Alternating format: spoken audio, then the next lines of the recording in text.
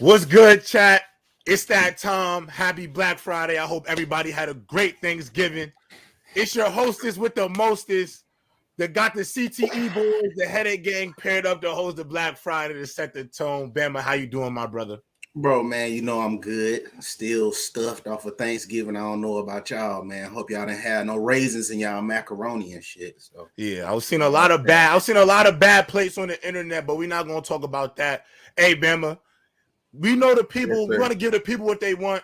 It's a jam-packed lineup. We got two dogs under us right now. Can you get the people to line up and tell them what they are ready to expect?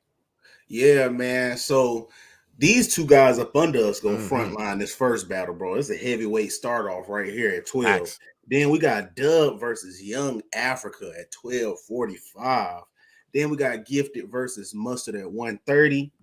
We got Ticket. This is my favorite battle right here. I don't know about y'all, but we go have Ticket versus Big Ox Bob at 2:30. And then we got the duo battle, Low and Marz versus Fluent and Chill at 3:30. Young School versus the Old Heads. We got to see how that's gonna go too, man, because I know they finna try to little brother them boys. So I'm gonna see how they fight back with that one. What about you, J-Rob? Man, I'm excited for the battles, man. I'm excited about the new judging system in this year's Black Friday. I think it's gonna be these battles are gonna be a lot closer than we think. I probably say outside of Domo, I hosted some of the face-offs. So Domo came in with a mask on, said that people can't see his face because he feels like Lamont is not much of a challenge for him. So I'm definitely excited to see how this battle goes right here. But the one battle that I think that people are sleeping on is the one that's up after this one, Young Africa versus Dub. I feel like there's a little bit of animosity for real in that battle. And when it's a little personal, it brings out the best. So I'm really excited for that one. I think that one could definitely steal the show. But Bama, do you want to talk to these two guys real quick before they set the stage? Yeah, man. Let's go ahead and talk to these boys right now, man. So shit, who should we go to? Let's go with the man himself first, man. Domo, man. This is basically like a home game for him. So he pretty much protecting the spot because we see you all the time on the panel, man. Talk to us, bro. How you feeling, bro? Yeah. Another day in the office, boys. I feel that. I'm ready. Respect. Hey, so Lamont, what do you think this battle is like? Do you feel like PC might be considered a hostile environment because this is a way battle for you? And do you think that will affect you in any way? We can't hear you, my brother. It's just basketball talk, and generally, okay, the people connect with good takes or the better takes. So I mean, it is what it is, I'm not here to really dish out a whole bunch of excuses, no matter what the results are, man. I'm just here to give good takes, man. I like that. Well, Bama, it's about that time, brother. It's that time. Well, we gonna go, fellas, and we gonna let y'all do what y'all do, man. Y'all know y'all topics. All right, bet. I guess I'll just get into it then. F it. I guess the first topic was about basically Bill Russell being a top 5 player on Lamont's list. He has him 4 over guys like Tim Duncan, Shaq, Magic, Bird, Wilt Chamberlain, and what really grinded my gears, Kobe and Curry. Looking at this list, I understand it's an all-time list, all-time GOAT list, accomplishment based, a bunch of what have you done for the game type S things, but I feel like there's a blend of actual skill and ability on the basketball court. Not to disrespect Bill Russell, 11 rings, cool. I don't think Lamont's the kind of guy that values just rings over everything because that would make this list nonsensical. So I assume there's a level of player skill involved in this list, and seeing guys like Curry and Kobe rated tied for 10th, but a guy like Bill Russell, who offensively, we're talking about a guy with a career field goal average of 45%. He's the original run and dunk man. Watching, I don't know if many people watched the play. He had a cool little ugly hook that went in occasionally, and he was running dunk man. Phenomenal defender, take nothing away from his defense, but your ability on the offensive end definitely matters if we're talking about the greatest players of all time. There's no way his defense in the prehistoric era, which not to discount that era, but hey, man, the smartest caveman amongst cavemen was still a caveman. I'm sorry. A guy like Tim Duncan should not be rated below a guy like Bill Russell. Tim Duncan is a great team player, system player. Obviously wasn't killing it with numbers all the way, but offensively, miles ahead of a guy like Bill Russell. Yeah, my time's up.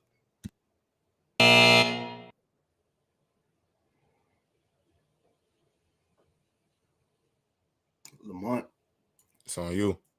Hey, all-time rankings, you guys should take into account three things. So when we talk about a player like Bill Russell, we're talking about championships, accolades, legacy, impact, and at the end of the day, just like Domo said, pure basketball skill. But one thing he forgot to mention is pure basketball skill relative to your own peers in your own era. We're not necessarily comparing a guy like Bill Russell to other players across other eras. We compare his skill to the players of his own era. And when we do that, what we see is that he was one of the most elite basketball players of all time. So there's a lot of invalid reasons that Domo has given or that he will ultimately give. We've heard them. Russ played against no competition. That's one of them. He talked about his offense. I'll get to that later. But when you talk about, I'll just start with the competition. When you talk about his competition, they talk about he played in a smaller league, a league that was only 8 teams, and it started to grow from there.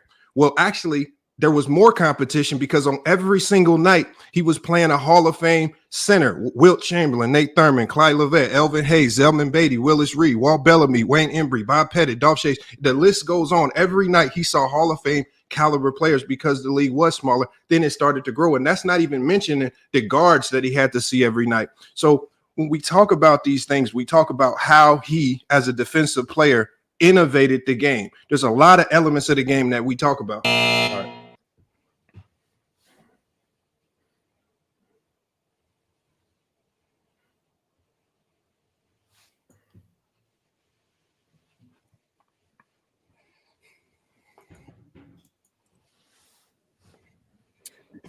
For round 2 should be. Yeah, I'll say with the you get Domo, you good? Your mic good? Oh, my fault. Yeah, I was waiting for the timer. My fault. Yeah. All right, cool. Yeah, one thing that doesn't make sense to me, if we're talking about all-time great lists, those players are ranked amongst each other amongst all time. You can sit here and say, oh, relative to era, Bill Russell was great. He played against great competition. That's fine. But in an all-time list, you're considering all eras and your talent in that era compared to other guys that came after you. I'm not trying to discredit him and say he's not a great player. That's fine. But there have been guys that came in the game after him with where the skill set on the offensive side of the basketball is just way too great and way too much of a gap to sit there and tell me that because this guy who was on a magnificent team for that time, I understand there were smaller teams, but his team was still leaps and bounds amongst other teams. He didn't win 11 championships just off the strength of him. No, John Havlicek was a guy on that team that a lot of people don't talk about when they're talking about that time period. John Havlicek on this team, another top 50, top 75 player all time, 8-time defensive player of the year. He had phenomenal teammates with him. He had actual help to go along the side that he's a minimal offensive player, great athlete, tremendous defender. Not trying to discredit him. I just need to stress the fact that a guy like Tim Duncan is also an all-time great defender. A guy like Kobe, for his era and his position, is still a great defender, all-time great defender, and what they do offensively leaps that of what Bill Russell does as a player. There's no way you're telling me you're taking 11 rings into consideration that much.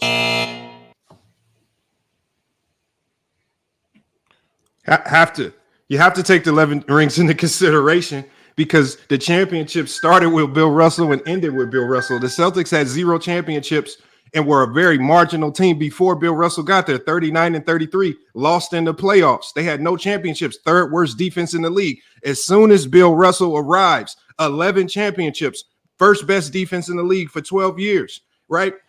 Even those last couple of years, he did it as a player coach, right? When Bill Russell retired in 1969, they automatically dropped to a 34-48 record, 2nd worst offense in the league and one of the worst defenses in the league. The championship started with Bill Russell. They ended Bill Russell, so much so that the Laker coach, a team that battled this Celtic team, you know what he said? John Kundala, he says, we don't fear the Celtics without Bill Russell. Take him out and we can beat them. He didn't fear all of these other guys that you claim are Hall of Famers that helped Bill Russell get these championships. Nobody feared those guys. And when you remove Bill Russell from the equation, they immediately begin losing to the tune of, after 1969, it took them another 5 years just to get back to the NBA Finals. So when you talk about Bill Russell, he was the reason why they were winning championships. It was his defense, his leadership. We haven't even really talked about his stats and accomplishments. Those are the things that make up a great player. Those are the things, your accolades, your impact. When we talk about impact, that is one of the biggest impacts I've ever seen.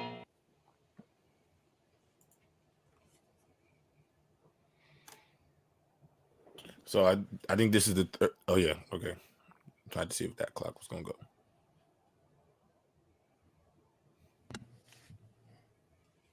Go ahead. Back on you, Domo.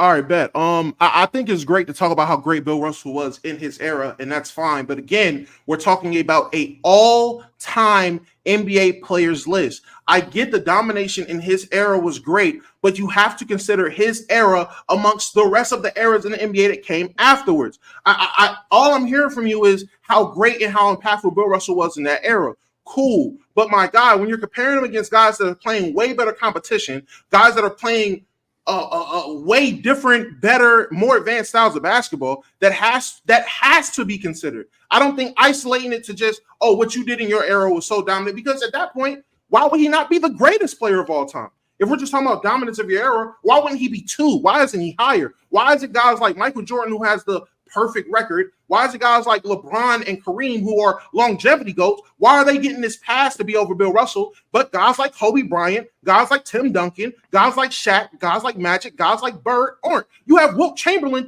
9th on your list. Wilt Chamberlain is another phenomenal, great before his time player and played in that era with Bill Russell. He didn't win in that era, but he was equally, maybe even more, actually more dominant than Bill Russell, but he's not be considered anywhere above these other guys. So it's a lack of consistency on the list. I'm not trying to knock your analytics of whatever Bill Russell was and how dominant Bill Russell was and how great Bill. I'm not knocking that, but compared to other guys, compared to a Shaq, compared to Tim Duncan, I don't think it compares. I don't think it competes. The game gets better after you. No one is trying to discredit what he's done for the game or how he impacted the game, but I am trying to discredit if you're trying to say him as a basketball player is greater than these guys who are clearly better hoopers and could be argued equally as impactful or great for the game. Hey, let's go ahead and go down this road of trying to surmise who Bill Russell would be if he played today. Let's just start by talking about Bill Russell. He was he had a 7'4" wingspan. He was an athletic freak in the 60s. He could rebound the ball, he could push the break. And remember, they were doing this at a time when they were extremely petty about the rules with regards to palming and euro stepping and things like that. So they had to keep their hands on top of the ball because of the rules. Right? As they lessen those rules, we saw people get to manipulate the ball and do other things. But Bill Russell, he still has a 66-year-old record at the University of San Francisco for the high jump that's never been broken, 6 feet, 9.25 inches. He was a freak athlete. So when we think about what he could do, if he could translate to today's game, imagine what he could do with the strength and conditioning coaches that the modern era is accessible to. So the thing is, everything that you're talking about, we have to try to imagine in our head what he would look like in today's game, as opposed to just going with what we've already seen. What have we already seen of Bill Russell? What we've already seen is we've seen Bill Russell win 11 championships. He was 5-time MVP. That's 5-time MVP voted by the players. 12-time All-Star, 3-time first All-NBA first team. He led the league in rebounds, one of the greatest rebounders in NBA history, obviously one of the best defensive players in NBA history, would definitely have more finals MVPs if the award even existed, would definitely have more defensive player of the year awards if the award existed. And let's not even talk about quadruple doubles and triple doubles if they even kept track in the 135 games that were recorded on videotape. The man averaged 8.8 steals and 8.1 blocks per game. So imagine how many triple doubles and quadruple doubles he would have had if those stats were actually counted during his time as well. So that's why I'm going to go back to what I said in the beginning. Impact, and skill relative to your peers is what matters most when you're talking about Bill Russell. Okay. That I'm not gonna lie. If we starting off like that, they got to come with it, boy. Yeah. You boys better come with it. Y'all better bring it. Y'all better bring it. So these next 2 minutes, chat, we need y'all to vote. These next 2 minutes for y'all. This is fan voting right now. Who would y'all say won that battle? Is Bill Russell top 5? Lamont FYF said yes. Domo said no. These boys both bought fire points. Good job, gentlemen. This was an epic battle, man. Epic battle, dog. For me, I feel like neither one of y'all should hang y'all head if y'all lose, bro. This was epic. This hard for me right here. It's tough. It's tough. What you think, J-Rob? I'm gonna be honest, man. Listen, I was definitely skeptical, but way to set the tone, fellas. Me personally, you know, the debates on both ends were phenomenal. I think I both bought y'all facts. This is how you start. This is how you start a show. Like this right here. This is how you start a show. Y'all bring y'all A games. You feel me? I really enjoyed that. On God, I really enjoyed that. First judge got Domo 2-1. First judge one got Domo 2-1. Okay. Still going, chat. Keep voting. Keep voting. Everybody chat. Get them votes in. We still got 40 seconds. Don't be lazy, man. Get them votes in. Get them votes in. Judge one has Domo 2-1, so that's one vote for Domo in this round.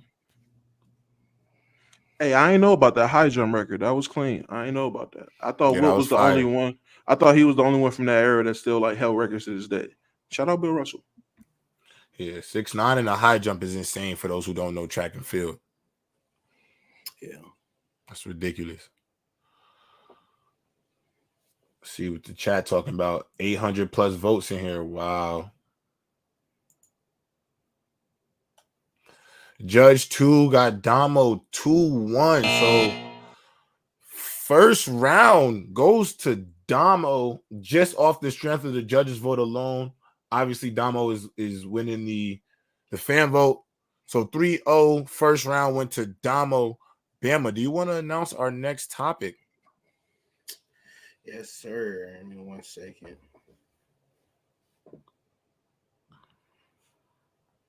So the next topic, which era was better?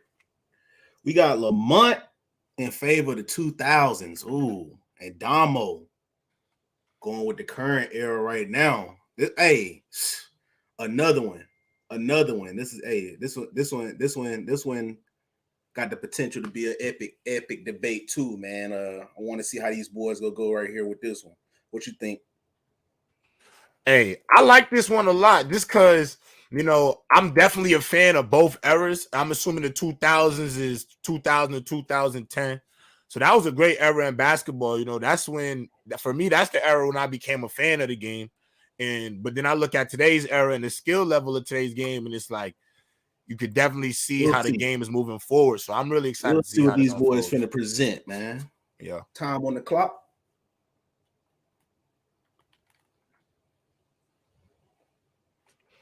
All right. As y'all just heard, I am in favor of today's game. Today's game to me definitely clears the 2000s game because it takes a lot of the best aspects of the 2000s, enhances it, and spreads it amongst everyone. It's a positionless game. Big guys aren't just limited to coming in the league and having to play a particular way and being held down. Scoring guards who are talented with the basketball aren't sacrificed to be a traditional point guard or to fit a traditional point guard role. A lot of those guys are still good passers, great passers, but they're allowed to be the scorers that they are. They're not hindered. You wouldn't have to have one-of-ones in the aspect of guys like Gilbert Arenas or anomalies like guys that are Gilbert Arenas in that time, because in this time, everyone can be Gilbert Arenas. It's fair amongst the league. You have forwards, everyone that's actually having ball skill and able to put a basketball in their hand and disperse for their team, they're able to lead their team instead of having to follow a simple formula of how a team should be built. 2 bigs, a wing, 2 different guards, 1 to score, 1 to pass. It's not simplistic. It's definitely a lot of different schemes, definitely a lot of different systems. The game is more wide open and free for everyone to eat and more stars to emerge, more household names to be had. The integration of social media letting you to follow these guys and honestly get these guys more money and get these guys paid. That's another reason why this era is better. A lot of these guys got more freedom. Everybody's going to joke in 15, 20 years about them being podcasters, but that'll be the difference between them being who they are and Joe Smith, you know?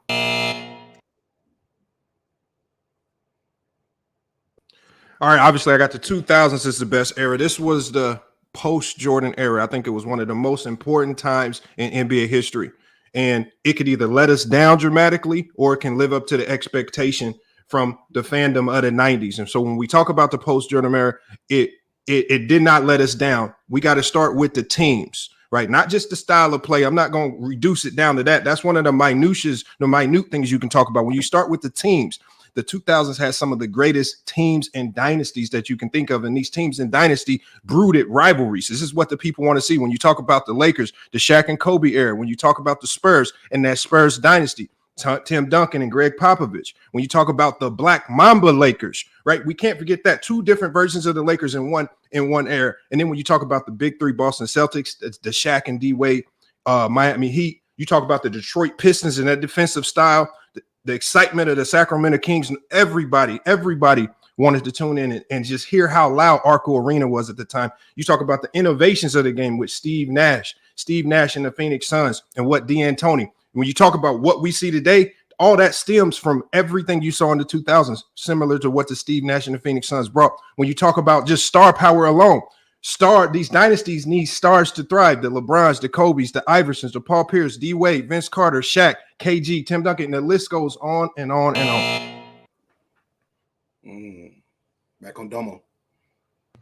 I like you bringing up the greatest teams of all time or great teams of that era. Like, the current era doesn't have great teams or great players. Yes, team rivalries aren't so much of a thing now because we have player movement. We have player engagement, player empowerment, allowing the players to move along. So now rivalries are amongst teams. If you ask Luka, he still got beef every time he sees a Phoenix jersey as long as Devin Booker's there. Every time he sees those LA boys in the Clippers, he's trying to give them 60. So there's still player rivalries. There's still beef. You just got to watch the game.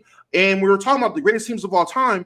I mean, are the Warriors not in contention for that? Do we not see that? Those guys won just as many titles in this era or close to as some of the teams that you named. You named the Pistons as one in the 2000s. They won one ring. Let's not talk about the dynasties or the great teams moving forward from this era.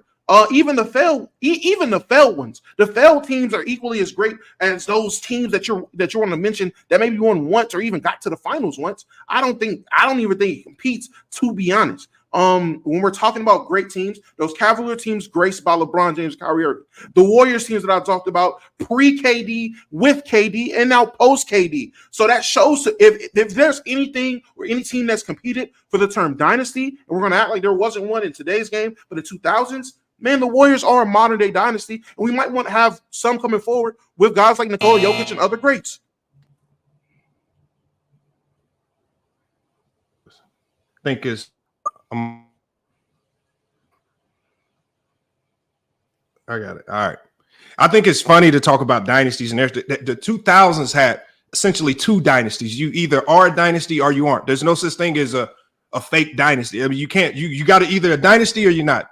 2000s had two, right? So we'll move on from that because there are other elements that made the 2000s a great. And I think one of the biggest impacts that the 2000s had that bleeds into today's game is that we saw the rise in international stars. They allowed these stars in, and with the advancements of the game, these stars help open the game up. They help showcase how to combat some of the greatest defenses of all time that we saw. Remember, the 2000s is arguably one of the best defensive eras of all time. Some of the best defensive teams. And how do you combat that? Well, they brought these international players over, like Dirk, 7-footers shooting fadeaways over 2 and 3 players. Manu Ginobili comes in with the Euro step. We still see that in today's game. Players like Paul Gasol showing bigs how to pass between double teams, right, with the finesse style of play. Guys like Tony Parker. You have Yao Ming bringing the whole country of China on his back over with him. And then you had defensive players like Kurylenko and Peja Stojakovic, and the list goes on. So when we see how today's game is played, it started because of the elite defenses of the 2000s, and the international players help bring over the skill and style that you need to combat these great defenses.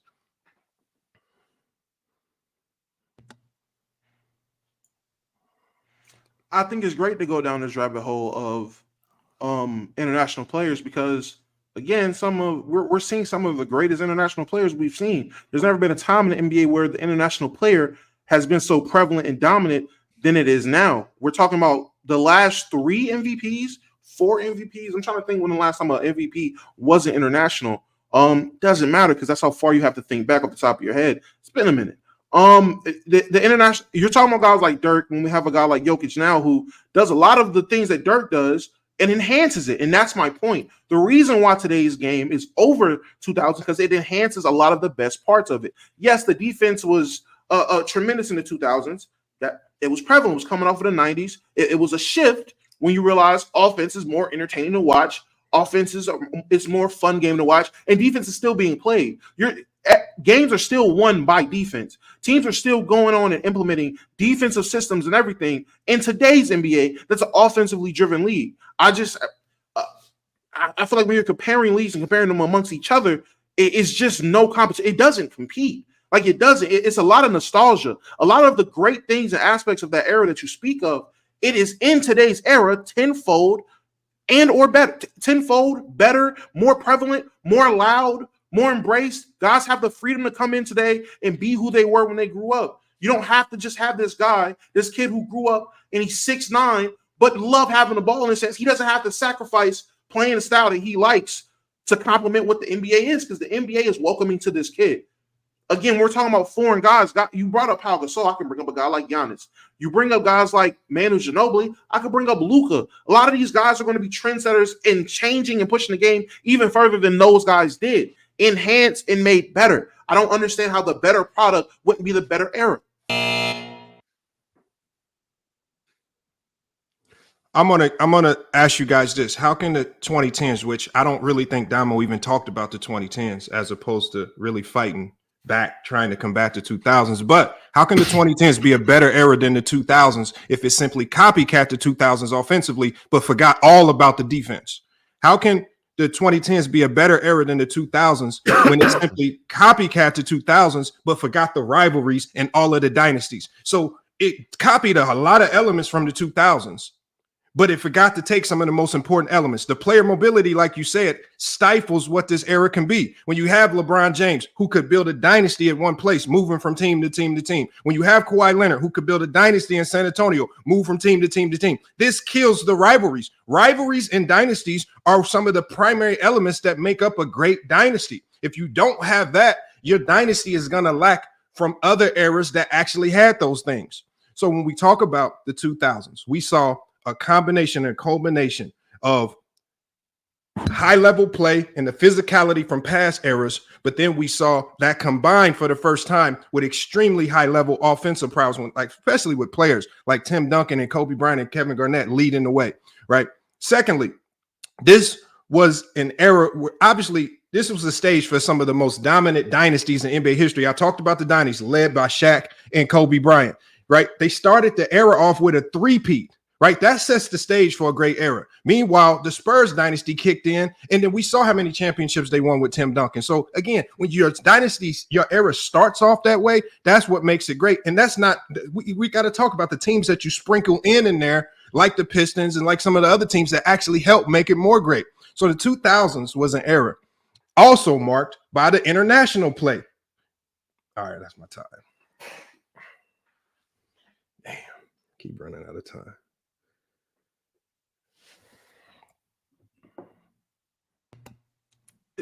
Is voting right? Or this voting. This okay, is on the chat. This next 2 minutes is for the chat. Who y'all think y'all want? Another good one too, man. I don't know. I would hate to be a judge in this, man.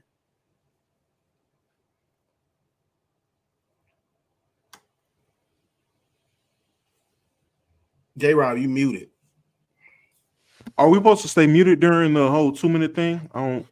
No, y'all good. Y'all could talk. I mean, y'all could talk about what y'all thought of the battle and stuff, but obviously, don't start debating again. The battle's over. Okay. You know what I'm saying? In that regard. But yeah, I thought y'all could hear me. But yeah, the battle was valid, man. I really enjoyed it. And I think not only from a basketball sense, they talked about the skills part, but I do like how they talked about the lifestyle differences in era based off like how things have evolved today versus back then. I thought that was really cool. There's a lot of nuance to this battle, but this has been fun, man. This is fun. Judge the vote. Oh, you want to call it? Go ahead. Yeah, Judge 1 got Lamont 3-0. Okay. Judge 1 got Lamont 3-0 in the first round. Okay. Right now the chat's at 700 votes. Keep them votes coming in, chat. Keep coming in, chat. Keep it coming in, chat. These votes is going up. I think the last one had what, 800? 800 plus, almost 900. Can we get 1,000 can we get 1,000 vote? Can we get 1,000 voters? That would be pretty fire. 1,000 voters before the 2 minutes is up. We got another 15 seconds. Fellas, how y'all feeling? Y'all both good up there? It's pretty good. Yep, all good. Solid, Yes, bro. sir. Yes, sir. Lamont 2-1 with Judge number 2. Oh, man. And with that, so with the got our final last topic, with the final topic, we got a 1-1 split, man. Woo! I love it. I love this type of stuff, man. This couldn't be any better for a first battle, man. This couldn't be any better for a first battle, man. Hey, Lamont, hell of a comeback. Getting swept in the first round and bringing it back with your own sweep. That's pretty tough. Both of y'all 3-0 first round. This last round, this going to be tough. This going to come down to the finish. I'm definitely excited to see how this goes down, Bama, for sure. Game 7. So, the final topic, who's the better GM? And the team is Los Angeles Lakers. So, I'm assuming y'all picking which one out those areas is the better GM, I'm assuming. We're basically discussing our plans, what we would do for the Lakers. And okay, sweet. Basically. All right, I'm waiting for the timer to go up. First round will be 3 minutes. It's on Domo. All right, bet. First thing I'm doing, man. Hey, chat, you know me. I'm trading that Terrence Torian Prince. I'm also trading Gabe Vincent, not because I understand he's injured, and not because he's bad. I'm just sick of the 3-guard lineup nonsense from Darvin Ham. I would rather trade those guys in my hypothetical instant. I'm trying to be realistic about it. I would trade both of those guys, maybe even as many second-round picks or even a first. It's worth the win now for a guy like Jalen Smith. Get a backup center. Let AD be the 4, his traditional position, the position he plays best, and I'm moving LeBron to the 1. And what I'm also going to do is, because I'm freeing up that one spot, trading 2 players for 1, I'm also going to sign a guy like Terrence Ross. Nice wing guy, can hit the 3 ball, career average of 36% from the 3 on his career. Get a guy to get open shots playing next to LeBron James and with Anthony Davis. My starting lineup will look something like LeBron. I will also have Cam Reddish. I will also start. It'll be LeBron, Cam Reddish. I have AD. I will most likely in this instance probably start Jackson Hayes. It's real dependable. Jackson Hayes, Christian Wood is interchangeable. The point is to make AD the 4, move LeBron to the 1. You have wing guys in there. You could bring either Reeves and D'Lo off the bench because we still have them. Have a reassured bench lineup. I would probably start my guy Rui in the starting 5 as well, but you'll still have Vando. You'll still have Terrence Ross that I just said. You have Jalen Smith alongside of whoever's there. Jalen Smith is a guy who's going to rim protect. He also can stretch the floor. He's a big that definitely is going to make you respect him, and if he needs to hit a 3, he'll hit a 3. But he's there to hit 3s and block shots. That's really it. Simplistic role, and it's a role he can play. He's been playing it very well this year for the Pacers in 15 minutes a game. With that secondary lineup of having a guy like D'Lo and Reeves coming off the bench, AD and LeBron are playing a great 2-man game in the starting lineup. You have guys around them who can easily hit shots that's going to be wide open, and you take advantage of that. Kind of try to redo what we did, capture that lightning in the bottle of the 2020 Laker team. Use that formula. Since we're straight away from that formula, nothing has worked. Let's go back to that formula, do what has worked for us, and keep moving forward with the team. I don't think it's really too many drastic moves. I'm not with the mindset of trying to get a third star because it seems very unnecessary. It is super simple. Reassure that AD can play the 4 and keep a big lineup out there. We have a bunch of switchable wings. We have guys that can create offense for themselves, also create offense for others. And most importantly, find another shooter who is dependable. Stop getting fake shooters. Stop getting guys that can't handle the pressure. Let's get some better shooters out there. Let's get some guys to fill that hole and stop playing so small all the time. That would be mainly where I would go with my version of the Lakers moving forward.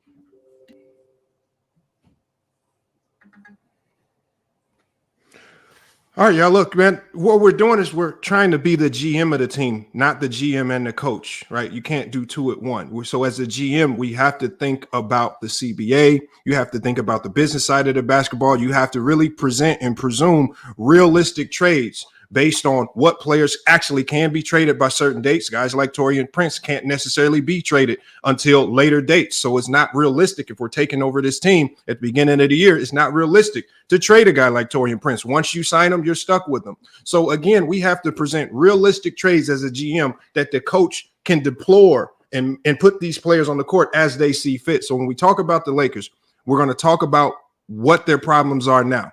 When we talk about what their problems now is, we're talking about a team that is struggling from the three-point line, shooting 34% as a team. They have a horrible assist-to-turnover ratio, but they're still solid defensively. They're still top 10 defensively right now. So I don't want to panic there just because they've lost a few games. So the Lakers right now rank 25th in the league in offensive efficiency. And again, they have to find solutions. So when we look at this, we have to say to ourselves, okay, what issues, what players can we plug in? What types of players do we need? So when you look at the problems they have, you need sharp shooting wing players. You need possibly a playmaking guard. You need versatile forwards to help with the rebounding, right? Those are things that you can look for. So when I'm presenting a trade, the trade that I'm thinking about, the first trade I would do is a trade that you can do right now. Right. These are players that can be traded right now today. The first trade that I would make, I would look to the Washington Wizards, a team that is looking to sell on a lot of their guys, but they still have players that the Lakers could utilize. They have a player over there by the name of Corey Kispert, 38% from the three-point line. Scouting reports list him as a movement shooter. LeBron and AD play their style of play. Bron, the three guy, and a lot of the others, whenever you play under LeBron James, you have to be a knockdown corner three-point shooter. You have to be a great catch and shoot shooter. That's exactly what Corey Kispert is standing at 6'2". I would trade for Corey Kispert, giving up Jalen Hood-Schifino and a second-round pick. That trade works. The money works. We know that's the type of player the Washington Wizards are looking for. The second trade I would make would be at the trade deadline. This is a trade deadline move. Again, you would lose a little bit in one place, but it would actually help you. If I were the Lakers, I would trade D'Angelo Russell to the Toronto Raptors for OG Anunoby. I would give up D'Angelo Russell in that 2030 first-round pick for OG Anunoby. OG Anunoby is listed on scouting reports as a stationary shooter. He's one of the best wing defenders in the league. The Lakers are struggling to defend the three-point line, and they're struggling to defend perimeter players. We saw players like De'Aaron Fox cook them and pick them apart. They need to shore that up somehow defensively. And when you have those wing defenders that can supplement what AD does in the post, those are the realistic moves that can make the Lakers better.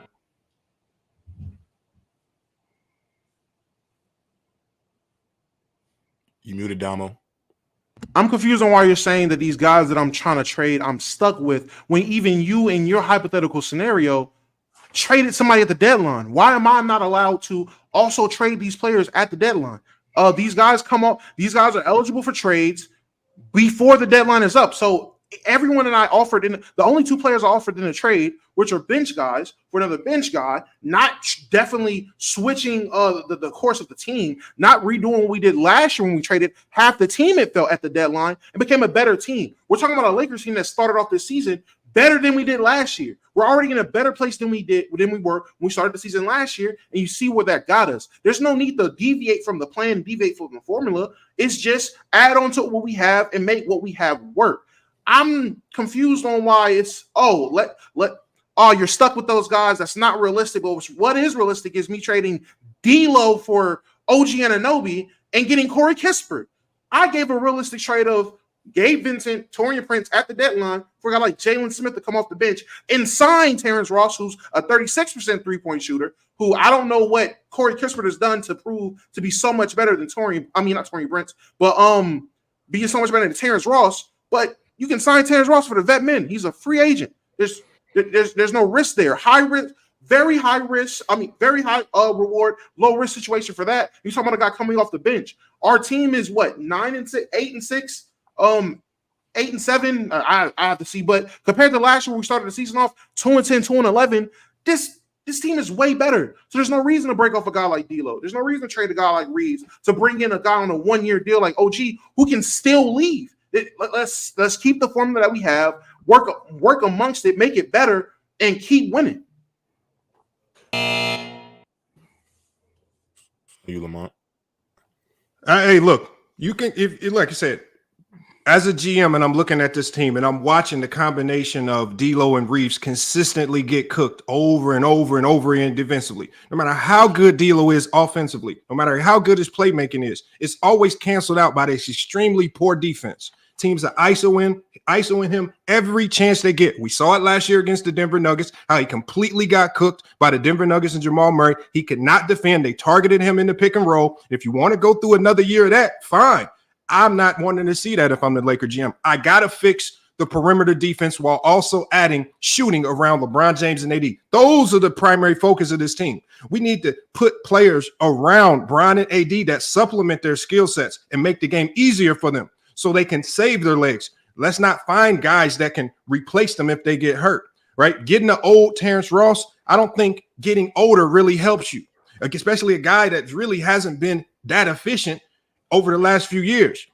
So again, when we're talking about a guy in OG Anunoby, we know he's being actively shopped by the Toronto Raptors. They're looking to move on from having all those forwards. They only have one true point guard on the roster, that's Schroeder. Adding another dynamic guard could actually help them because they've already come out and said, we're a team that's not tanking. So they want to stay on the winning track, but they got to get rid of those 3 power forwards. So that's a player that's actively getting shot. You're talking about bringing in marginal players that don't necessarily address the direct problems that the Lakers have. Corner 3-point shooting, catch and shoot shooters. They need those players around LeBron. I'm tired of seeing Rui Hachimura and Taurean Prince miss wide open threes in late game situations, getting guys like a Corey Kispert, 38% from the 3-point line, a guy that's a great catch and shoot player, and he's young, so you can have him for years to come. These are the types of players that the Lakers need to supplement Bron and AD and make their jobs much easier because it looks like AD's having a rough time right now. Wait for that clock.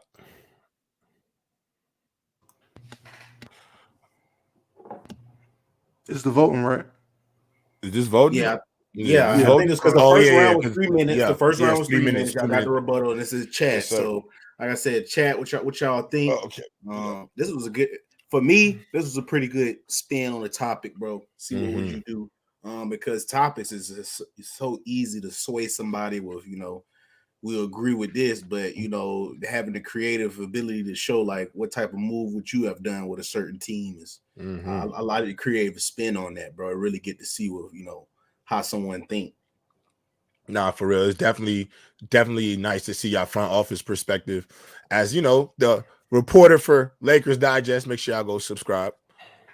I definitely learned some things, and I'm definitely going to bring into my next hits on there. So, fellas, I appreciate that. Definitely some ideas. Definitely put out some things that I feel like could be right for the Lakers media cartel. So, appreciate that. Y'all thoughts on the battle while we get these votes in? Yeah, I mean, who, Marz? Yeah. Oh, yeah. I'm talking to y'all. My bad. Yeah, Bam. My fault. Yeah. No, you good. Hey, man. Good work out there. It was like I said, another day in the office, man. Yeah, I love it. What about you, Lamont? Hold on, what was the question? What'd you think of the battle? Oh, it was solid, man. I liked it, man. Obviously, you can get your points across. So just see what the people think about them when you put them out there, and it is what it is. Yeah, no, I liked it. I definitely liked it. Y'all definitely both came to play. I'm actually really excited that y'all was the first battle just because I think it sets the tone for the other battles. And I think the other battlers got to meet y'all where y'all were at just now. This battle right here to me was not a first battle type of battle. This was a main event type of battle. So y'all both did y'all thing for sure. All right, let's see what these votes is looking like. Let's get the judges' vote real quick, y'all.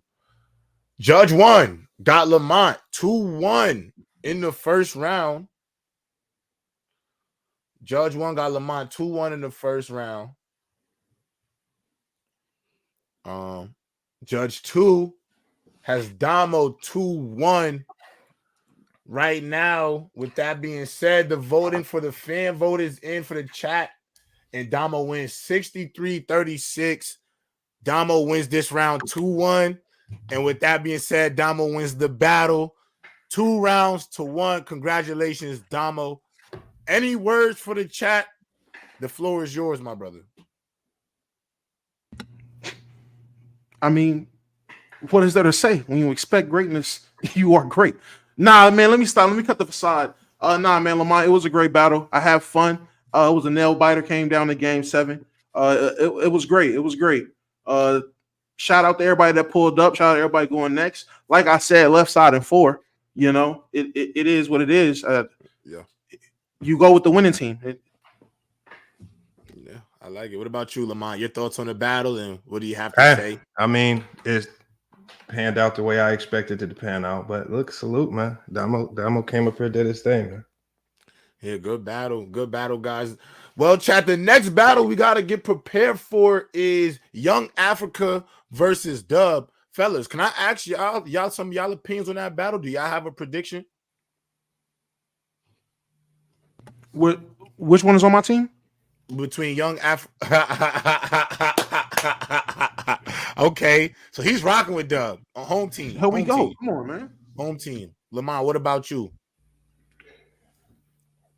I mean, Africa's tough, man. Africa's tough. It's hard for me to pick anybody against Africa, man. You gotta be really, really nice with it, especially with your presentation when you're going up against Africa. So I got Africa winning. I'm not playing home team favorites and none of that, man. I just like going with who I generally think has the better talking points. That's usually Africa to me. Man, hey, y'all came up here and did y'all thing. Hey, full transparency, it was a mix-up between the judges and whatnot. That first round, Lamont, you didn't actually get swept.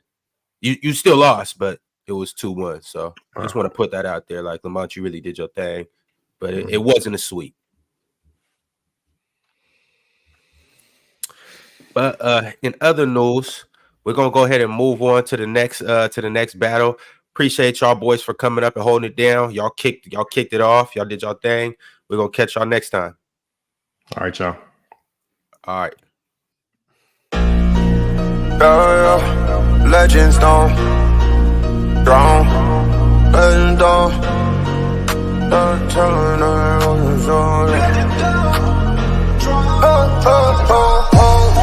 We're breaking ground. They let the dogs out the pound. And now we're tearing pillars down. Floating over opposition. Legends don't drown. Legends don't drown. Legends don't drown. Legends don't drown. No legends don't drown. No legends don't drown. Yeah, I'm fluent. Legends don't drown in the movement. The truest. My mind got my back like my doula. Yeah, I keep my eye on the proud like a jeweler. My past trying to pass me, I'm back to the future. I do not quit, I just turn on the boosters. I know my why, I got plenty to choose from. It's gruesome. Like a whistle, like a pilot. Moving through the static. Elevator with the Yo. All right, man. We got a crazy one next. You already know what type of time it is. I don't really got to do too much introductions for these two. Hey, we got Dub. Y'all see Dub every day. You know, open gym legend. Then we got my dog, Young Africa. Energy always on 1,000. It's about to be crazy. Hey, the chat talk about mid-off. All right, y'all play if y'all want to. This might be the best battle on the card. I'm telling you. Go grab your popcorn right now. What's up, man? How you feeling? You muted, bro. And I'm up here with the legendary Ron, you know. Man, I know you as Victor, Mr. Victor, man. You know what I'm saying? I feel honored, you know what I'm saying? I can't complain, bro. I'm up here with the big dogs, you know what I'm saying? Yes, sir. Well, look, we're not even gonna hold you up. We're gonna get straight into the next battle. We got Dub and we got Young Africa. I'm gonna bring both of these guys up. I'm gonna give them like 20-30 seconds to talk, and then we're just gonna go ahead and get straight into this. First, Dub, what's up? What's good, bro? I'm chilling. You know, it was a good Thanksgiving. Had a lot of coquito. I'm just, recuperating, bro. All right, cool. You got anything else to say about the battle? Well, I'm just chilling, bro. I mean, whoever wins. I think I'm gonna put a lot of good arguments. I just want to put people on the map about some of these players that we're gonna talk about. And as long as they get put on the map, bro, I think I did my job. So, okay, cool. Next, we got Young Africa. What's up, man? Talk to us right quick. Yo, what up, man? What's up, world, man? It's all love. Hey, Bama, Ron. Hey, shout out to PC. Look, man, Hey man, Dub already coming through with that CP3 playoff mentality. You know what I mean? Just trying to do what I do and try and do the best, and it's gonna come up short. Man, hey, you looking like CP3 in the clutch, Nah, Dub. I'm What's up, man? on my What's up? rush stuff, bro. I'm Hey, just trying to have fun. You feel me? Oh, you fellas, just trying to have fellas, right quick before y'all get into it, you know, I'm a cool host. I'm all right, but I got a host that's better for me to host this battle. So let me get up out of here and let me get a better host in here. What's going on, Melissa? What's up, y'all? Happy Black Friday. How y'all feeling? I'm feeling stuff, bro. Thanksgiving what's was up? immaculate. Happy Thanksgiving to you, man. What was the number one dish? Surprisingly, turkey. A lot of people don't know how to make turkey, but the way we make our turkey, where it's not too dry, you know, shredded to the bone, and yeah, that's my dish right there, man. I hear you. Y'all ready for this? I'm Been ready. ready. Been ready. You know, born ready. Right. You know what it is. Cool. I appreciate the opportunity for to have me on here. So I'm ready. I'm ready to. I hear this is gonna be a heated battle, so I'm ready. Oh, it's about to be. It's about to be. Yeah. Who going first, Dub? We gonna let the people decide. I think we should let the people decide who go first. Yeah, we let them decide on the topic, so we might as well let them decide on Yeah. who goes first too. So it's Pretty up to them, man. Whoever they want to do, put a poll up, and yeah, let's get this started. I'm actually very excited, young effort. I'm not gonna lie. Like I've been let the people know, because you the one that asked the questions about these topics. Yeah, a lot of people saying that they're kind of one-sided. I kind of got the better sides, but you're the one that proposed a lot of these topics. I like picking the losing arguments, bro. I'm a contrarian. Like I'm always gonna be a contrarian. So I think this is perfect. And I like it, man. And like I said, bro, if they don't want to agree, it's cool with me. I just want y'all. There needs to be respect on some of these players, because I think they get way too disrespected at what they do. Especially the last one we're talking about. The last one we're talking about, he gets absolutely disrespected. Like it might be a lot of disrespect in this debate, Bama. I'm just saying, man. There might be a lot of name calling, a lot of you know, sideways disrespect. But Hey, you know, man, it is what it is. Dub over there, he'd be over there with the gridiron, but he better hold his own, Dub. You better hold your own there. I always hold my own. Not talking. I'm here for it. Yeah, you're like on 4th and inches right now, Dub. Like, can you really pull it through? I don't know, man. I don't know. I'm an Eagles fan, so we gotta do the what's it called? The push tuck. What the hell is it called? The push. No, the tush push. The tush So push. it looked like you going first, Dub. From what I can see, I don't know if the poll's still going, but right now you got 53% of the votes were going first. Damn. I was hoping to get a little extra on the game. Cool. I don't know if it's still running, but from what I see right now, it's you first right now. It's cool with me. I'll go first. You gotta give my guy Bam some love, fam. So the first topic is the better defensive player. Dub will be in the support of Bam Adebayo. Then we got Young Africa in support of AD Anthony Davis. Again, who is the better defensive player? We're gonna start off with Dub. Let me know when the time. Okay. Yeah, for me, man, Bam Adebayo has been one of the most underrated defenders within the last 3 to 4 years. Never being able in DPO, never being in talks of defensive player of the year. Sometimes even getting snubs from all NBA defenses, first team.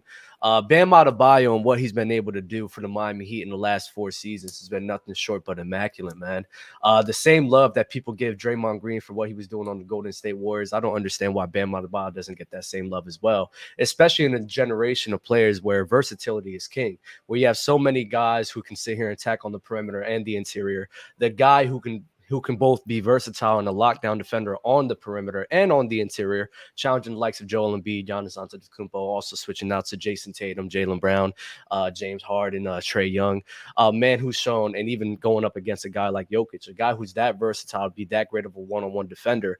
And the reason why we don't need any backline help is because of his ability to stay in front of his man and his ability to keep guys from going into the interior. So a guy like that, who's that crucial on the Miami Heat's defense, not being the best player, the best defender in the league right now, doesn't make sense to me. Who's also shown a great ability to be a roamer, a great ability to be a rim protector as well when it's called to. Miami Heat just doesn't utilize him that way, because the way that's more beneficial to our team, to the defense in today's generation, is for a guy to be versatile.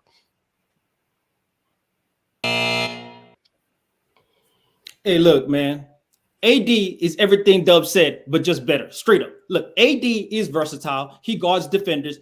He guards multiple positions, switches onto guards. He defends wings. He plays on the perimeter. He protects the rim. He's got a 7'6" wingspan, right? And he's a way better shot blocker than Bam. This debate is about what's the separation, though, between Bam Adebayo and AD. And the separation, one, is rim protection. AD has led the league in blocks 3 times. He's leading the league in blocks this season, and he averages over two blocks a game for his whole career. Bam don't even average 1 block a game, and we're talking about it like he's that elite when it comes to rim protection.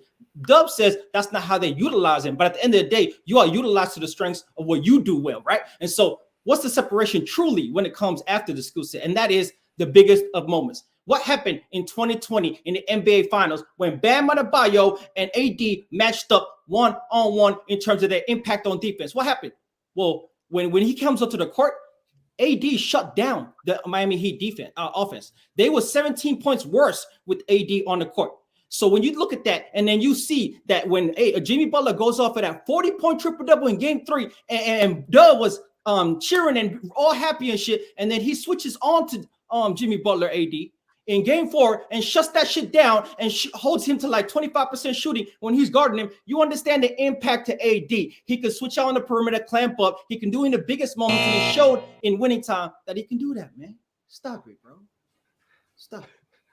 Yeah, I find it funny he brought up the 2020 NBA Finals where the whole entire team was hurt. It's outside of Jimmy Butler, and even then, AD is not the same one-on-one defender that he used to be. He did get slower, and he has been cooked a lot recently, more than he did in that season, right? So if 2020 was your argument, I can understand that. But AD is slower. He's not the same one-on-one defender that he used to be. He gets cooked by guards, and even against guys like Giannis Antetokounmpo, a guy that's cooked him in the past. Bam Adebayo is a guy where Giannis struggles immensely against him. Giannis struggles immensely against Miami Heat and what we can do. And if you're going to hold on to something that happened 4 years ago, I mean, by all means, you can. But AD is not the same player. The injury's stacking up. He's a little bit slower as well. He's not the same one-on-one defender. And Bam Adebayo being the better one-on-one defender on both the perimeter and the interior. I mean, we're not seeing him go up against guys like Trae Young, go up against guys like JT and Jaylen Brown. And at the same time, within the same time span, going up to challenge the likes of a Joel Embiid, a Jokic. All of this happened within the last 2 seasons. So this is something that he has shown us the ability to do, to play that great level of defense. If you want to talk about rim protecting, that's something I will give you. AD is a better shot blocker and rim protector. That's something I will not be willing to argue. But in a generation of players where versatility is king, in a generation like of today where guys who are versatile is more crucial to being a great defense. If you could look at the Orlando Magic, part of the reason why they're a great defense is because of their ability to be versatile. So that's the case today. Hey, at the end of the day, versatility doesn't go to Bam, though. AD is more versatile. He's better at the rim, better in the paint, and he's better switching out. I can go to last season and look at what AD did in the playoff run last season to the conference finals. He was the best defender in the NBA in the playoffs. He was the best defender every single time he was on the court. We saw when they came up against Golden State Warriors and what he did with Steph Curry. He shut down the whole paint scoring of the Golden State Warriors last season and relegated Steph Curry and Klay Thompson taking whack shots on the perimeter. We saw when he switched out to Steph Curry on a pivotal play in the clutch in the fourth quarter that he turned Steph Curry into a straight up step back jump shooter and taking bad shots on the perimeter. This is the effect of AD. AD is able to switch out onto the perimeter. AD is able to guard 2 players at the same time in the pick and roll. AD's ability to be an elite paint protector and at the same time still be able to switch out and close out. You know, when it comes to efficiency and the numbers, that AD in the last 5 seasons holds opponents to the lowest field goal percentage on jump shots. His contested shots on jump shots is the lowest field goal percentage of any player in the NBA when it comes to the last 5 seasons, showing you that he's able to do it outside and inside according to the numbers, Dub. And so the context of how Bam's versatile, he is versatile, but he ain't no more versatile than AD. AD's got bigger wingspan. AD's taller. AD can be more physical in the post. AD in general is a better defender. That's it, right? We can't rebuttal or anything. Is it voting right now or Bama? I can't hear you. Oh, it's voting. Oh, it's voting right now? Cool. I'm about to say, like, I'm not going to say I don't want to disrupt the voting, but Oh, come on. Oh, it's round 3. It's round 3. It's round 3? Yeah. So what's round 3? We just both go at it? Yeah, rebuttal. Can we restart the timer? Because you told us. All right, cool. Yeah.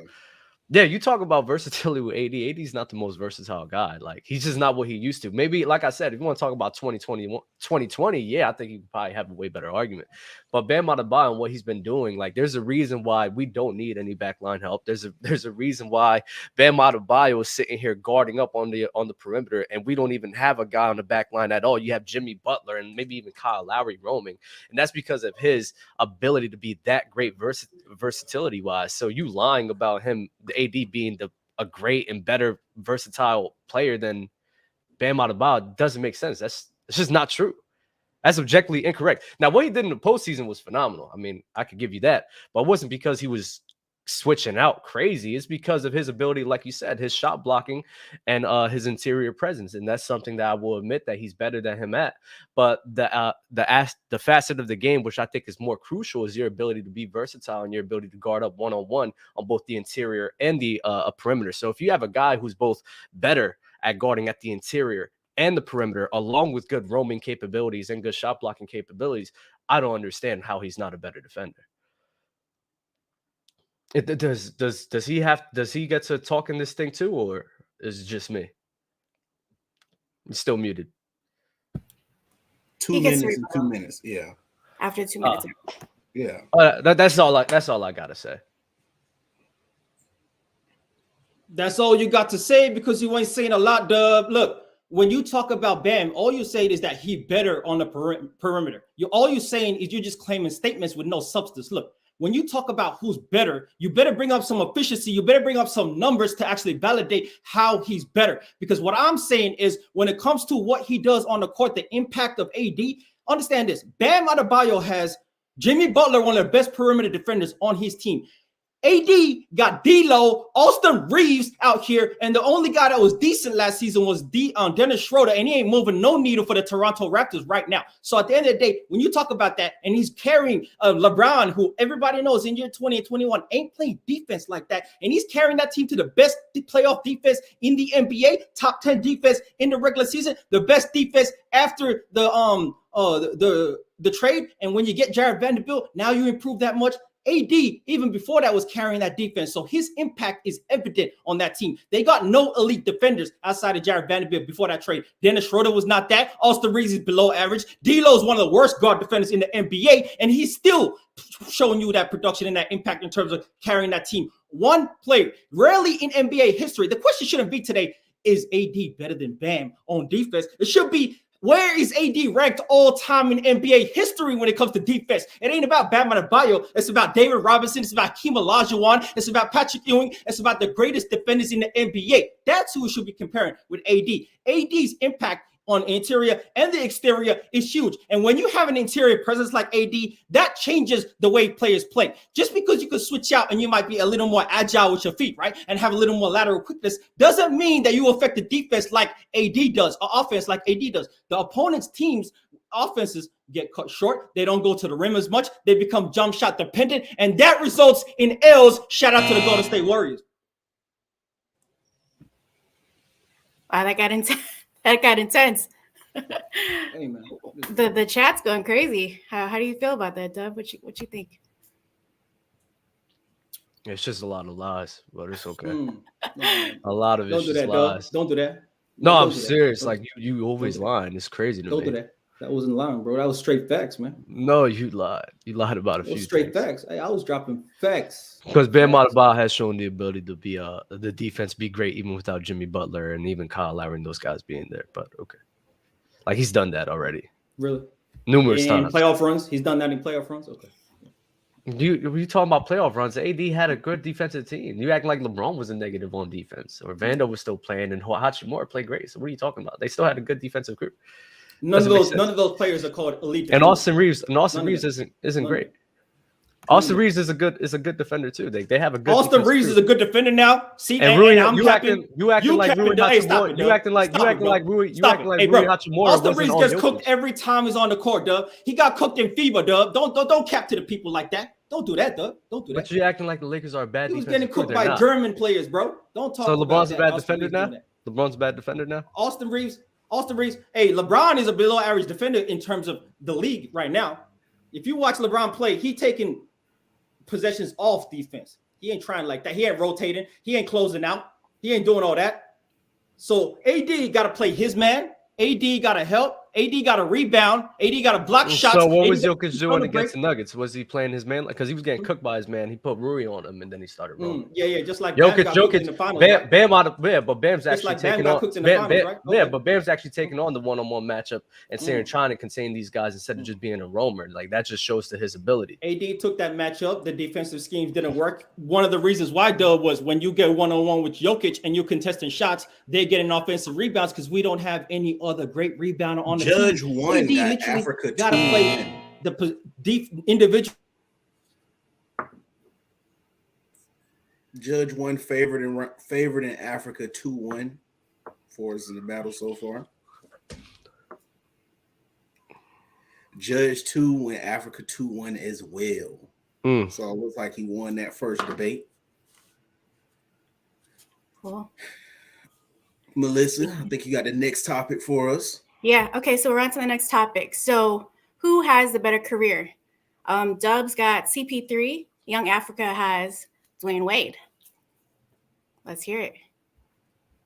Yeah, I'll go first since Dub went first. I'll go first. We'll keep it straight, Dub. But look, man, disrespectful question, Dub. Look, D Wade career versus Chris Paul. Look, 3 NBA championships. We know the accolades. Finals MVP. One of the greatest NBA Finals performances in 2006, right? As a young up-and-coming player, 35 points, 8 rebounds, 4 assists, one of the greatest performances of all time in terms of playoff finals performances, carrying a team, certifying his status as one of the greatest finals performers ever, one of the more clutchest players ever. He was down 0-2 in that series and came back and ran the deck 4 straight wins, right? Something that CP3 don't do. How many 2-0 losses that CP3 had in up 2-0 and lost in the playoffs? How many times? You know how many times, Dub. Too many times. Look, he had an amazing game 3. You know when you down 0-2, right? Let me just talk about the moments instead of all the skill sets. We know what they do.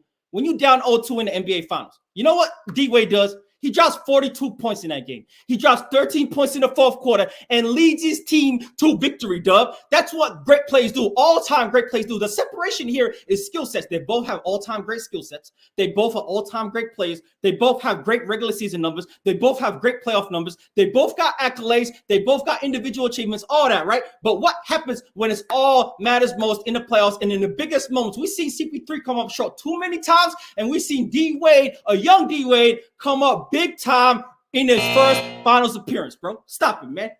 We ain't never seen CP3 do that.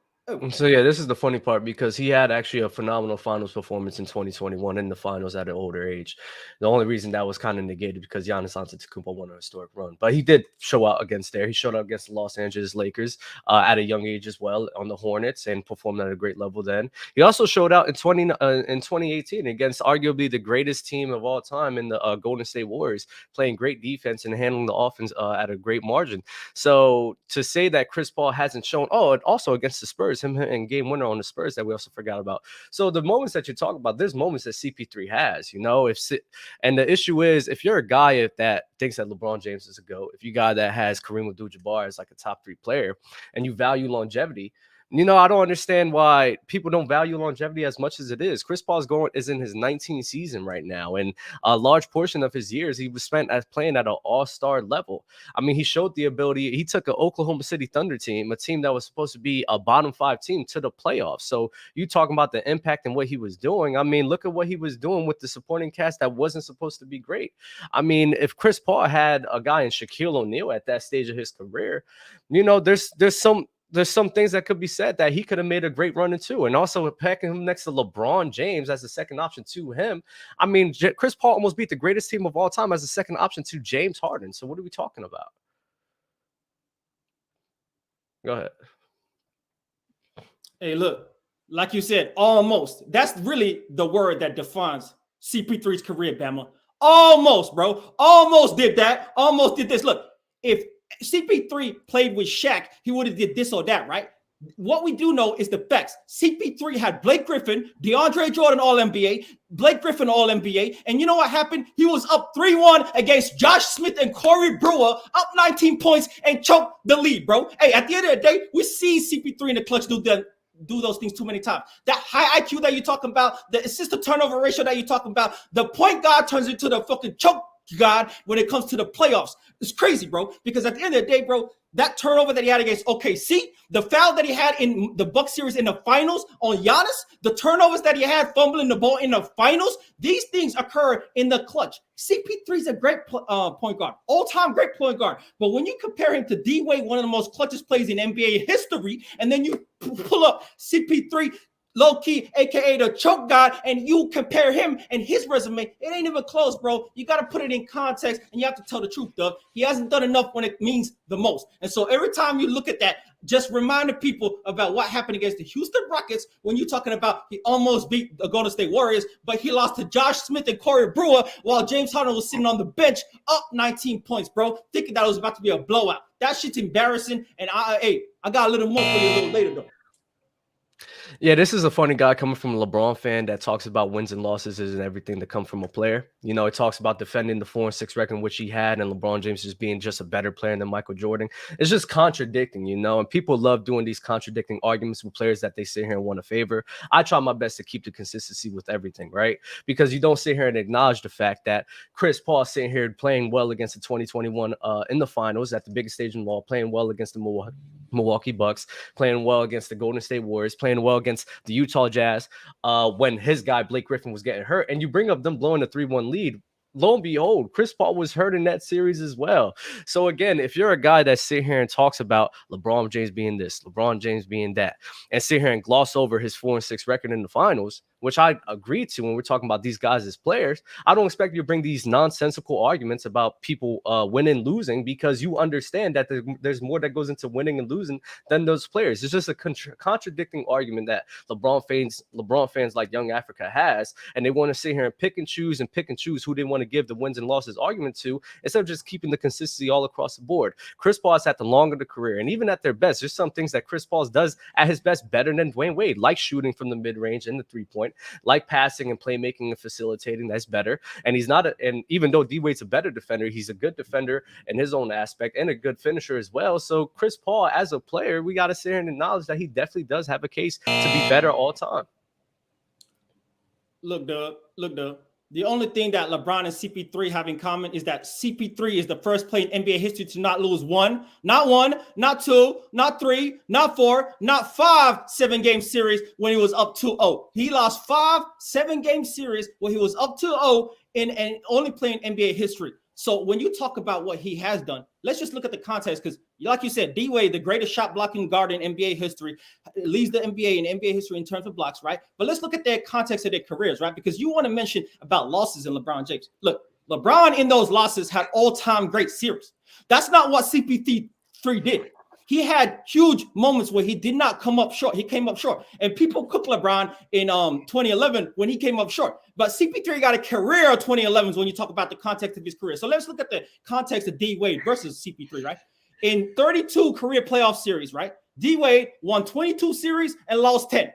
CP3 in 27 playoff series is 12-15. The man, guys, 3 games below 500 when it comes to playoff series in his career. The man has lost more series than he has won in his life, bro. Talking about the impact. The individual player that's the best player on the team, he has the biggest impact when it comes to winning or losing at the end of the day. And even though it's not totally his fault, he still has the biggest impact. And so he shares the biggest credit when they win, and he shares the biggest credit when they lose. Let's keep going, though. Hey, in closeout games, D-Wade's record, 21-9. 21 wins, 9 losses. CP3's record in closeout games, 12-14. Look, this is a trend, Doug. This ain't all on him, but this is a trend that leads you to see that when CP3's on a squad and there's a closeout game, elimination game, big moment, all that playmaking, facilitating, assist to turnover ratio goes out the window, and point guard becomes choke guard because he doesn't get it done. And that ain't my fault. That's just the facts, right? So when you talk about D Wade, understand the context of his career, being an all-time great, being clutch, coming through and coming up big in those closeout games, like I said. So this just doesn't make sense coming from a LeBron fan, because you understand that the teams in which they had are just completely different. D Wade having LeBron James next to him, which plays an part into that playoff record that you're talking about, that's something that needs to be accounted for. Also, you want to talk about him having Shaquille O'Neal, that needs to be accounted for either. Would it be surprised you that without those two players, his record in the postseason isn't that great? Why is that? Well, it's mainly because he didn't have the pieces necessary to be great. So don't give a playoff record when it includes players that are that great and players that Chris Paul did not have the benefit of playing with. I want to talk about winning and impact of winning and what these guys was doing. Chris Paul leading the Oklahoma City Thunder, leading the Clippers, and even while the Clippers are battling injuries and being hurt, he's still performing at a great level to sit here and put his team in a position to win. Now, you would agree, just because your team is being hurt doesn't mean I need to negate you and shit on you as a player. No, absolutely not, because you would hold that same level with LeBron James in 2015, but you do not do that. Nobody does that, because that's a stupid thing to do. So Chris Paul and the time span in which he's been playing for a whole entire career, and him being able to impact the crew on both the Hornets has seen their best days with Chris Paul, the Clippers have seen their best days with Chris Paul, the Suns have seen their best days with Chris Paul. That Chris Paul is a common denominator because of that. Now, just because he did not win a championship, that means that he's not that great of a player? No, that's just an incorrect thing to do, especially a guy in D Wade. When we want to talk about, D Wade was a second option to LeBron James. And D Wade was a second option to LeBron James. And with Chris Paul as a second option to James Harden, he did not lead historic offenses. He did not lead historic defenses as well. He did not sit here and go toe-to-toe with one of the greatest teams of all time. Well, Chris Paul as a second option with James Harden, who is by far a lesser player than LeBron James, he was able to do that. It goes to show you how great that man really is on both the offensive end and the defensive end.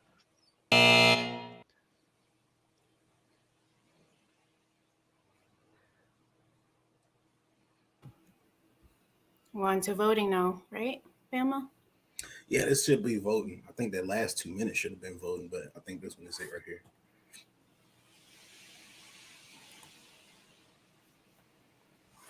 This one's voting, right? Yeah, this one's voting. Cool. Hey, you really believe this, though? You really believe this, right? That's crazy, man.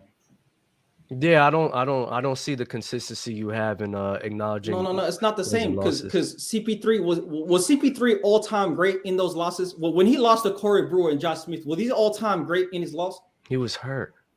No. And even D Wade, like against Chicago, he wasn't all-time great when he didn't have the pieces necessary for him.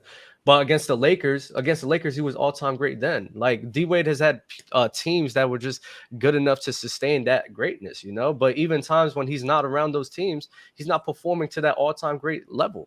So it doesn't make sense. Yes, he was.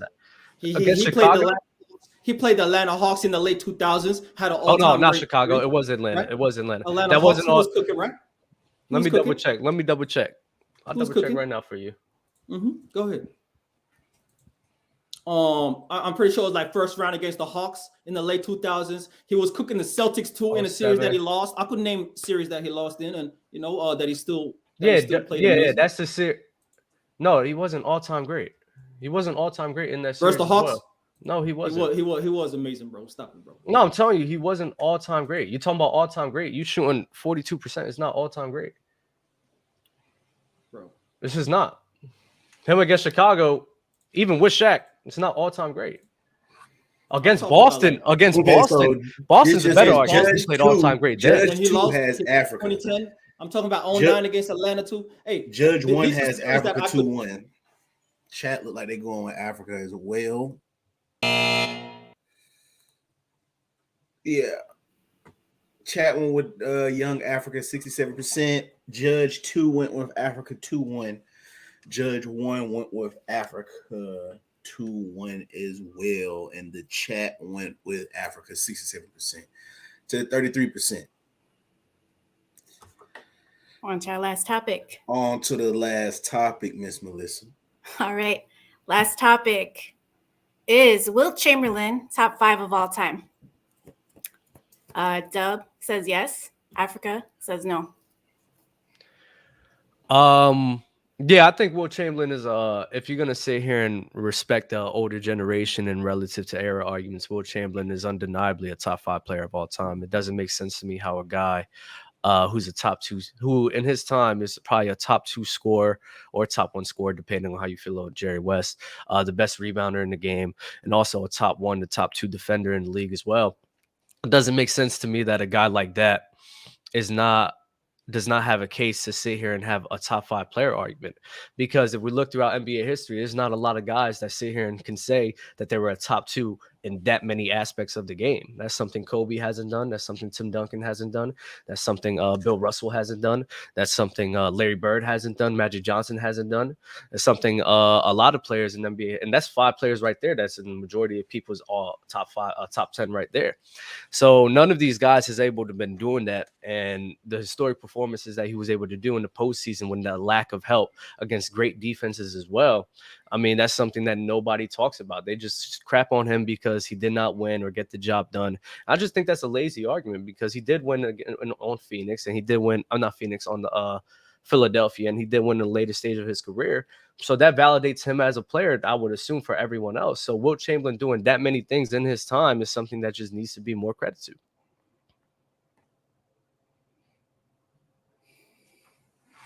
Young African. Man. Look, man, Doug, if you were all-time top 5 player, right? You know what I expect from that type of guy? A guy that is elite in the regular season and raises his level in the playoffs, Doug. You got to raise your level in the playoff. If you're all-time top 5, you got to be a playoff riser. And Wilt Chamberlain is not that.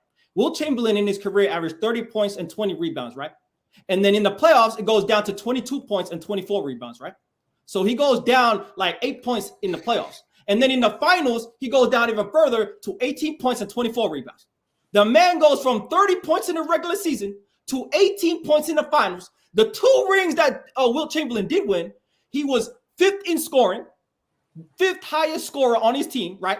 And in the second ring that he won, he was the 3rd highest scorer behind Jerry West and Gail Goodrich, bro. This man was not the number 1 piece to the winning the championship. This man, many people could say, was less is more with you, Wilt Chamberlain. You do less, the team will do more. A lot of people claim Luka Doncic is that type of guy in this modern era. You might say that he was the first type of high usage player in NBA history that showed you can't win like that, Dub. So at the end of the day, if you're not a playoff riser and you fall in the playoffs by 8 points and then you get to the finals and your shit is at 18 points per game and your efficiency goes down, nah, you can't be no top 5 player all time, Dub. And then there's the era tax. Then there's the ability of like your teammates and how they were so good in terms of you playing with So like I said, dude is just lying. Yeah, he averaged 18 points a game in the finals against the Warriors.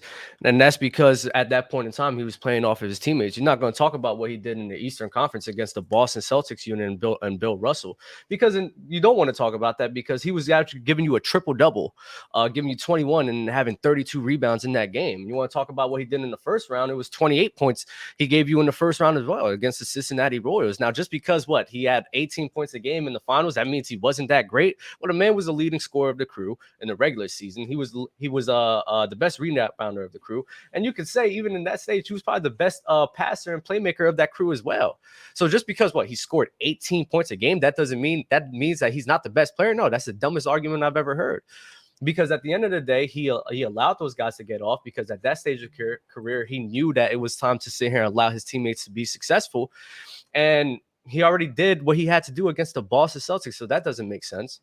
And Wilt Chamberlain, what he was doing against the Boston Celtics crew and just in the playoffs in general, if the man is going from 37 to 35 points a game, he's still playing at a great level. If the man is sitting here going from 50 to 30-something points a game, that's still at a great level. So just because he drops to himself, which is all-time great levels, to still one of the best postseason performers in all time, that still doesn't make sense to negate him because he was still going up against great defense and cooking the Boston Celtics. He gave Bill Russell 30 and 30 before. Young African. But everything I said was straight facts. Look, and Dub admitted it. He goes down from the regular season to the playoffs, and then when he goes to the finals, it goes down even further. Ain't no NBA top 5 all-time player is doing that.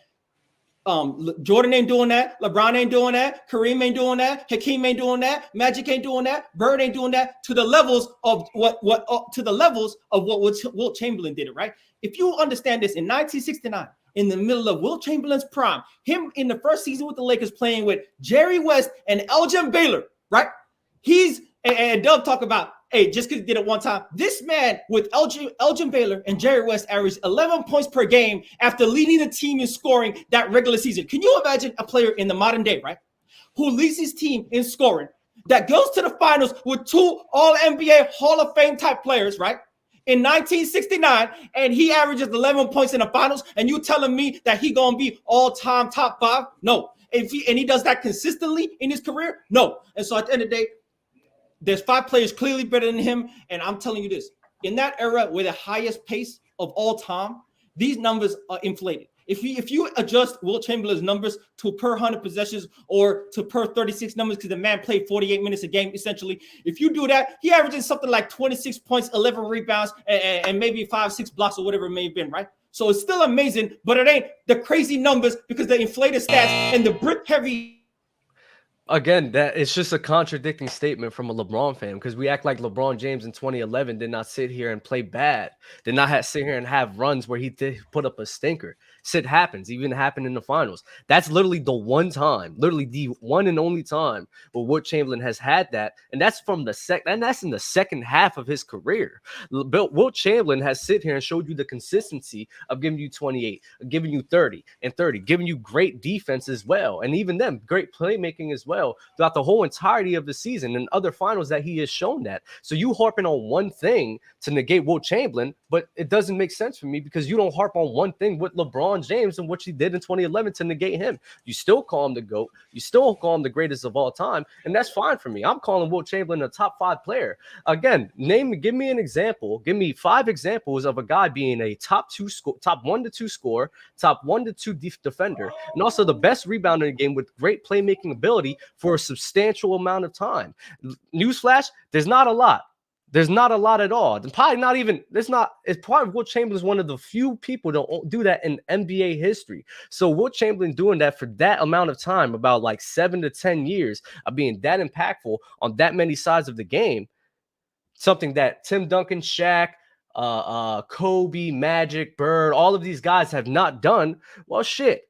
It goes to show you how great he was doing. It goes to show you how revolutionizing he was doing, when even in that standard, there's nobody in the league. There's not a lot of players in the league that has been able to replicate what he did in his time. So again, if you're a LeBron guy and don't want to sit here and hold 2011 and hold LeBron James to the fire and why he's not the GOAT, I don't expect you to hold 1969 as a way to sit here and say Wilt Chamberlain is not a top 5 player. That doesn't make sense to me. That's not enough. Look, this is the context. First off, he averaged 18 points per game in the finals for his whole career, Doug. For all 6 finals appearances, averages out to 18 points per game. It ain't just 1 year. That 1 year that I mentioned was 11 points. And this is a difference, right? LeBron James averaged 16, 17 points in the finals, right? And he played bad against Dallas and choked, right? And then goes on a run of 7 straight finals where he averages 30-point triple-double essentially on ridiculous efficiency. That's the difference, Doug. Wilt Chamberlain never did that. Never recorrected the errors in his prime. He consistently underperformed compared to his regular season and his playoffs, bro. That's just a fact in terms of the averages of what he put up. And so at the end of the day, this is the context, right? If you look at Wilt Chamberlain's numbers, all the people in the world that are listening, right? And you understand the ridiculous numbers that he put up, 30 points and 20 rebounds for his career, right? That's ridiculous numbers, all-time great numbers. Do you know how many possessions in the game there were? There were 130 possessions on average a game for a lot of those seasons. 100 between 120 and 130 games. You know how many possessions there are in the modern NBA today that we call fast-paced game? About 100 possessions a game. Last season, the league leader in pace was the Golden State Warriors at 101 possessions a game. Can you imagine Steph Curry getting an extra 30 possessions a game, Dub? Can you imagine Luka Doncic getting an extra 30 possessions a game, Dub? Can you imagine LeBron James getting an extra 30 possessions a game, Dub? Can you imagine all these great offensive players in our modern day getting the extra 30 possessions a game, playing the extra 5 minutes a game, and doing all that? The statistical achievements would be amazing. But at the same time, the competition is kind of different. Why can you do that? Why can we go to you and you score 100 points in a game, Dub? Why couldn't you do all that during the regular season? Because what? Teams can't stop you. The competition ain't the same. We're talking about the segregation era. They ain't even all the African brothers that look like Bama can't even get into the league, bro. It's kind of crazy. So when we put it into context, the numbers are skewed, the pace in the area is skewed, and the competition ain't what it is, man.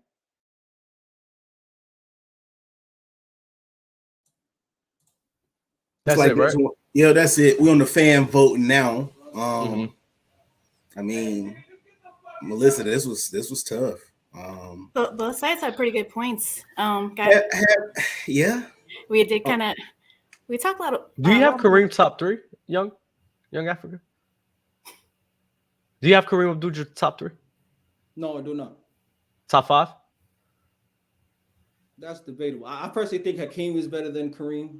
I got Hakeem over Kareem, if you're asking me. Top 5. Kobe over Kareem, to be honest. I agree. It's my dog.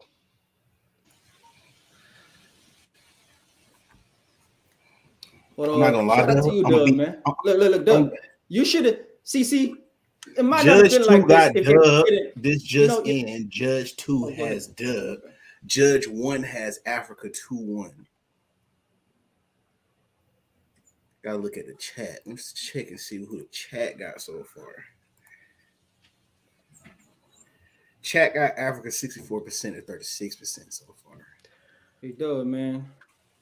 You shouldn't have been, this was all, Bama, this all started when I debated ticket, you know what I mean? And Dub came through, slid through for the final vote. And I thought I bought a ticket, but ticket put up a fight, and Dub had the final vote, and he had the swing vote, and he swung it to Ticket's side. Ticket got the dub in that situation. So this is retribution, this is vengeance. This is something that karma comes back around, Dub. You should always do the right thing, because the right thing would be done to you. But you did the wrong thing, and the wrong thing had to happen today, man. Like, it is what it is. Judge 1 got dubbed 3-0. I'm sorry. L host by Ron. You texting too much. Bro, you texting a million things. It's old. But it's cool. Judge so how can a playoff drop? Look like Dub won that last round. Young Africa won. Dub won the last round with the judge. Judge 1 and 2, and it looked like the chat voted with Africa. That's cool. That's cool. So how you got a playoff dropper in the top 5 all time? Do you consider Will Chamberlain a playoff dropper? What do you consider? That doesn't make sense to say that he's a playoff dropper. Just because you go from a historically crazy offensive outputs, but still giving you 28 to 30, and when you compare that to the rest of the league, he's doing top 2 to top 1 in the postseason. It's not a playoff dropping. His level is just that much higher than everyone else, and he's performing at that high level. The stupidest thing to do is compare these guys to themselves and try to be like, oh, just because compare him to himself, he's not better than this player. That's the dumbest thing. If my low was still better than everybody else in the league, that doesn't. What does that have to mean? Why am I going to compare myself to everyone else? If you win and do that, Doug, you got a point. If you win and do that, yo, fellas, I gotta step in. I gotta step in. I gotta mute y'all because we gotta move on to the next battle. Y'all had y'all time. I'm gonna give you guys some closing remarks to make, though. Dub, what do you got to say in conclusion? Unfortunately, you lost today, 2-1. But what closing remarks? That'll be easy, bro. All right, that's that. Yo, Africa. You got the dub today on the big platform. How you feeling? Talk to us. Hey, man. Look, man. I said what I was going to do, man. Shout out to Dub, man. Ain't nothing personal, though. We're talking the game, man. It's all love, though, man. Shout out to PC. Look, it's what I do, man. People act like I can't talk to you. It's what I do, man. Hey, Bama.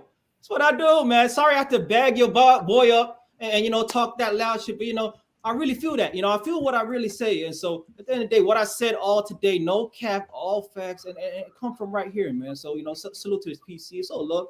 That's love. All right, Africa. All right. You know what I did. Oh, man, that was wild. How y'all feeling about that?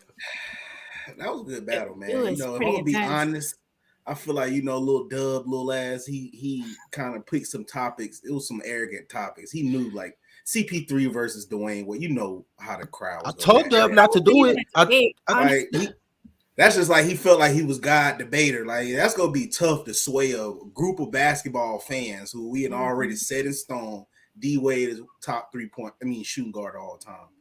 I told Dub, don't do it. I said, do not. I sent the text to Caps. I sent the voice memo. I called him. He ignored my call. I tried to tell him, don't do it. I know he probably had his little chest out at the bodega. You know what I'm saying? All right, y'all. We're gonna be back in a second, though. We'll be back in it momentarily.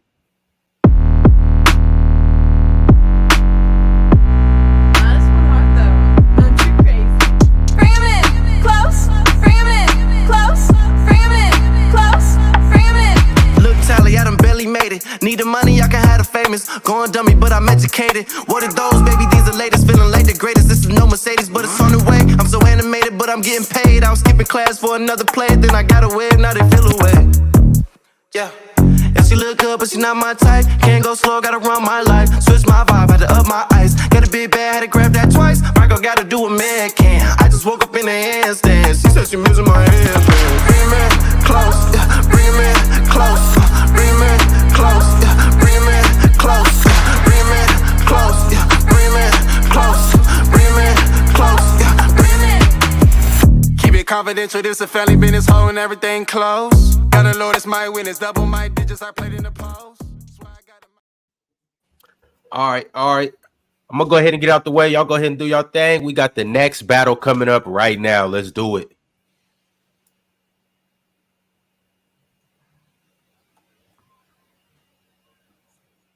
Let's do it. All right. First person we're gonna bring up, I got my man Gifted. Come up here and talk to us, Gifted.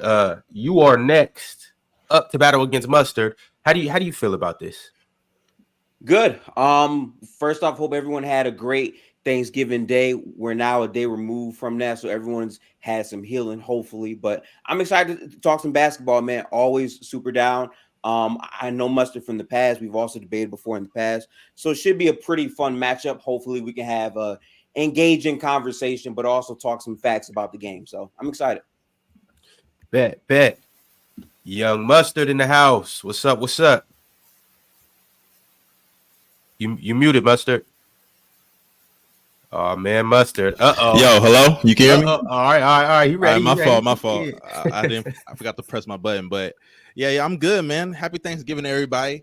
Had a nice dinner last night. Hope y'all had a good Thanksgiving as well. I'm ready to cook this man, for real. Oh, okay. So this is the second part of Thanksgiving. This is a 2-day special. Yeah, 2-day special. You feel all me? right, y'all. We gonna go ahead and do it. I'm gonna jump off. Y'all get into it. All right, you guys, you ready for this first topic? Yeah. All right, we got Dame versus SGA. Gifted's got Dame, Mustard's got SGA. Let's get it. Okay, who's got round one? You can go ahead, Gifted. Go ahead, Gifted. Okay, so Damian Lillard to me is a better player than Shai Gilgeous-Alexander. Much respect to Shai. Obviously, he's a most improved candidate. He's played very good basketball for the past 2 years. But Damian Lillard is a guy that has been a veteran player in this league and for multiple years on Portland has floor raised them to be a top offense. Their defense has always been their issue, sure. But in terms of a offensive player, the value that Dame adds consistently year in and year out, his teams are normally one of the best offenses in the game. I understand that Shai Gilgeous-Alexander is also a good defender, but he's nowhere near the offensive player that Dame is in terms of outputting and making players around him better. I think Dame is a better three-point shooter. I think that he's also a better playmaker than Shai. I understand that you would criticize the defense, but ultimately, when you're looking at Shai and Dame, the value that they give at their max is based on their offensive potency and what Dame can do in terms of spacing defenses out. He's the second best shooter in the league beyond Steph Curry in terms of on the dribble. And last year in possessions, in isolation, Dame literally led the league in that. So Dame is 100% like that. And I believe that he is better than Shai Gilgeous-Alexander. That's my take. And let's get it started with round one. Well, SGA last year was first team All-NBA, averaged 30 points per game. And he did that while lifting a team to being top 5 in points per game, and they were 13th in offensive rating. This is a guy that defensively, Gifted said he's a good defender. He doesn't even have to be a good defender to be way better than Dame. Dame is one of the worst defenders in the league. Dame this year, we've already seen how he's hurt this Bucks team. He can't fight over screens. He sucks at rotations. He gets taken advantage of because he's small. And then on top of that, offensively, he's gotten off to a slow start. He's a free throw merchant. Everybody gets on Joel Embiid for flopping all the time. Dame's been doing that all year, throwing his ass into defenders, trying to get a call. Dame has not been good this year. He's been playing better as of late, but SGA picked up where he left off last year. And last year, he didn't have a single real big man. Granted, Chet is doing his thing this year, but guess what? Last year, he was doing this without Chet. And he took them to almost a 500 team. They almost made the playoffs due to losing in the play-in because he has Josh Giddey on his team. The less said about that guy right now, the better. But regardless, SGA is him. He is that dude. He gets to the rim at will.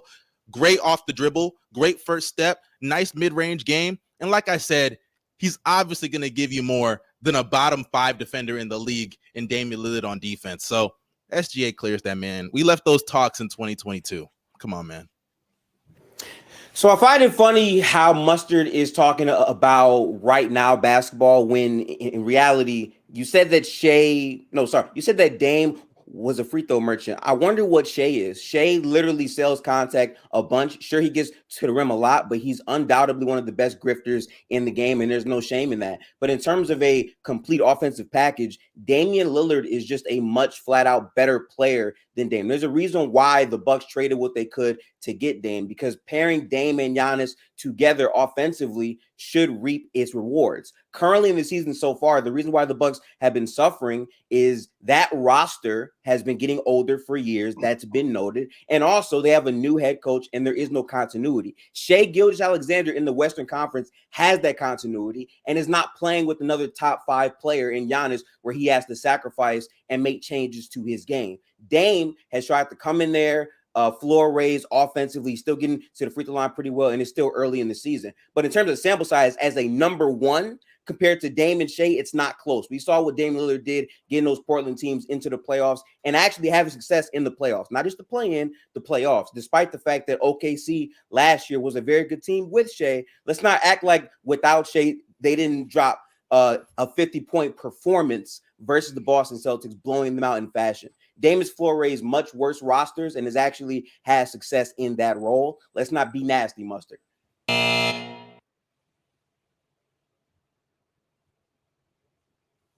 Mustard, you're muted. Okay, my bad. Can you hear me? Yeah, well, he's talking about the things that Dame has done like 3 years ago. I don't like to talk about that because 3 years ago, Shea wasn't even this player. So let's talk about what happened last year. Dame floor raising a team to get the 2nd overall pick in the draft, or 3rd overall pick, excuse me. That just doesn't move me. And a lot of that is not just due to Dame's supporting cast, but due to the defense. They had 3 20-point per game scores on that team. Defensively was their issue. And who's the biggest part of that defense being bad? Damian Lillard. So that's that. Number 2, when it comes to Shea, you brought up Shea. You know, he's not floor raising like Dame. Dame's playing with Giannis. Dame is playing with Giannis, and he's shooting 40% from the field this year. He's shooting less efficient than he did last year with the worst offensive supporting cast. He didn't have somebody like Giannis. And he's talking about Shea. Shea last year was playing with Josh Giddey. Jalen Williams, not the Rookie of the Year runner-up Jalen Williams, the other Jalen Williams, that people confuse him for the other Jalen Williams. So, and I love Jalen Williams, the other one, but he wasn't on scouting reports consistently. He wasn't getting guarded the way Shea does. Shea goes to the rim, gets trapped all the time, gets doubled all the time. He's going out there with not great spacing. Lou Dort, who's been playing good this year, last year didn't give him spacing. Nobody guarded them dudes out there. So let's not act like Shea was in a great position to succeed last season when he had a top 10 regular season last year, and that's why he was first team All-NBA. Okay. I find all these points you made super laughable. I'm not going back to 3 or 4 years. I'm literally going back to last season, which was 100% Damian Lillard's best year of his career on a Portland team that literally sat Damian Lillard out to make sure they could get that number 2 pick while you're being nasty. Because when Dame was actually on the floor, this Portland team was actually a very productive team. I remember at the start, people were so confused why Dame was dropping 40. Shoot, even last year, Dame had a 70-point game. Damian Lillard's offensive explosion is 100% better than Shea. And again, I can't believe you said Dame doesn't get guarded like Shea. When Dame literally, they pick him up at half court. They don't do that for Shea. What do? They let Shea get to the rim. They let him foul bait and get to the free throw line. Dame not only gets to the free throw line, but again, spaces out defenses way better on a roster that last year was a worse roster than OKC, even without Chet. Because defensively, what OKC did with their young talent and their wings, they're able to shock the world in that way. And guess what? Shea wasn't shut down. They actually let Shai Gilgeous-Alexander play more basketball than Dame. That is why Shea made first team team over Dame. But in terms of an offensive player as a number one, Dame was clearly better than Shea last year. And you referencing the season now, when we barely have a big enough sample size to really go off of, is super nasty when Dame has to sacrifice on the team where the coach is not running pretty much any pick and roll high frequency with Dame and Giannis, because Giannis doesn't want to set screens. So I don't really think that's Dame's fault. I think that's a roster issue that they have not addressed because it's early in the season. Instead, I would rather use a sample size from last year where Dame was by far a really good offensive player last year. His best individual season, 30 points per game, 37% on nearly 11 threes a game. That's what Dame Lillard was. So they insinuate that Shea gets guarded differently. No. Well, actually, you're right, because Dame gets guarded harder than Shea on a last year's sample size as a number one. And we've seen results in terms of making playoffs from Dame. You see, Gifted does this where he's a chatterer. He says things that I know he doesn't believe. Let's start off with the fact that he's bringing up Dame being guarded half court, and I agree with that. Dame provides the spacing. But let's not act like the level of difficulty for Shea, who is primarily a driver, has no real screeners on the team last year. Right. And even now, Chet's not some great screener, but let's go to last year because he wanted to talk about last year. He didn't have no great screeners to get him, easy drives to the rim, like how John Morant with Steven Adams helps his game a lot. Even if you go under Ja screens, he's so fast he can blow right by. Shea may not be as explosive as Ja, right? But Shea still does not have that opportunity. Still gets to the rim very efficiently, one of the best finishers in the league, one of the most efficient mid-range shooters in the league, and he's doing that while playing with Josh Giddey, playing with Dort, who gets no attention at all, gets to the rim, smokes every single layup whatsoever. So him bringing up the supporting cast that Damian Lillard had, did Damian Lillard not have spacing on that team? Did he not have Anthony Simons? Did he not have Shaedon Sharpe? Did he not have Jeremy Grant? A stretch four, you could argue. So for him to sit there and act like Dame didn't have space, like, oh, he's just being guarded like this, guarded like that. Brother, he still got spacing on the roster. Tell me the consistent shooter that SGA had. You can't tell me one. Isaiah Joe? Is that it? Isaiah Joe? That's the only one you can bring up. Everybody else doesn't get guarded whatsoever out there. Shea gets to the free throw line and outside the free throw line. Hey, guys, this year, we've learned that without the foul baiting, Damian Lillard, it looks like he's nothing. He looks like Kemba Walker. Shea, without the foul baiting, gets to the rim more than Dame, attacks the mid-range more than Dame. So all I know is that one guy without the free throws is still that dude. The other guy without the free throws looks like New York Knicks Kemba Walker. We're seeing that right now from Dame. See, I like how Mustard tries to frame these things. It's the chat voting, but yeah, y'all can continue. Y'all can continue debate, but it's the chat now. Y'all both had 3 rounds, but y'all can continue to debate it on with the chat while the chat voting. What you was about to say, Gifted? Yeah, I just find it we can influence the chat right now. We can talk and influence the chat right now. That would be influencing the chat. We don't have to talk.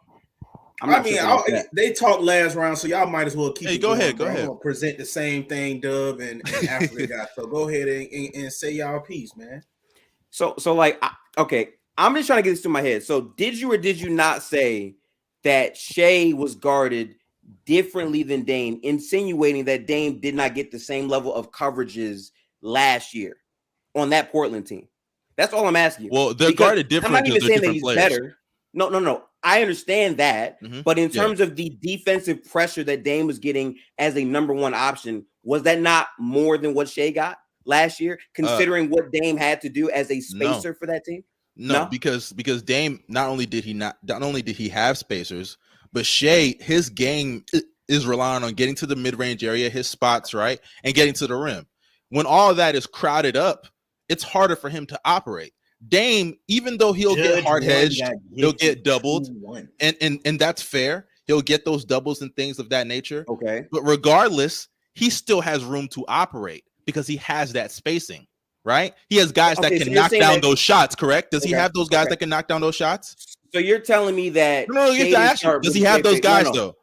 I'm breaking down those guys because what you mentioned was consistent spacers, right? So Jeremy Grant, who was lighting the league on fire at the early half, when he came down to earth, when Shaedon Sharpe, as a younger player who was inconsistent and more known as a dunker for his athleticism, when these guys were not panning out and Dame had to go out here and drop 35 points or 40 points late midseason when teams had adjusted. Don't forget Anthony, but yeah, go ahead. Okay. All Oh, right. my bad. So this just in. 1 second. 1 second. Judge 1 got gifted 2-1. Judge 2 got gifted in a close 2-1. And the chat so far, let's see what the chat one will muster 60% to 39%. Wow. That's about Damn. 482 votes. That's Judge crazy. 2 said it was very close though. That's all good. A close 2-1. On to the next topic, Miss Melissa. Next topic is, should the Wolves trade Cat? I guess I could go first since Gifted went first last time, right? Yeah. That's All right. right. That's fine. Well, yes, I do think they should trade Cat. Karl Anthony Towns is a player that in the idea of Cat is better than reality. And I think that Karl Anthony Towns is a really good player, but he's not a championship level player. And let me explain. For one, when you even talk about his strengths, offensive value, he's not a strong post player. He doesn't have that core strength to really bully guys in the post like that. He's a good passer. He's a good shooter, but he's not a strong physical player, right? And we've seen in the postseason, they'll put wings on him like Dylan Brooks, and he'll shut him down. People forget that season when they faced the Grizzlies, Cat would have been traded that year if it wasn't for Anthony Edwards doing what he did in that playing game. Because not only is Cat a problem in the post with his scoring, but he's also a problem as a defender because he fouls out every single time, damn near. And especially in a conference where you have to go up against guys like Anthony Davis, Nikola Jokic, he's cooked. He's cooked in those situations. He's always going to be a foul machine in these playoff situations. And defensively, he's not good. He doesn't have great lateral quickness. He's not a great post defender. I don't think he's a liability, but when you're playing the power forward now that Gobert's there at the 5, because let's not forget, they brought Gobert in for him. They had Vando, Pat Bev, Ant the year before, and they were a mediocre defense because of one guy, Karl Anthony Towns. So move on from him, build around Cat and Gobert, and keep it pushing. So I just want to say that I think this conversation is hilarious that people keep saying this. Karl Anthony Towns last year missed the majority of his game, so Anthony Edwards had a chance to take that leap. And in the playoffs defensively, he actually shocked a lot of people with his coverages on Jokic, allowing Gobert to be in the paint a bunch more. But let's get to what we've seen from Cat so far recently, right? Karl Anthony Towns defensively has the second best defensive rating in the league right now. He's playing very solid defense for his teams. In their best offensive and defensive lineups, Karl Anthony Towns is featured there. And more importantly, Karl Anthony Towns has been a marvel offensively, despite starting out his season rough. In the Warriors games, when Anthony Edwards didn't have it going, Karl Anthony Towns was a release valve for him to take pressure off of him offensively. We keep saying they should think about trading Cat. Karl Anthony Towns makes a ton of money. And ultimately, if you're going to trade Cat for some role players, that's not going to make the roster overall better when this is the best we've ever seen the Minnesota Timberwolves look in the past couple of years. And offensively, the passes that Cat has made as a connected passer, the spacing he's provided to that roster, it has floor raised that roster tremendously. So Anthony Edwards doesn't have to create everything all the time. Allowing Anthony Edwards to be in that off-ball type of role where sometimes he gets on-ball reps and having Cat as a release valve has been the success for this team. And the Twin Towers are actually working at a high level so far in this season. So no, they should not trade Cat. Mustard. Well, Gifted lost the argument as soon as he brought up defensive rating. Individual defensive rating means absolutely nothing in this convo because we all know the team you're on influences that more. Christian Wood is 9th in defensive rating. That should tell you all you need to know. And then even when you want to go into more depth of that stat, look at offensive rating. It's a reciprocal, it's the opposite stat. All the Pacers players are top 5 in offensive rating. So that just shows you all that rating stuff. It means absolutely nothing to me. Secondly, Karl Anthony Towns, he's been playing well. Like I said, Cat is not a bad player. He's capable of putting up good numbers. But come postseason time, we've seen him get bitched by Clint Capella. We've seen him get bitched by Aaron Gordon. We've seen him get bitched by Dylan Brooks. He is not a great postseason player. The facts are the facts. We can go to the numbers of Karl Anthony Towns. Karl Anthony Towns in the postseason last year, 18, 10, and 2, 45% shooting from the field, 25% from 3. And also the whole movement shooter stuff. Cat has lost value when it comes to being a movement shooter at the 4. When Cat came into the league, that was such a rarity, right? Seeing this movement shooter as a 7-footer, but now you're starting to see these variants. You got dudes like Mike Muscala, who can do that. That stuff it's not as important as it used to be, especially when you're not making up for it on the defensive side of the ball, where we know the power forward position, it's very important to be a flexible utility defensive player there. So I'm sorry, I'm not moved by what Gifted just said. Okay, so you yourself in your first argument admitted that Karl Anthony Towns was not a liability on defense. The reason why I brought up defensive rating is it was in reference to the team as a whole, because I also said in their best defensive lineups and their best offensive lineups, Karl Anthony Towns is within both of those on multiple possessions. Now, you talk about the playoffs. Here's my point about this Minnesota team, right? Length, size, and skill. That's what they have. That's why they're one of the best teams in the NBA. That's why last year they actually matched up pretty well with Denver. If you're trading Karl Anthony Towns, I need you to name me the player that you think they can get back for Karl Anthony Towns that is going to make their roster better right now. Because right now they look like a problem. There is no issue, and the continuity of teams matters. We live in an NBA where guys are being traded year after year after year, so teams are not having continuity. The Denver Nuggets last year, why did they win? They won because of continuity. They took a bunch of losses, but that roster spent a ton of time together learning how to play basketball together at a high level to have success when it matters most. I understand that Karl Anthony Towns has had some blunders in the playoffs. I get that. But ultimately, being that he signed to a super max contract, you cannot convince me that trading Karl Anthony Towns for role players is going to be a better fit, because role players also are inconsistent to a different tier than star players. So when Anthony Edwards is in the playoffs having to create everything and there's no one else he can go give the ball to actually score the basketball, and he has Rudy Gobert, who's not the best offensive creator or player, Karl Anthony Towns fits a lot of those issues. And again, defensively, this is the best season that we've seen from him. Damn the numbers, watch the games. What he did in the Golden State game in terms of both sides of the basketball, he has moments where he looks like the best player on this roster. And Anthony Edwards is still a younger player. So again, trading him now for role players seems like a way to get Anthony Edwards out of town more than helping out the actual basketball product. Okay, well, I heard Gifted say a couple of things. Let's get this straight. I did say Cat is not a liability, but when we're talking about bigs, you have a heightened level of attention that you have to show them defensively. Cat has more of a responsibility because he has to help side, rim protect, sometimes even switch, and Cat can't do those things very well without getting in foul trouble.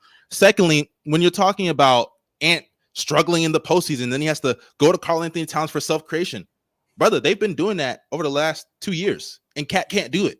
He cannot score. His self-creation is very limited against playoff defenses. And what's the point of having a two-big lineup if both of these bigs are struggling to score come postseason time? Move off and get something else. Even if you're getting role players, if you're getting guys that can pitch in more defensively, give Ant more spacing, because the whole spacing thing is so gassed. It's so gassed. I understand that Cat is giving you spacing, but it's not as valuable as it used to be, brother. It's just not, when you're not giving other things towards the game other than spacing.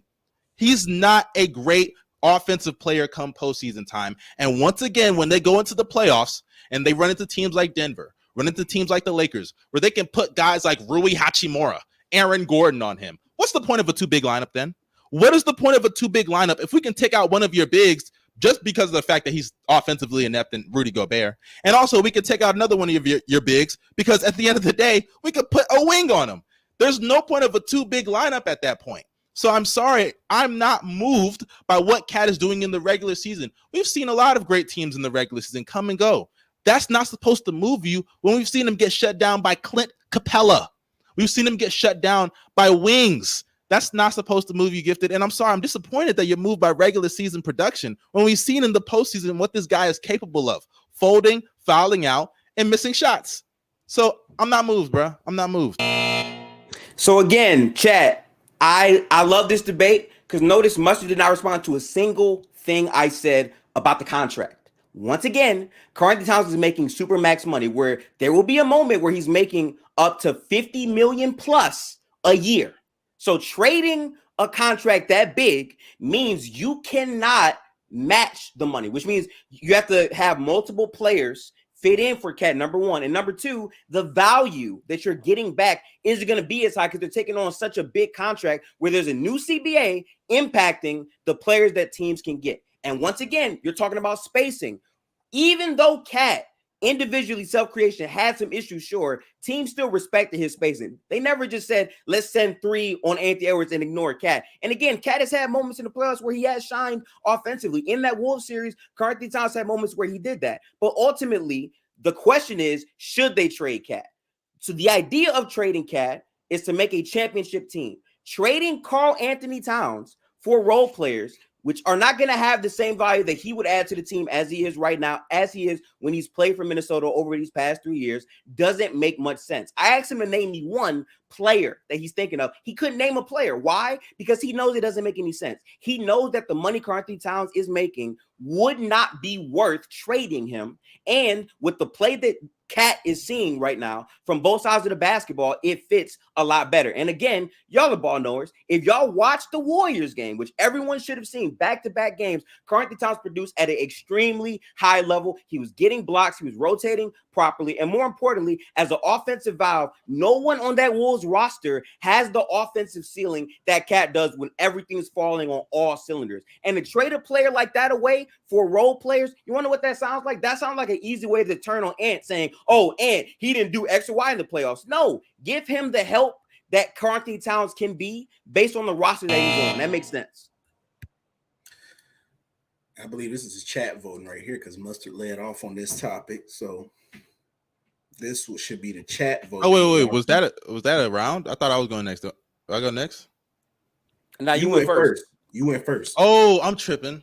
Yeah. That's why. So this is a chat vote. You still can say your piece though, because this is chat voting. This is 2 minutes for the chat vote.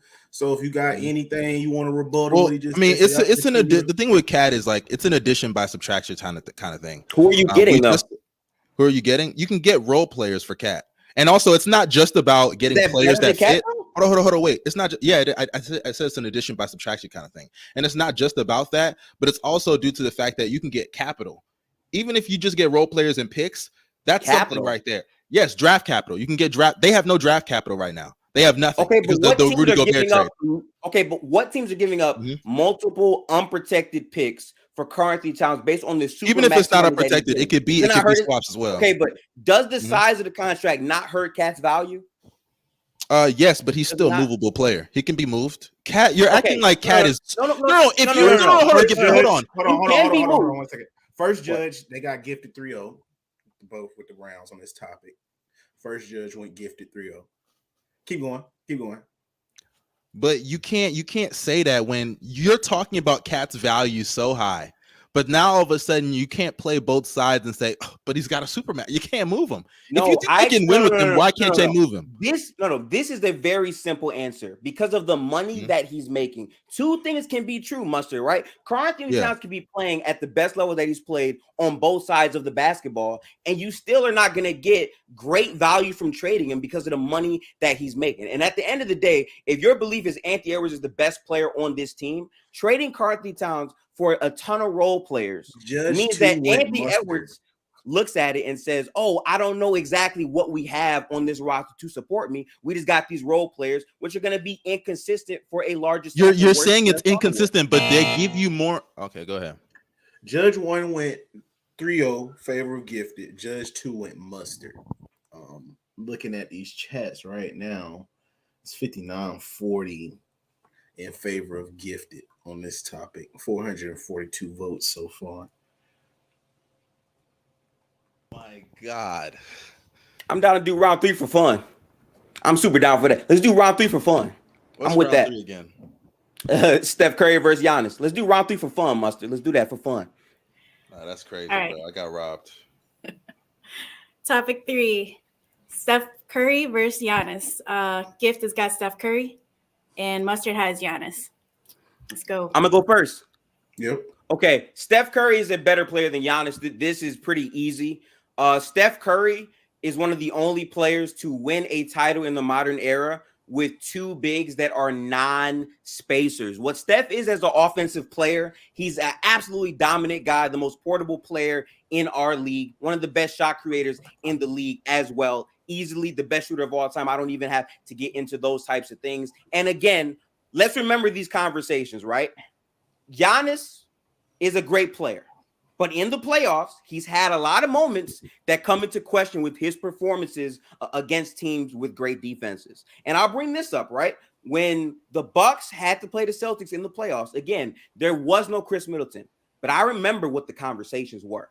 I remember people saying, there's no Chris Middleton, but Giannis is this all-time player. I still got the Bucks. Give me the Bucks in 6. Give me the Bucks in 7 because they have the best player in the series.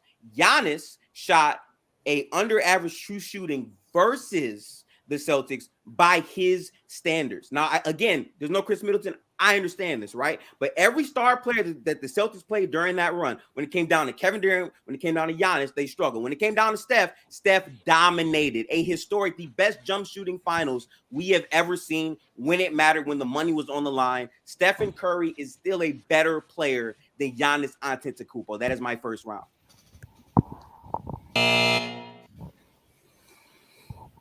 Well, Giannis is a better player. Giannis is a better player. He's somebody that gives you something on the defensive side of the ball, which Steph Curry does not do. Steph actually in recent years, I think deeper in the postseason, he becomes a negative. We just saw last year where he just got cooked by Lonnie Walker and hunted by him to win a game. Secondly, Gift is laughing over there. But Giannis also is somebody that offensively, yes, he does have his flaws. I completely agree with that. But Giannis, even in the postseason, where we talk about these series where Giannis is struggling, Giannis is not an elite offensive player the way Steph is. I agree. Giannis is also playing with Drew Holiday, who's a terrorist. He's going out there playing with guys who's throwing up tourist dates. Drew Holiday is a bad player. When Giannis was off the court last year in that Heat series, in the limited games he played, they were winning those games. Now, in the fourth quarter and overtime, that's where Giannis really underperformed. But they should have won game 4. But because Drew Holiday is going up there, throwing up bricks like it's nothing, and even getting cooked by Jimmy Butler, it's tough for a guy like Giannis. And we saw Chris Middleton. If Chris Middleton is healthy, I believe they win in 2022 because Giannis still went out there and gave you, 35, 15, and 7 against the Celtics. People talking about the efficiency dropping. I'm so sorry he's going out there with bodies on him like Al Horford and Rob Well while Grayson Allen is missing open shots. I'm sorry that Drew Holiday is going out there and literally putting up Marcus Smart numbers, making Marcus Smart on the other side of the court look like Steph Curry. Oh, I love this. I love this so much. Let's get right to the playoffs, shall we? Real quick. So what I remember is in the closeout game versus Boston, Giannis was a very bad offensive player. It got to really, really bad levels. And you had Grant Williams on the other end of the court making every 3-point shot, and they sent their ass home early. That's one. I remember when he played versus the Heat in the bubble. The Heat sent their ass home again. Chris Middleton actually had some very good moments in that series. Another one. I also remember literally last year, the conversation about this Bucks team. And it makes me so tight, right? When we knew Giannis got hurt, right? People said, oh, I don't know what's going to happen. The Bucks responded by dropping 82 points in the first half, blowing the Heat off the floor in the playoffs last year. Then the conversation changes to, oh, the Bucks are so good, it doesn't matter. They can beat them in 6 without Giannis, right? Then Jimmy Butler comes up. Hoops. Giannis' first game back has a 27-point triple-double, falls off dramatically in OT and also the fourth quarter. Then they go to game 5. People still say, I got the Bucks. They got Giannis, all NBA player. This is the 1 seed, y'all, the 1 seed. And then what happens in that game? Giannis absolutely throws up all over himself. Jimmy Butler is the best player on the court. Torching Drew Holiday because Giannis don't want to guard Jimmy Butler at all. Doesn't want any parts of that. And then in the fourth quarter, you know what's funny? Giannis is literally bobbing the ball because he doesn't want to shoot free throws. That's not Steph. That's Giannis. Okay, well, he talked about the playoffs. Let's do this. Steph Curry in the postseason, he cannot score on switch defenses. We saw last year against the Lakers, he got cooked defensively by Lonnie Walker, like I already brought up. But when they were switching, AD was chasing this dude off the court. He had 2 back-to-back possessions. You're talking about the clutch, Giannis throwing the ball away. Curry had 2 back-to-back possessions being able to close out the game. Couldn't do it on Anthony Davis. Couldn't do it. Curry has also shown in the past when we saw against the Rockets, who were famous for their switch defense with PJ Tucker, famous with their switch defense with guys like Rocco, and that was later on. But they were switching. Curry couldn't do nothing. Granted, he had that great game 6 that closed it out without KD. What was he doing before then? throwing up tour dates. We've seen when defenses are not dropping like the Celtics did in 2022, which got Curry his only finals MVP, by the way. But we've seen when they did that, that was when Curry was able to cook. But whenever teams are doing switch defenses, he can't do that. He cannot do that. And then on top of that, like I said earlier, Giannis clears him defensively, one of the best help defenders in the league. On top of that, a decent shot blocker, solid in the post. I'll admit his fighting over screens is not great, but he's a 4. He's not supposed to be a guard. He's not supposed to be screen navigating. So Giannis clears him defensively. And like I said earlier, Curry gets hunted. We've seen him get hunted numerous times, and he's not getting better. He's only getting worse defensively. I just gotta laugh at these takes because again, I pointed multiple times where Giannis is absolutely folded, and you're bringing up the playoff series versus the Lakers, where Klay Thompson was literally dribbling like a Republican, one of the worst players. He was damn near unplayable. Jordan Poole actually was unplayable, and there was no lob there on the team because Kevon Looney, again, as a front court, is not a guy that can get up off the floor and do things at a high level. He had to run high pick and rolls with Gary Payton and create offense all the way through. That was an absolute carry job. Meanwhile, I'm seeing Giannis run away from the ball in the fourth quarter. I'm seeing Giannis not guard the player that's cooking them when it matters. If he's this much of a better defender, that does not bridge the gap as offensive player as Stephen Curry. And again, you brought up the drop defense versus the Boston Celtics. Let's actually talk about how drop was limiting the Golden State team as a whole. But Steph is so good that because he was making all these shots, their coach was like, oh shit, I don't know what to do. So in game 5, let me change up the coverages, and Steph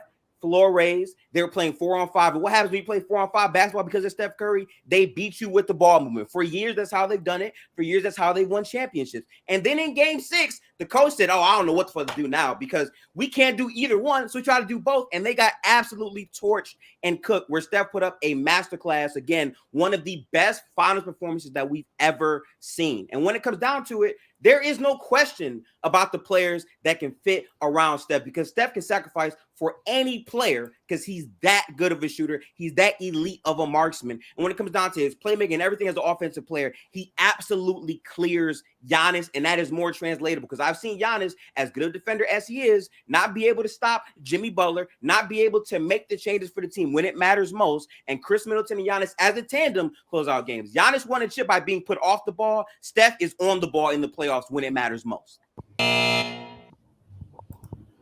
Well, you know, I like how Gifted brought up Klay Thompson dribbling like a Republican, but he just ignored the fact that Drew Holiday stinks. He ignored the fact that Drew Holiday goes out there and throws up tour dates every single postseason. That's why he had to be moved for Dame. Secondly, he's bringing up the offensive portability of Steph Curry. Oh my God, oh my God, oh my God.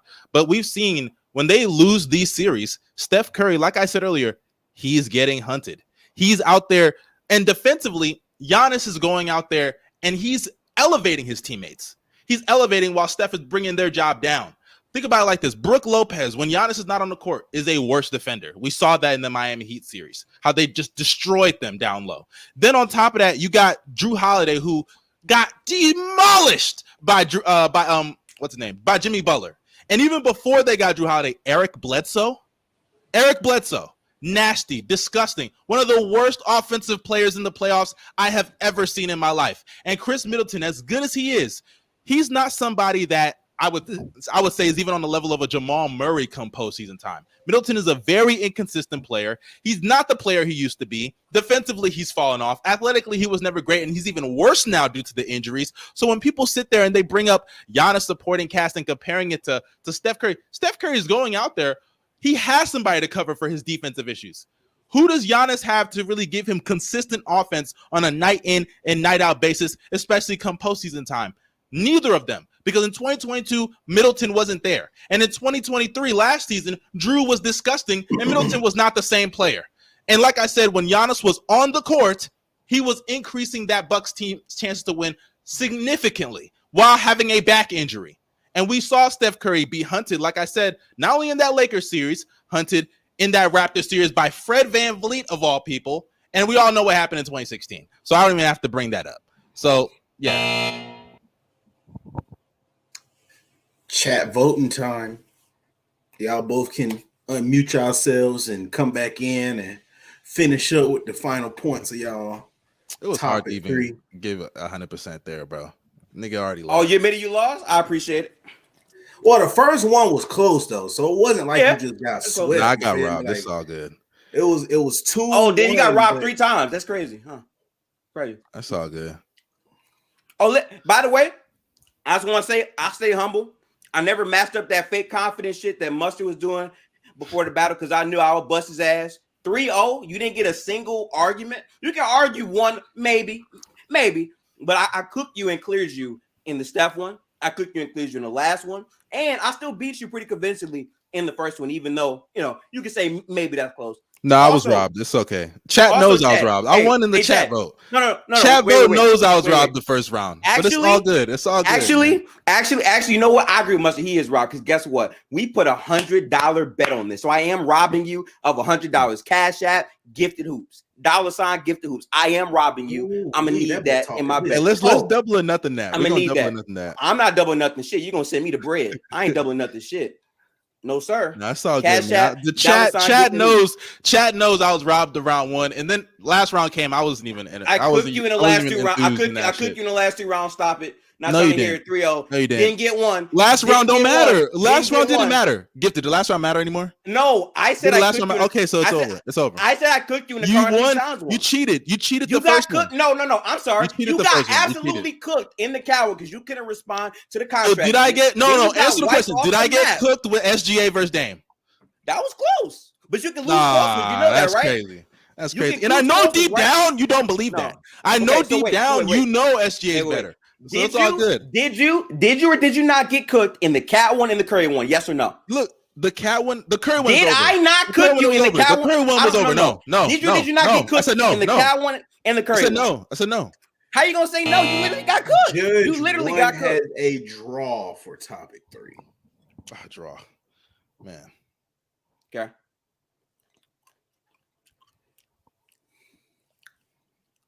Let's see what chat's saying so far.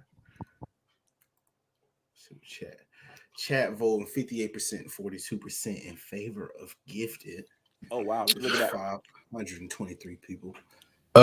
Fellas, Ron, what's up? I'm cool. I thought you guys had 2 first good rounds, but I'm talking to the judges right now and I'm asking them what was their thoughts on this, and I'm gonna just read the text word for word. This is bad. I vote this a draw. I'm with you. So when you bring up the score, say it's a draw. This is horrible. I guess that 3rd round was bad. Draw. This is horrible on all fronts. That was terrible, Ron. Can you make it known to both of them? Yeah, I'm not even gonna lie. I wasn't even feeling that last round, man. Wait a minute, is it terrible on his part? Like, I'm trying to act like you know what I'm saying? I'm nah, trying to know what they mean say it's bad all around. Oh, really? Oh, but it was over. It's looking like the chat's handling this right now. So the chat got Gifted at 58%. So Gifted, it's looking like you won all 3 rounds. Yep. And I'm gonna need that $100, Mustard. Appreciate doing business with you, my brother. I got you. It's all good. Yeah. Gifted. I'm gonna have to charge you a transaction fee because he got to send the money to me. Actually, I got to tax you some money on top of that, Mustard. So send me 110. I'm gonna take that 10 off the top. Then I'm gonna send it to you, Gifted, and you'll get 90. All right. Nah, nigga trying to act like a bank. That's crazy. Hey, listen, I just want to say I hope everyone had a great holiday. You know what I'm saying? I had some good eats yesterday and also today. Absolutely smoked Mustard like I thought I would. I stayed humble all the way through. You didn't. You got shit on. It is what it is. But go follow Mustard on his YouTube. Oh, no way. Nigga trying to give me a shout out. No. Don't listen to this guy. Don't listen to this dude. You're not gonna Good Dude University, me nigga. You're not gonna Good Dude University, nigga. Really? Hey, y'all go. No, don't do that. Y'all go subscribe to Gifted Hoops. You know, he got a nice little channel going on. You know, we got some collabs coming. He's doing his thing, bro. Y'all go subscribe to him, bro. Also, go tap into PC Gold Blooded. Me, KB, and Haley do that show every Sunday. Appreciate the opportunity, Ron. This was very, very fun talking hoops the day after the holiday. Appreciate you. No doubt. Appreciate y'all for coming up, doing y'all thing. That was a good battle, y'all. Hey, we had 3 good opening battles. How you guys feeling about everything? Talk to me, Melissa. Talk to me. All of them were pretty competitive. They came prepared. I was trying to keep the chat too. Everybody was going crazy. I think everybody was engaged. Some really good comments on both sides. It was really good. I liked it. Hey, Melissa, what's standing out the most to you in the chat? There's not one particular thing, but a lot of smack talking. It's a lot going on, huh? Yeah.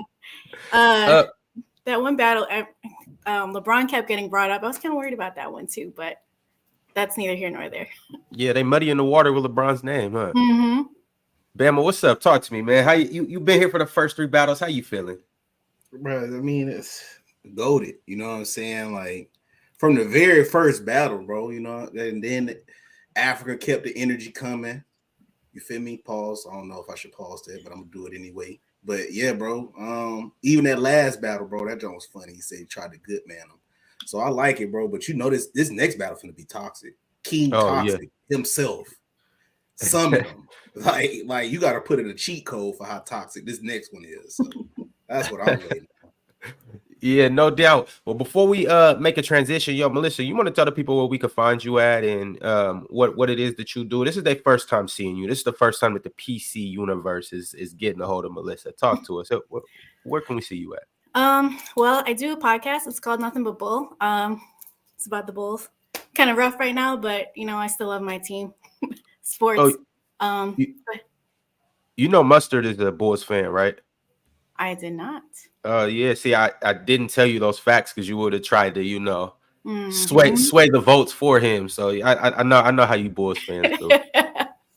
Yeah, it's rough. It's rough out here, but it's still all love. I mean, we had the dynasty, the original dynasty, 90s dynasty. So that love kind of just brought me all the way up here, even though times are not great right now. You know, we got these rumors about Levine maybe going to another team. Probably going to happen, but it's all good. You can find me at Nothing But Bull, without the G, NOTHIN, but Bull. And then I also do just a bunch of stuff. I'm really invested in the sneaker community and the basketball community, of course. So you can follow me on Twitter. The handle is MSMELISS, Miss Melissa. All right, cool. Hey, just a quick recap. If you just now getting on, we had the first battle. It was obviously a good one. We had Domo versus Lamont. Domo actually ended up packing up Lamont. He beat him 2-1. Some people think it was Lamont won the first round. Bama, you think Lamont won the first round? You know me, bro. I gotta keep my bias going. You know, I'm a home crowd fan, so don't ask me nothing. Okay, all right. I think Domo won 3-0 if you ask me. Lamont a good dude though. I'm a good dude. How the boys said that last round. I'm a good dude. Lamont a good dude, man. You know what I'm saying? Like a good brother, well spoken. But I gotta go Domo 3-0, bro. Yeah, and then after that we had Dub and Young Africa. Can I get you guys this synopsis on this battle? You guys were both here to see that firsthand. How do y'all feel about this? Dub, you knew better. So this has been 3 years ongoing with Dub. Like he just get to this point to where I know he was feeling good. He was probably going off the Henny. He was just like, oh yeah, I'm finna debate this, and I know I can beat him. I know I can sway the people with this. And it was just like, bro, you knew better. Like I was just looking at some of those, like, bro, how are you just finna really convince people to be like, this is just better than that? Dub knew better. Listen. Yeah, I told Dub once again. I told Dub, do not take those topics. You heard what was the first thing Dub said when he got up here? He said, "Oh, I'm an underdog. I'm a contrarian. I chose these topics because I wanted to." It's like, why? Why make it harder for yourself if you don't have to? Oh, hey, Usain Bolt because he's faster than everybody. When they're running 100, he's like, "Nah, I'm gonna start at the 150 meter mark. I'll catch him." Yeah, but that's what he wanted to do. But y'all, we about to have a smooth transition. Before we get to that, I do want to announce, obviously, this is the Black Friday card, but I want to announce another card that we may or may not be doing for Christmas. Deck the halls with balls. La la la la la la la la la. All right, y'all see Chill versus Ticket, December 23rd. Yeah, it's going down. It's going down. PC got a Christmas gift for y'all. And then, as if this wasn't enough, we got another one. We got hopefully Dub will, come with it this time. Hopefully him and Santa connect and he can bring a better gift to you guys than what he did today. But I got faith in Dub, and it's him going against his tag team partner Marz. You know, sometimes friends turn into enemies, and this is one of those occasions. So on Christmas, we will see y'all. But as for right now, next we got Big Ox Bob versus Ticket TV is going down. We got a little transition, and then we'll be back in a second. Y'all go grab your popcorn, go grab a drink, go grab whatever you want to do, and come right back. Take a smoke break. Yeah, players, toys, yeah. I feel like the kissing. Like I'm painting pictures with digits. Go dumb in the paint like my kisser. I am a problem, don't fix it. Chaos turned into a vision. Foul line, I'm taking off. My time, I'm taking charge. Foul line, I'm taking off. My time, I'm taking charge. I paint pictures with digits. Go dumb in the paint like McKissick. I am a problem, don't fix it. Chaos turned into a vision. Foul line, I'm taking off. My time, I'm taking charge. Foul line, I'm taking off. My time, I'm taking charge. Boy, move quick like Rory. Yeah, blow past you, not sorry. Y'all gotta throw back Ollie like Atari. Yeah, drop 30 on your head, that's a party. I'm about that fuego, stacking like Legos. I'ma leave your ankles where they first started. Thrace on my Drano, clear it like Drano. Tell them that the game over way before it started. Silly departed. I'm painting pictures with digits. Go dumb in the paint like McKissick. I am a problem, don't fix it. Chaos turned into a vision. Foul line, I'm taking off. My time, I'm taking charge. Foul line, I'm taking off. My time, I'm taking charge. I paint pictures with digits. Go dumb in the paint like McKissick. I am a problem, don't fix it. Chaos turned into a vision. Foul line, I'm taking off. My time, I'm taking charge. Foul line, I'm taking off. My time. I feel like 2 sevens, They about to see the truth check in, Trainer shake through defense, Know that I'ma act a fool off the bench, Set my location next to the dub. Point to the point, yeah, I'm running it up. I call it work and some call it love. Yeah, I go dumb, you win with our love. They better wake up. I'm painting pictures with digits. Go dumb in the paint like McKissick. I am a problem, don't fix it. Chaos turned into a vision. Foul line, I'm taking off. My time, I'm taking charge. Foul line, I'm taking off. My time, I'm taking charge. I paint pictures with digits. Go dumb in the paint like McKissick. I am a problem, don't fix it. Chaos turned into a vision. Foul line, I'm taking off. My time, I'm taking charge. Foul line, I'm taking off. My time. Yo, Melissa, appreciate you for coming through. We're going to holler at you next time, all right? Thank you. See you later. All right, y'all, here we go. I got 2 special guys coming up here to host the next battle for y'all. They don't really need no introduction. They they just them, all right? They both of these guys. First, none other than my dog. What's good with you, man? Chat, we're here. I'm good, man. You good, man? I'm all right. And then none other than the man, the myth, the legend. You muted that thing. Are you muted, Vsauce? Yeah. Fat Marz in the building. What's good, y'all? Yeah, man. Y'all know what's next. Yes. Hey, this the one right here. It's the big show. It's the big show. I'm ready. We're ready. The biggest one. Yeah, so y'all got predictions ahead of the battle, y'all got anything? It's gonna be a close one. I ain't gonna lie. I've been watching Player's Choice over the last couple of weeks, so I know the lore a little bit. You know what I'm saying? Between Ticket and Ox, they've been having some heated battles. Listen, from experience, I know Ticket knows how to argue. That's all I know. So, I'm probably gonna go Ticket here, with all due respect. Okay, Omar, what you think? Listen, man. Shouts out to Ox, great guy. Gentleman, some would say. But I ain't gonna lie, I had oxtails for Thanksgiving yesterday. Ox is food. He's food in this battle, baby. I got big ticket. Man, that's no cap. Oh, damn. Yo, chat, I'm running a poll right now. I want to hear from y'all who y'all think's gonna win this battle. You guys got the breakdown of the battle? Yeah. We got the breakdown of the battle. We got the topics. What it's looking like? We can say the topics right now? Yeah. All right. So the topic sheet for this debate, the first topic is going to be De'Aaron Fox versus Jamal Murray. All right. The next topic is going to be who's going to win the championship this year. I believe Ticket and Big Ox each have the Lakers and the Suns, so we'll be debating Lakers versus Suns. And then the third topic is better role player / third option, MPJ versus Keegan Murray. That's going to be topic number 3. All right, and to break down this battle, it's gonna look a little different than the last one. We're gonna go. It's gonna be 5 rounds. These guys gonna have 5 rounds. Each of them in the first 4 rounds gonna get a minute. So a minute. And then when the 5th round comes, we gonna loosen up the ropes and we're gonna let these two do what they do best. They like to go back and forth. They like to brawl. They like to really scrap. So we gonna let them go. It's gonna be a rumble round. That's what it's called. I like that. It's a bull versus an ox. That's what I want to see. I'm ready.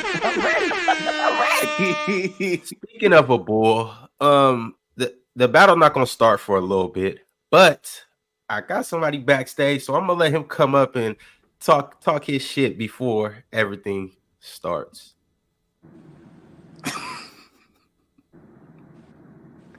Oh, is that Ticket? Oh, my bad. Yeah. Oh, you can put up the victory cigar already.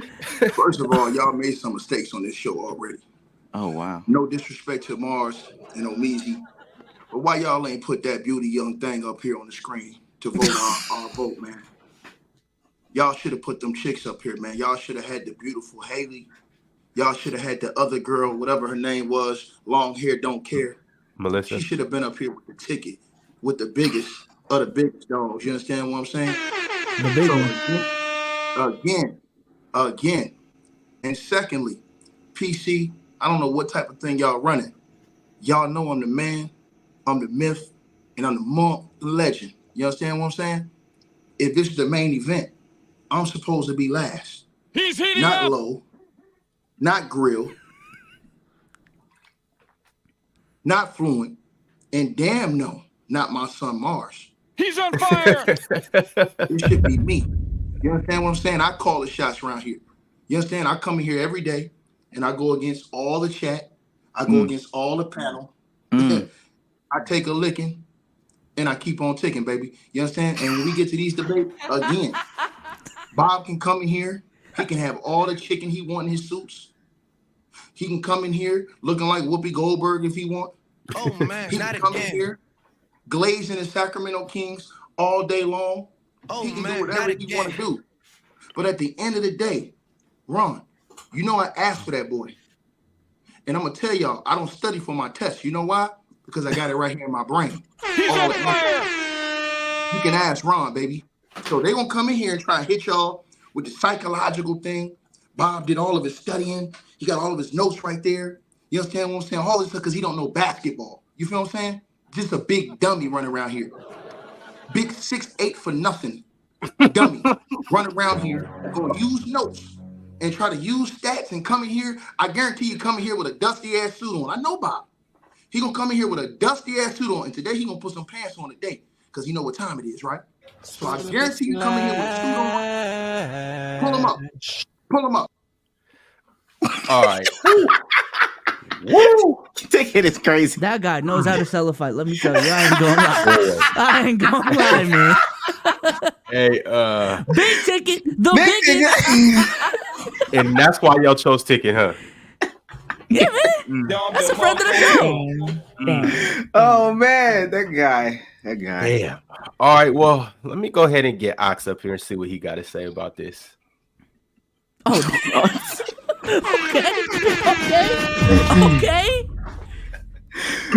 The biggest Ox. Go ahead. What's popping? What's good, Ox? What it do? Since you know what it is with me. It's business time. You heard everything. How I look for this funeral. 3-piece stuff. Oh wow. You know what I'm saying? How I look. I'm 3-piece stuff. Hey, dusty as hell, right? Looking dapper. Bang, bang. I like Yeah, that. you wore a bow tie to the funeral? And that's this why. This is the thing. I got. And that's why, because it just makes sense. It makes sense to me. I like the bow tie. Let me holler at y'all real quick because I received the letter this morning. I received a letter from a viewer. I don't disrespect my viewers and subscribers and call them fans, You know what I'm saying? Because that's not what they are. They are viewers and subscribers, and they are more than necessary. We wouldn't be here without them. So if y'all don't mind, can I read this real quick? Go ahead. Okay. It says, Dear Ox, when we were first introduced, you promised us that you would never value vanity over production, that you would never discount a player's worth based on whether or not they jump off your TV screen. Self-proclaimed basketball gurus have poisoned the masses to be less concerned with how a player performs on the hardwood and more concerned with where a player lays his hardwood.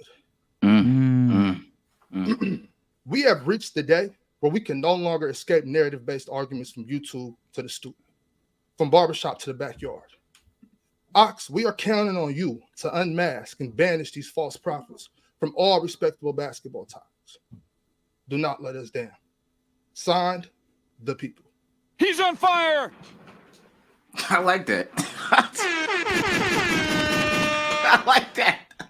Did he stutter? I don't think he stuttered. I like it over here. I like it over here. It's fine over here, huh? It's pretty cool. Yo, Ox, that sounds like a tall task to me, though. Is that something that you can you deliver that for the viewers? Hey, I'm gonna keep it a bean with y'all. Ticket is the Michael Jordan of this shit. Okay. But this is the Eastern Conference Finals, and I shoot like Larry Bird. Bang, bang, bang, bang. I like that. Hey, beware of false prophets, y'all. All right, y'all. With no further ado, I'm gonna go ahead and jump out of this, and I'm gonna let y'all do it. Let's get it started, man. I'm ready. Let's get it started. You know what, Bezos? I'm gonna go ahead and start it off. I'm in the Players' Choice chat right now. It's too many people that don't got subs. They're not members. I'm gonna go ahead and I'm gonna bless the chat with 50 memberships. Oh wow. I'm gonna go ahead and bless the chat with 50 gifted memberships because I'm ready for this. I'm excited for this. I'm excited for this too, man. I ain't gonna lie. Been looking forward to this day. Black Friday, the day after Thanksgiving, man. Just talk some hoops. Let's get back to business. You know what I'm saying, let's get back to business. Cut the phony baloney off. Yeah. Cut the shenanigans, the games off. This is the real meat and potatoes. If it's the real meat and potatoes, let's give him 50 more gifted subs. I don't know. I feel generous. It's Black Friday. Let's give him 50 more gifted subs. We're gonna start it off right. It's me. It's us. Okay. I'll put another 50 in there right now. We'll throw another 50 in there. Come on now. What are we doing? Yes, sir, man. I'm excited for this one. Only the realists could do this, though. That's why we got Ticket and that's why we got Ox. Right. Hey, yo, hold on 1 second before y'all start this. If you really about that life, dog, first of all, take that dusty ass suit off. I bought some money. Buy a new suit. All right.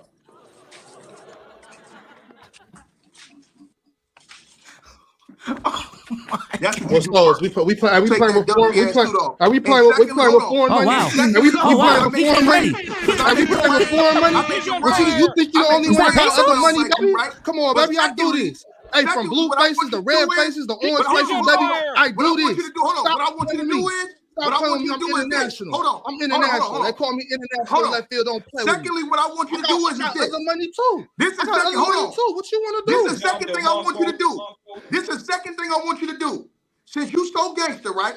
Since you so gangster, this is what everybody in that room. This is what I want them to do right now, right? Because y'all know I'm worth the price of admission. Shaq, y'all better have my check after the show. Oh, look, wow. Put that computer down right now. I ain't got none. Mine's is off. I don't got none. No, big ass monitor. Okay. This off the top. Off the top. No notes. I would do Close your computer right now. Close your computer right now. I would do no such Close your computer right now. Don't use no notes. Already told you I ain't doing that. That's what I thought. Hey, look, hey, B-Souls, hey, Omar. If it's against the rules to use notes, if it's against the rules to be prepared for something that we were supposed to be prepared for a week ago, then y'all go ahead and hold on. Y'all can go ahead and watch. Y'all can go ahead and watch me right now. I got notes. I got notes right here. I got the answers right here, sucker. Let's start it off. Let's start it off, man. So what? So we doing four 1 minute rounds. B-Souls, explain the rules. Explain what's going on, man. Y'all doing 5 rounds, 1 minute each, going back and forth. Got 2 left feet trying to come against the big dog. Come on, man. And you can say, man. Come on. Look, All like I right. said, man, make a layup on low first. You The want to play clock has started. I'll go first. De'Aaron Fox versus Jamal Murray. Who want to go first, man? I'll go first. All right, bet. When time start when? Whenever you start talking, go ahead. Now? Okay. Let me set the table for you and bring it just from straight expectations. Both Jamal and De'Aaron were both lottery picks out of Kentucky. Jamal went 7 to the Nuggets, and next year De'Aaron went 5 to Sacramento. Jamal averaged 20 points per game in Kentucky, being the highest scorer in the Coach Cal's head coaching tenure. He was expected to come to the Nuggets and be instant offense. He was even compared to players like Gilbert Arenas due to his high usage rate, as well as being turnover prone. He was a disappointment. Jamal's rookie year, he was a single-digit scorer, averaging just 9 points. He didn't average over 20 points until his 5th year in the NBA. De'Aaron Fox, on the other hand, came out of Kentucky meant to be a defender, point-of-attack defender, and apply rim pressure. Fox averaged 11 points per game in his rookie year. He managed to average over 20 points per game by his 3rd season, 2 seasons before Jamal Murray could accomplish that. That shows there who came ready. De'Aaron Fox. Oh, man. That's time. Michael, Take it. This Take bump it, go ahead. stuttering already. Ladies and gentlemen, this is what happens when you bring notes to the test. I don't even have to do that much. Like, I ain't got to tell y'all this. This is why it's levels to this. Y'all come in here and say every day, hey, man, why they let Ticket just come on here and hoot and holler every single day? You know why? Because I'm great, Negroes. I'm great, ladies and gents. So all my beautiful ladies at the Player's Choice, I'm the biggest player from the Himalaya. Now, all I need is 30 seconds. That's why I just wasted some time, because I don't need to read no notes. Jamal Murray is better than De'Aaron Fox because, for one, we seen what happened to Jokic. You understand what I'm saying? Without Jamal Murray, Jokic is getting his ass dropped off with all them triple doubles, all the regular season glazing that all these guys did. He was getting dropped off in the 1st and 2nd round without Jamal Murray. But when Jamal Murray's healthy and Jamal Murray's out there doing his thing and he swagged up, remember, he outplayed him in the Western Conference Finals and they went and won an NBA championship. End of story. Ox, back to you. Am I good? Y'all can hear me? Yeah. Mm-hmm. Okay. Well, let's talk about being a distributor as well. As a lead guard, you have to set the table for your teammates. Jamal Murray has played actively six years because he was hurt for that one. He's averaged under 5 assists per game 5 seasons out of his career. He's only averaged over 5% once. De'Aaron Fox has averaged plus 5 assists 5 times in his career, 4 of which being 6+. Jamal Murray is a direct beneficiary of Jokic's greatness. That's not a knock. It's just a fact. Jokic makes him better. Now I ask y'all, who does Jamal make better? Nobody. De'Aaron draws defense due to his ability to penetrate, and he finds Harrison. He finds Kevin. He finds Keegan. He finds Sasha. He finds Trey. He feeds DeMontis off the late pick and rolls. Last but certainly not least, he has made Malik Monk much better. All his emergence is directed to De'Aaron Fox. LeBron James couldn't even do that. What does that say about De'Aaron? Take it. Boy, you too easy to beat, boy. Let's start with the last thing you said, De'Aaron Fox. And excuse me, you said the new age Bobby Brown, Malik Monk.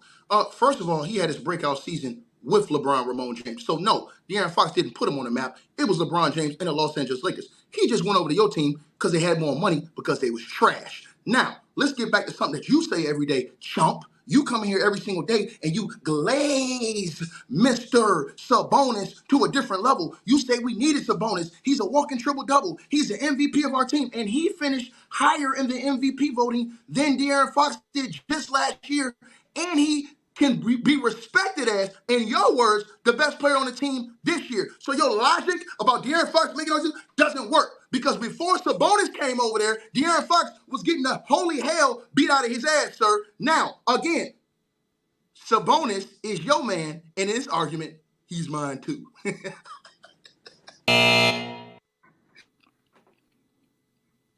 Ox, go ahead. Look me in my eyes. You know my name. Address me as such, bitch ass nigga. Because you come with this tough talk, and then after you be on my line texting me wanting to be friends. Nigga, ain't no friends here. Ain't no love here, nigga. You know my name. Address me as Ox, nigga. Let's talk about the eye test. First, I'll say this. Fox is 6'3", he plays 6'8". Jamal is 6'4", he plays 6'4". When you watch De'Aaron, you can see he's unguardable. Look into your NBA Rolodex and tell me one time he got boxed up. Tell me one time he got boxed up. With the progression of his three ball, you can't slow him down. No game plan. He's shooting 38% from the three-point line. You can't guard him. He breaks down defenses. He has an unmissable floater.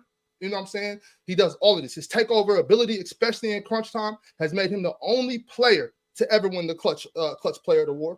There's no defensive scheme you can run against De'Aaron Fox, and that's just eye test. Well, what you're saying is a bunch of baloney. First of all, to start with this, let's go back to Jamal Murray, and let's talk about Jamal Murray's impact versus De'Aaron Fox's. It's easy as this, ladies and gentlemen. Before Sabonis came to the team with his triple-doubles in his play from Indiana, De'Aaron Fox is one of the worst teams in the NBA, leading the Sacramento Kings with another dude that they glazed by the name of Tyrese Halliburton. He was on the verge of being traded, but Big Ox, Lil Ox Nas, Bob won't tell you that. You understand what I'm saying? Lil Bob X won't tell y'all that. But in my case, Jokic didn't get the credit. He didn't get the acclaim. He didn't get the, you understand, glory he was looking for until Jamal Murray came back from injury and he finally, and the Rock means finally, won the NBA championship. So your glazing De'Aaron Fox was a mere bag of shells before Montes Sabonis came to that team because he was just doing a bunch of nothing. Versus Jamal Murray, he delivered the goods with Jokic. Oh, wow. Well, if we want to talk about what happened before DeMontis got there, when De'Aaron Fox came into the league, he's been in the league for 6 years. He's dealt with 4 head coaches: Dave Yeager, Luke Walton, Alvin Gentry, and now Mike Brown. Jamal has had Mike Malone, one of the best coaches in the NBA, for his entire career. Let's not forget that. As far as accolades go, De'Aaron Fox has been an all-star, an all-NBA performer, and he's looking like an MVP contestant right now. What has Jamal Murray done? What has Jamal Murray done? Fox has only had 1 playoff series, but there is clear evidence that he rises to the occasion in the playoffs. He averaged 27.4 points per game and 7.7 assists against the defending champion Golden State Warriors. He took Steph Curry to the wire. When has Jamal been able to perform like De'Aaron Fox? Again, y'all can come in here and y'all can praise a nigga who plagiarized his whole test. Y'all can praise that because this is what they do on PC. They come on here and they praise dudes who come up here and put up numbers and all these other things. But this is why a Negro like me exists, because it's more than that. It's about nuts. It's about glory, along with the analytics. So Bob can sit up here and write all of his little notes and read them in a row and stutter while he's reading them. But I don't need that because I got this right here burnt inside of my brain. Once again, ladies and gentlemen, De'Aaron Fox has a coach who also went to the NBA Finals and who coached one of the greatest players to ever play the game of basketball, 2 of the greatest players to ever play, and Kobe Bryant and LeBron James. Now, versus Mike Malone, who just now got his credit because he won a world championship, and he saw the most success with Jamal Murray on the court, running the point guard when they went to the Western Conference Finals, and Jamal Murray was the best player in that series against the Lakers. And then when they won the world championship just now, ladies and gentlemen, ain't nothing else to talk about, man. Go ahead.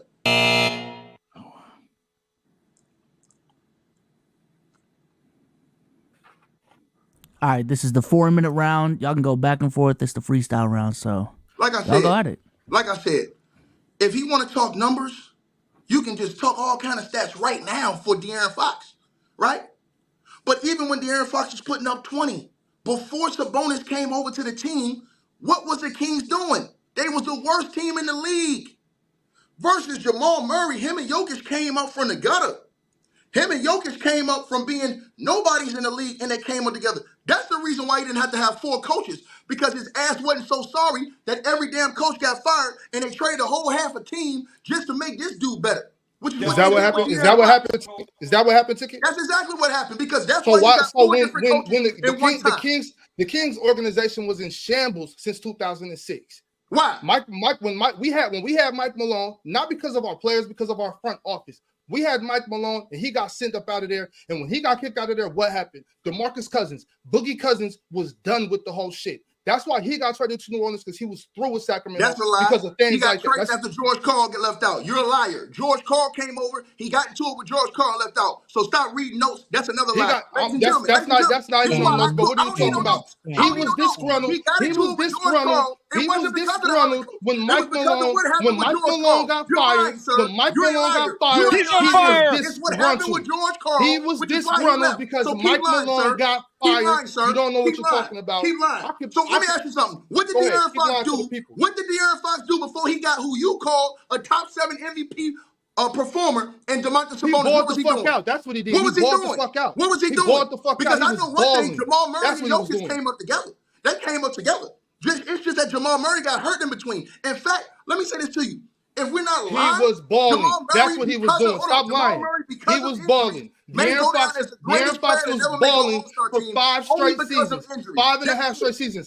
That's why. You can have all the awards, but guess what, Bob? You can't live this down. You did all that praising of De'Aaron Fox, and guess what happened in Game 7 last year when you were sitting over here riding that bandwagon? Steph Curry went to your house and he shut that goddamn beam off, shut down that Sacramento arena, and all the fans took their sorry ass home, and I ain't seen them since. It ain't nothing but a goddamn I know you know that you're getting cooked because you're getting upset. I know you know you're getting cooked because you're getting upset. I'm gonna tell you what makes it sweeter though. Here's what makes it sweeter and why those dudes is bums. Because after Steph Curry walked a mud hole in his ass and stopped it dry, I'm gonna tell you what he did. He signed that boy. He signed that boy to Under Armour. That's his son, nigga. That is his seed. That's his son. What is Jamal Murray signed to? Who's Jamal Murray signed to? Who's Jamal Murray signed to, Ticket? Don't give me this. Don't give me this. Who's Jamal Murray signed to? Y'all can put me on mute. Don't give me this glaze. Who's Jamal Murray signed to? Don't give me this glaze about De'Aaron Fox. All because he got Sabonis. All because guess what? Guess what, y'all? Not only do we got Sabonis, he got a world champion on his team. Fuck that. A dude that won a world championship with the Golden State Warriors. What has Jamal Murray ever done without Jokic? What has Jamal Murray ever done without Jokic? Tell me. This fight is fixed. This fight is fixed. Hold on. I'm gonna answer that question right now. Wait. Hold on. I'm gonna answer that question right now. On top of that ticket, he didn't have to do nothing without him. What does plagiarize mean? What does plagiarize mean? Turn it sideways. Plagiarize means that you obviously don't know. I'm gonna tell you what plagiarize means, Ticket. I got you, bro. Somebody got to help you. Y'all keep putting me on mute. They put me on mute. This is what they do every day. They put me on mute. Damn. Go ahead. I'll get plagiarize means, Ticket. Plagiarize means to take one's works and say that they're your own. That's not what I did, Ticket. I did research and I put these stats in research that I found and made them into my own script. That's what I did. When you stop using words that you don't know the meaning of. Damn. What a battle. They put me on mute and then try to say, oh yeah, he cooked. This is what they do, right? I was cooking your ass from the beginning. I understand you know what time it is when we stop playing. This is what we deal with all the time. I'm gonna chat. The poll is up. The poll is up. All of this stuff. The poll is up, chat. Y'all know in y'all heart what it is. De'Aaron Fox, yes. Jamal Murray, no, as it's formatted in the YouTube. Hey, wait, chat. Omar. Who is the judges? I want to know who's judging this. That other shit that them other debaters had, that shit was crazy. I need judges to pull up and tell me what's going on. What's up with that, Ron? Yo, right quick. In that last round, y'all can't just scream over each other. I'm just gonna mute both of y'all, and it's just gonna be both of y'all yelling at each other. Y'all gotta have a conversation. Have a conversation.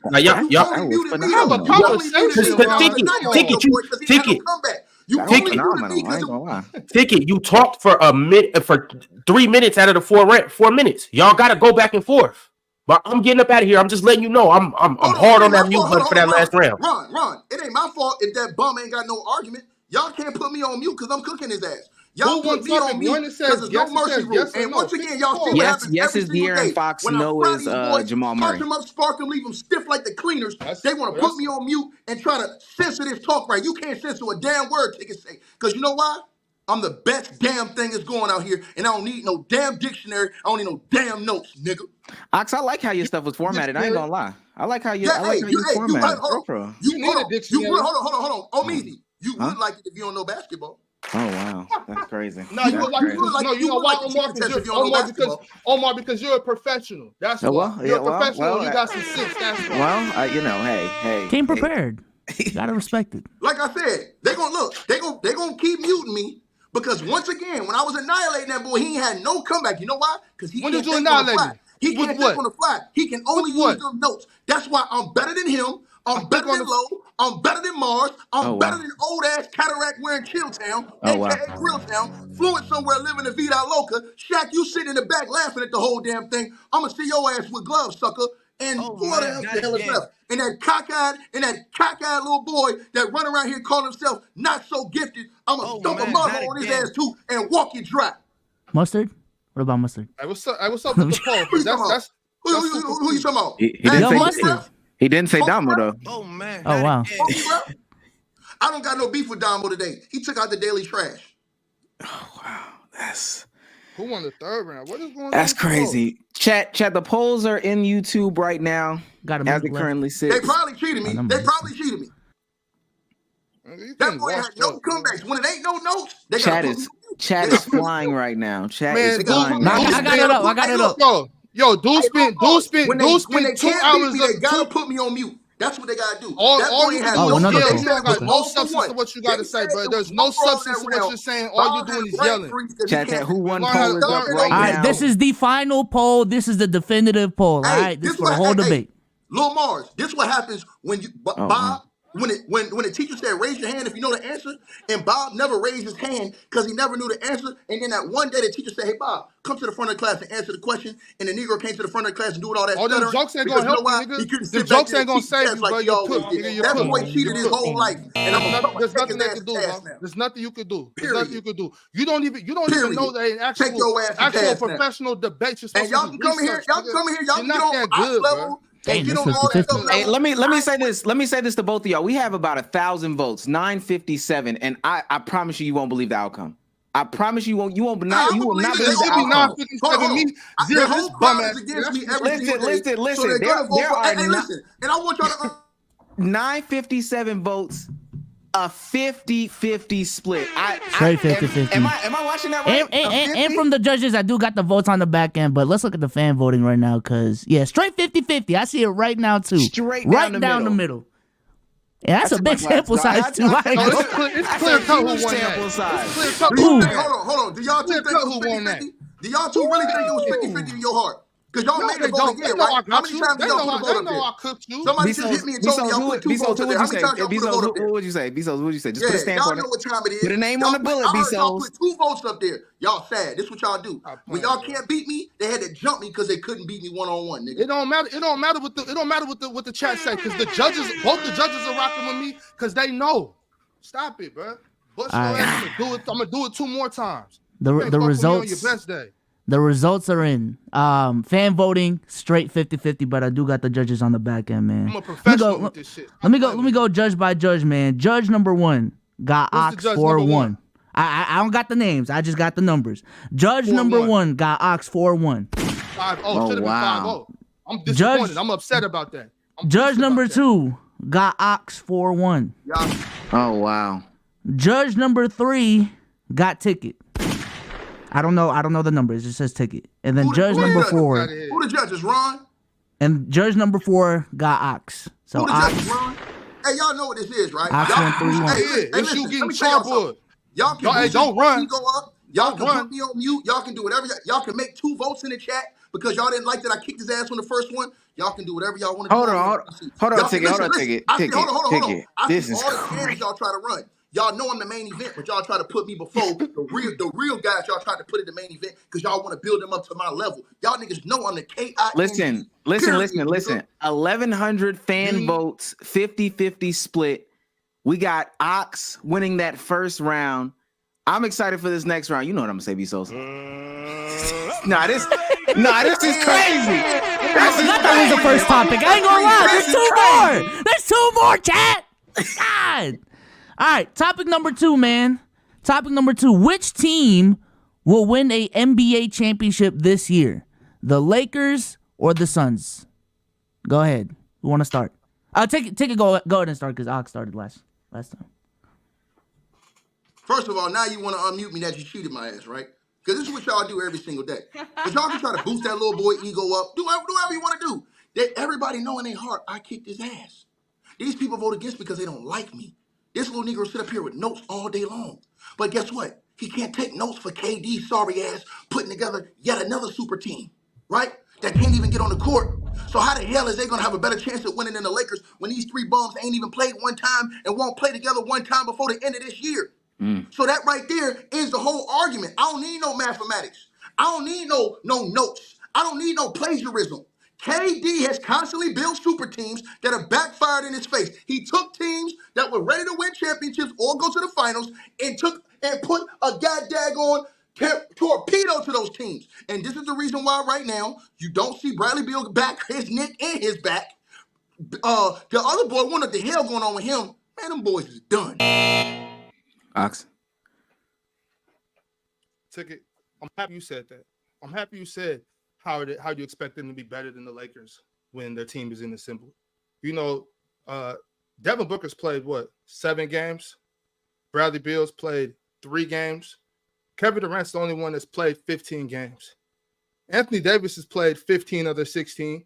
LeBron has played 15 of their 16. Austin Reeves has played all 16. That's their big 3. And don't forget, you was the one who said Austin Reeves was going to be an all-star, damn near an all-star starter this year. Oh, let's get ready. He's going to be an all-star starter. That was you saying that shit. That's the big 3, right? So all their big 3 have played 15-plus games. Kevin Durant's the only one of the Suns' big 3 that have played over 10. I reiterate that. The record right now, the Suns are 5th in the West, and the Lakers are 7th in the West. So you explain to me how that's possible. You explain to me how a team. Take it, go ahead. Once again, no notes. Again, it's simple mathematics, sir. At the end of the day, LeBron James and AD and those guys you just said, they were in the Western Conference Finals last year. So regardless of what you say, you can't take that back.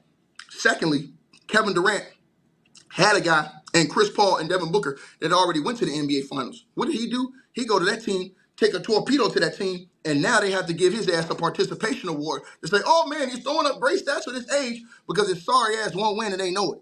Because once again, as I said before, he took a torpedo. And listen, PC, y'all can cheat me again. This is cool. I know y'all want to do this. I know y'all want to put Bob up, bring these dudes up, don't make them feel bad, put Ticket on mute, all this other stuff. I'm the best goddamn thing going on this network, and you know it.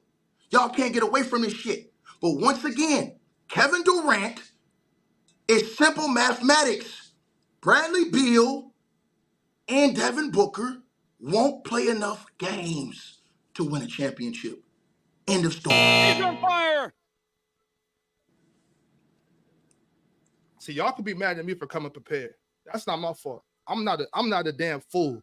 I know better than to not be prepared for something. Y'all can knock me for that if you want. Whatever. Usually when the super team is assembled, there's always questions about the supporting cast. There was questions coming into this season. But then the Suns made some power moves in the offseason.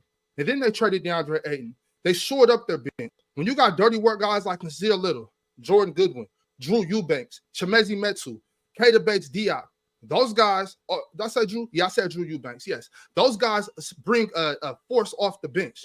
The Suns second unit is arguably a top 7, 8 second unit in the NBA. So when you have things like that, a super team amongst the supporting cast, and you got shooters like Grayson Allen who's shooting 47% from 3, Yuta Watanabe who's shooting 37% from 3, and Eric Gordon is shooting 38% from 3. Better supporting cast. Better. Take it. Once again, let's start from the top. With all that bullshit you just said, LeBron, Ramon James, and the Los Angeles Lakers have played KD and the Phoenix Suns how many times this season? 2. And they kicked their ass both times. Bradley Beal was in the first half out there living the vida loca, doing a salsa. In the second half, the mofo couldn't walk straight because his back was hurt because he got that shit punched down his throat by LeBron James. And the Lakers came back in Phoenix and kicked that ass again. And guess what? Yes, you're going to come say, oh, well, Devin Booker didn't play. Well, cool. Let's talk about those role players. What did those role players do that you're glazing right now? Not a goddamn thing. They S-U-C-K. They suck. That is the reason why they are a mediocre team right now. That's the reason why, even though the Lakers aren't the greatest team in the world, they're still better than them. So LeBron had his guy in AD. You had your guy the last game, and Bradley Beal. Y'all were up in the first half, living the vida loca, and lost. Thank you for more narrative talk. You're doing exactly what I knew you were going to do, Ticket. Appreciate that, brother. Anyways, let's talk about the point guard situation between these teams. Let's talk about the fact that the few years that CP3 spent with Devin Booker, Devin was clearly taking notes, just like me. Devin Booker in crunch time can distribute the ball. He could go ISO. He could do whatever he needs to do. If he's playing point guard this year, he's a top 7 point guard in the NBA, if not top 5. On the other hand, you got the Lakers. You got a guy like D'Angelo Russell this year. Lakers fans are already up in arms ready to trade Gabe Vincent. It's 15 games into the season. They're already ready to trade Gabe Vincent. What are y'all going to do? Is LeBron James expected to distribute, run the point guard all game, and average 30 points? Not only is that unfair, but it's unrealistic to ask for a 40-year-old man. You have to put your point guard game right. What's unrealistic is to ask Kevin Durant, who has been through almost 2 or 3 season and career-ending surgeries, to come out here in the beginning of the season, and when he put a super team together so that hell he can get some rest, to play every damn game and damn near every minute of every game in the first 15 games of a season in which he was supposed to be able to take a back seat, relax, and get some rest during the course of the season so that he'll be fresh for the playoffs, which he won't be, sucker. And again, the Lakers already beat them bums twice. And you can say Beal didn't play, and you can say, oh, well, Booker didn't play one of them games. That's my point. Duh! They can't get on the court. They won't stay on the court. But let's go back to the role players. Let's talk about them. First of all, what about the big man? Is he better or worse? He's worse than DeAndre Ayton. These are facts. Look at the production. Y'all like analytics? Look at the stats. Go up and down the role player line. All the way down that stripping line they got over there in Phoenix. All of those dudes depend on one man, and if he doesn't drop 30 a night, you lose. Before I get to the firepower of the Suns, I want to explain something to Ticket because he clearly doesn't understand this. When you go into seeding during the playoffs, and it's like who's the first, second, third seed, who won the most games, when you clearly have won more games than the other team, they don't ask who did they beat. They didn't say, oh, did they beat the Spurs? Did they beat the Detroit Pistons? They don't ask, did you beat the Charlotte Hornets? They just want to know, what's your record? Oh, you have a better record? Okay, you're the higher seed. That's how it works, Ticket. I got you. Don't trip. I'm here to educate you anytime you need me to. But this is the thing. The firepower of the Suns. When you got Kevin Durant and Devin Booker, you know they're going to fill up the column every night. You know that's going to happen. And then you got those nights when the shooters of the Suns, Grayson Allen, Yuta Watanabe, Eric Gordon, when those guys go crazy, the firepower is too much to handle. I understand that you want to talk about narrative shit and what happens on the court and off the court and Kevin Durant, do this and that, and him being a GM. That's irrelevant when you talk about the firepower of the Suns. I didn't give you that, son. And once again, you're easy to beat, and I'm going to tell you why. That's a freestyle round, by the way. You keep talking about rankings and who you beat. It does matter who you beat. Because if you're beating bums, guess what happens when you get to the playoffs and you have to play real competition? You're going to get exposed, chump. This ain't about regular season wins. This is about winning an NBA championship and who's best enough to do it. And you said Booker and them going to be there every night. How the hell they going to be there every night if they can't play every game right now? You're not making, you just said that. They never said they're going to play every night. I never said they're going to play every night. They're going to rewind the video. You just said Booker. That's fine. That's fine. Him to bring it every night. But see, once again, they'll spin it and lie about that. Now, let's go to the next thing. Once again, I have to keep taking this point home. The Lakers have beat them already. Kevin Durant has not done anything as far as come close sniffing to winning a championship. Who have the Lakers lost to? Who have the Lakers lost to? Wardell, Stephen, the babyface assassin Curry. Stop running these bull jive narratives. They should have lost to Kawhi and them in the first round if that weak knee chump wouldn't have got hurt last year in the first round of went home then. I said, ticket for clarification. For clarification, Ticket, I said that every game that Kevin Durant and Devin Booker play, they're going to fill up the stat column. Well, stop putting words in my mouth, bro. This narrative talk is not going to save you right now. Bro. You said every night. Y'all can put me on mute, Ron. Every night when they play. I'm going to lean back so the people know. You said every night we can rewind the tape. They're rewinding after this. Every night that they play, obviously. Come on, bro. You write down notes, you don't know what you say. Hey, Bob, but guess what, Bob? For real. I'm going to tell you a little story real quick, Bob. I'm going to tell you a little story, right? I don't want to hear no stories, bro. Talk about the topic. One day there was this kid, right? And he was real garbage, right? And his name was Bobby Evans, right?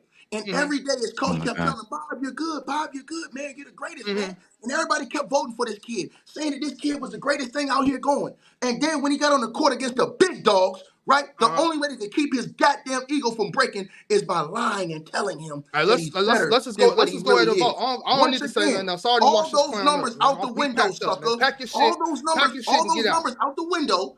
Kevin Durant is owned by LeBron James first and foremost when he's not with Steph Curry. Fact or fiction? These are facts. They were in the NBA Finals. They haven't even played together. They played against each other the first time this year. And how long, Ticket? What are you talking about? When is the last time Kevin Durant and LeBron James played against each other, bro?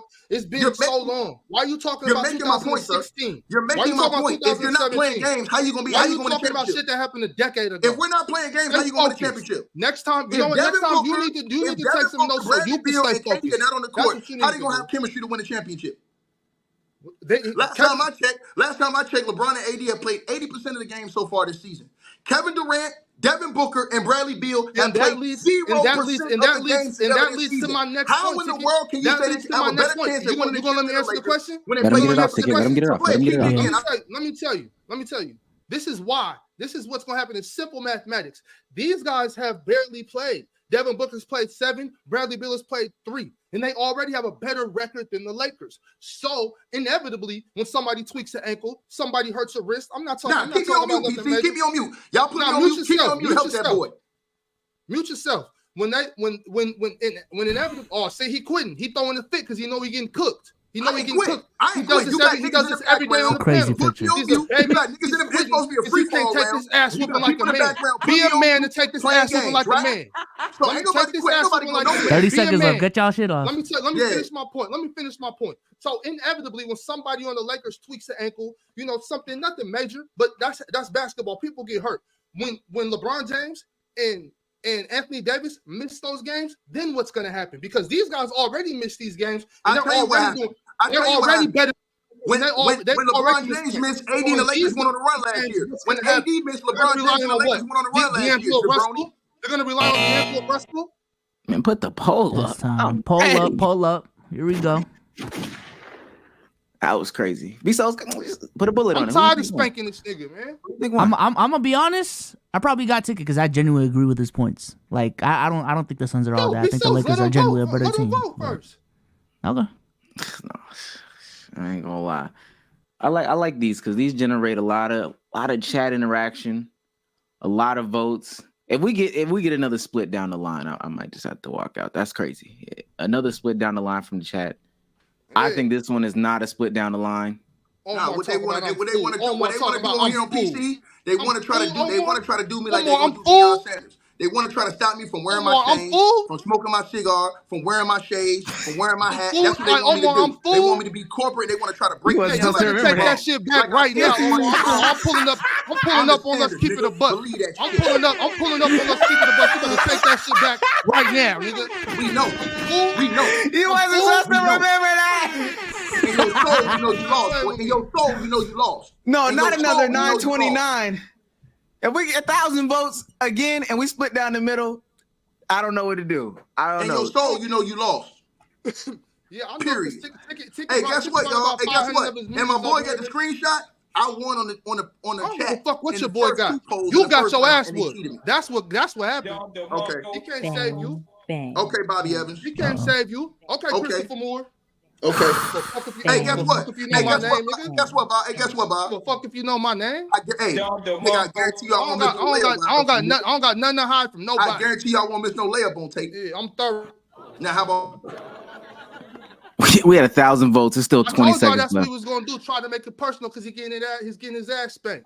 You really believe that? That's why they keep putting me on mute, right? Was it a wide open layup? Was it a wide open layup? Nigga, I ain't seen Parole in a minute, nigga. Yes, nigga, it was wide open by himself, nigga. Oh wow. On his show. This but Omar, him missing layups by himself. On the fast break. Hey, Omar. Why you scared to play me up? Nigga, you a bum. Nigga, is Michael Jordan gonna play LeVar Ball, nigga? All right, then shut your ass up. All right, man. Polls are in.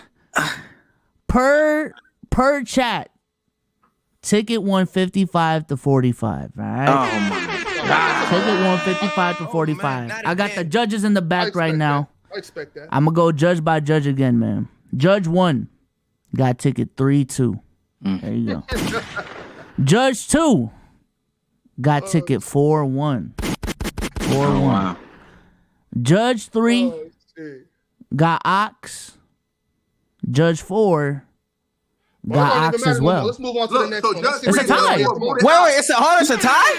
It's a tie. Unless I'm tripping. No, you tripping because the chat got ticket. Two judges got ticket. Ticket 1, right? Because how many judges? The chat does There's have 4 ticket. judges. Yeah. Chat got ticket. Hey, yo, y'all want me to lose so bad? They should reveal the judges after this show. I guarantee one of them look like Ron. If the chat, I mean, if the judges tied, chat is the decision breaker. Yeah, fan vote. Y'all know who the judges is. And ticket got it. Is Ron, Lamont, Young Africa, and got daggone somebody wiping his funky booty. Let me say this. Bro, can y'all be for real though? Seriously, like judges in the back, I don't care who you are, y'all be for real. Dude didn't even argue. He just talked about some I did argue. Shit, I just told you. Come on, bro. This How shit can is they win a crazy. championship? They're not on court. How you gonna win a championship if you're not on the court, Bob? Answer that question.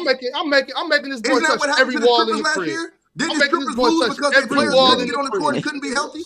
Ain't that right? Come on. Huh? Let's move on to the next one. Okay, All right, moving on to the last topic, man. Moving on to the last topic. All right. Who is a better role player / third option? Michael Porter Jr. or Keegan Murray? Ox, go ahead, start it off, man. Well, okay. Where's the time at? There you go. Okay. So when you got a guy like Keegan Murray who's young, great shooter, very good on the defensive end and a willing passer. Excuse me. That's the type of guy you want as your third option. He can do pretty much everything on the court, score from everywhere, but he's not going to take away from the stars. Stars being De'Aaron Fox and Domantas Sabonis. He could play off of them. He could play in any sets. He has a coach in Mike Brown who is helping to mold him into this player that he's becoming. When you got a guy like Keegan Murray, also, he doesn't always have to score. When a guy doesn't score, he can do other things as a third option. That's very important. His rebounding is important. His defense is important. His ability to run the floor, his ability to be aggressive, attacking the basket, take hard fouls. That's all important for a third option. All right. So I showed. All right. So I showed you guys I don't need no notes. So let's talk about this, right? I don't have to read from no letter or nothing like that I wrote. That's not a real debate. That's just plagiarizing. So, first of all, the reason why Michael Porter Jr. is a better role player is because he fills in more gaps for them. He helps spread the floor, which helps keep more guys off of Jokic and Murray and allows them to be freer in more ways to operate. So when you have a guy like him who can do what Keegan Murray does, which is shoot the three better than what Keegan Murray does, that is one thing. Then another thing is Michael Porter Jr. is 6'10". Now he's a mismatch for other guys that are on him. He's a bigger and better mismatch than Keegan Murray is. Why? Because Michael Porter Jr. showed you in the NBA Finals in that game. He can go get you 15, 14 rebounds in the game. Michael Porter Jr. also, what does he do? He's very athletic. He can go get you tip ins around the basket. He can do all the little in-between things that can help a team win a championship. And guess what? They did win a championship. Now let's look at Keegan Murray. He's wet behind the ears. His breath smells like baby booty. You understand what I'm saying? He hadn't really experienced anything yet. Go ahead. For the record, I was using notes for the first two topics, but I didn't feel like I needed none on this. I'm actually just looking at the screen, you know what I'm saying? But that's irrelevant though. Fine, because there's nothing wrong with taking notes. But you say he's 6'10". How you 6'10" and can't rebound? How you 6'10" and can't defend the paint? How you 6'10" and do nothing but shoot deep ass threes? That's all he does. I've never seen this kid pass the ball. There's no shot he doesn't like. You know what I'm saying? He's really, if he's not making threes, he's a waste of space. You know what I'm saying? I've seen in the finals him get the ball on the block, and instead of dumping it to the best player on the team, who was across the other side, who was Jokic, he went up, got fouled, missed. He didn't get fouled. He missed the layup. It was embarrassing. It's embarrassing when you got a third, your third option, thinking he's the best player on the team, making statements to the media like I should be getting more shots. That's a detriment to the squad. You don't want that type of guy being your third option. It's terrible. Anybody from New York know what I'm talking about? Will it be Gilmore Crows? Nigga, act like you know. That's your funeral home, nigga, because that's where you headed right now. You just bodied yourself. You said Michael Porter Jr. is not making threes. He don't do nothing else. Well, that's a That is the biggest, and The Rock means biggest lie you've ever told. Why? We can go straight to the NBA Finals. Michael Porter Jr. couldn't make a shot to save his life from the three-point line in the NBA Finals. But guess what he did, y'all? He went and got easy baskets at the he went and got easy buckets at the basket. He went and grabbed 14, 15 rebounds in those games. He went and helped the team in other ways win a world championship. Remember, he could not buy a bucket in that series from the outside, so he did help change the narrative because he did other things to help the team win a championship. If you think I'm lying, your ass is flying. All you gotta do is go watch the tape. Now, with Keegan Murray, we can take a look at Keegan Murray. Go watch Keegan Murray in that series against the Golden State Warriors. Where was his antennas when Stephen Waddell Curry and them boys was stomping on his ass? Nowhere to be found, sucker. I disagree. I don't think Michael Porter Jr. played very well in those finals at all. Keegan Murray, he did start slow, but he woke up around game 4. That is true. Keegan Murray woke up around game 4. You talk about Michael Porter Jr.'s size like Keegan Murray is little. Keegan Murray is also 6'9", 6'10". They're about the same size. Keegan Murray does everything. He rebounds. So that the rebounding point that you're trying to make for Michael Porter Jr., who only did that a little while, he's just now becoming a rebounder. I will give him that. But Keegan Murray came in rebounding. He's already a rebounder. You can't deny the fact that Keegan Murray is a by far better defender than Michael Porter Jr. By far, the gap is huge. It's not close. If you say different, then you're lying. He's better at running the offense. He doesn't just stand there and shoot. He gets involved in the offense. On top of that, Michael Porter Jr.'s back is broken. So how long is that gonna last? You want a guy that could be around for a long time as your third option to be a cornerstone in your franchise. It lasted long enough. Thank you for muting me. It lasted long enough for him to be in the Western Conference Finals the first time, and then it lasted long enough for him to win a world championship last year, sir. So once again, you lied saying he couldn't have any other effect on the game because he proved to you he could in the NBA Finals at the highest level, which is what you're supposed to do. And like you said, admittingly, Keegan Murray was asleep like a baby midway through that series. And then you can't use the excuse he's locking people up. Why? Because Klay Thompson locked himself up. That motherfucker couldn't hit a shot against nobody and still can't hit a shot right now. So it ain't like Keegan Murray was locking his ass up. We don't know where the hell is Klay Thompson. Where is the immortal Klay Thompson? Is he on Pluto? Is he on Jupiter? Is he on Saturn? Or is his ass on Mars, sucker? Now, like I said before, I stump your ass every single time we have a debate. You ain't on my level, nigga. Period. No. Bang, Damn. Close that. Bang, bang, bang, bang, bang, bang, bang. Back to Omar, shut up, bro. Back to Ox, man. Oh, you muted. I'm kicking the shit out you right now. It's 2-0, and all the real ones know it, but that's okay. That's neither here nor there. Like I said before, see, casuals say that Keegan Murray's having a bad year because casuals only pay attention to box scores.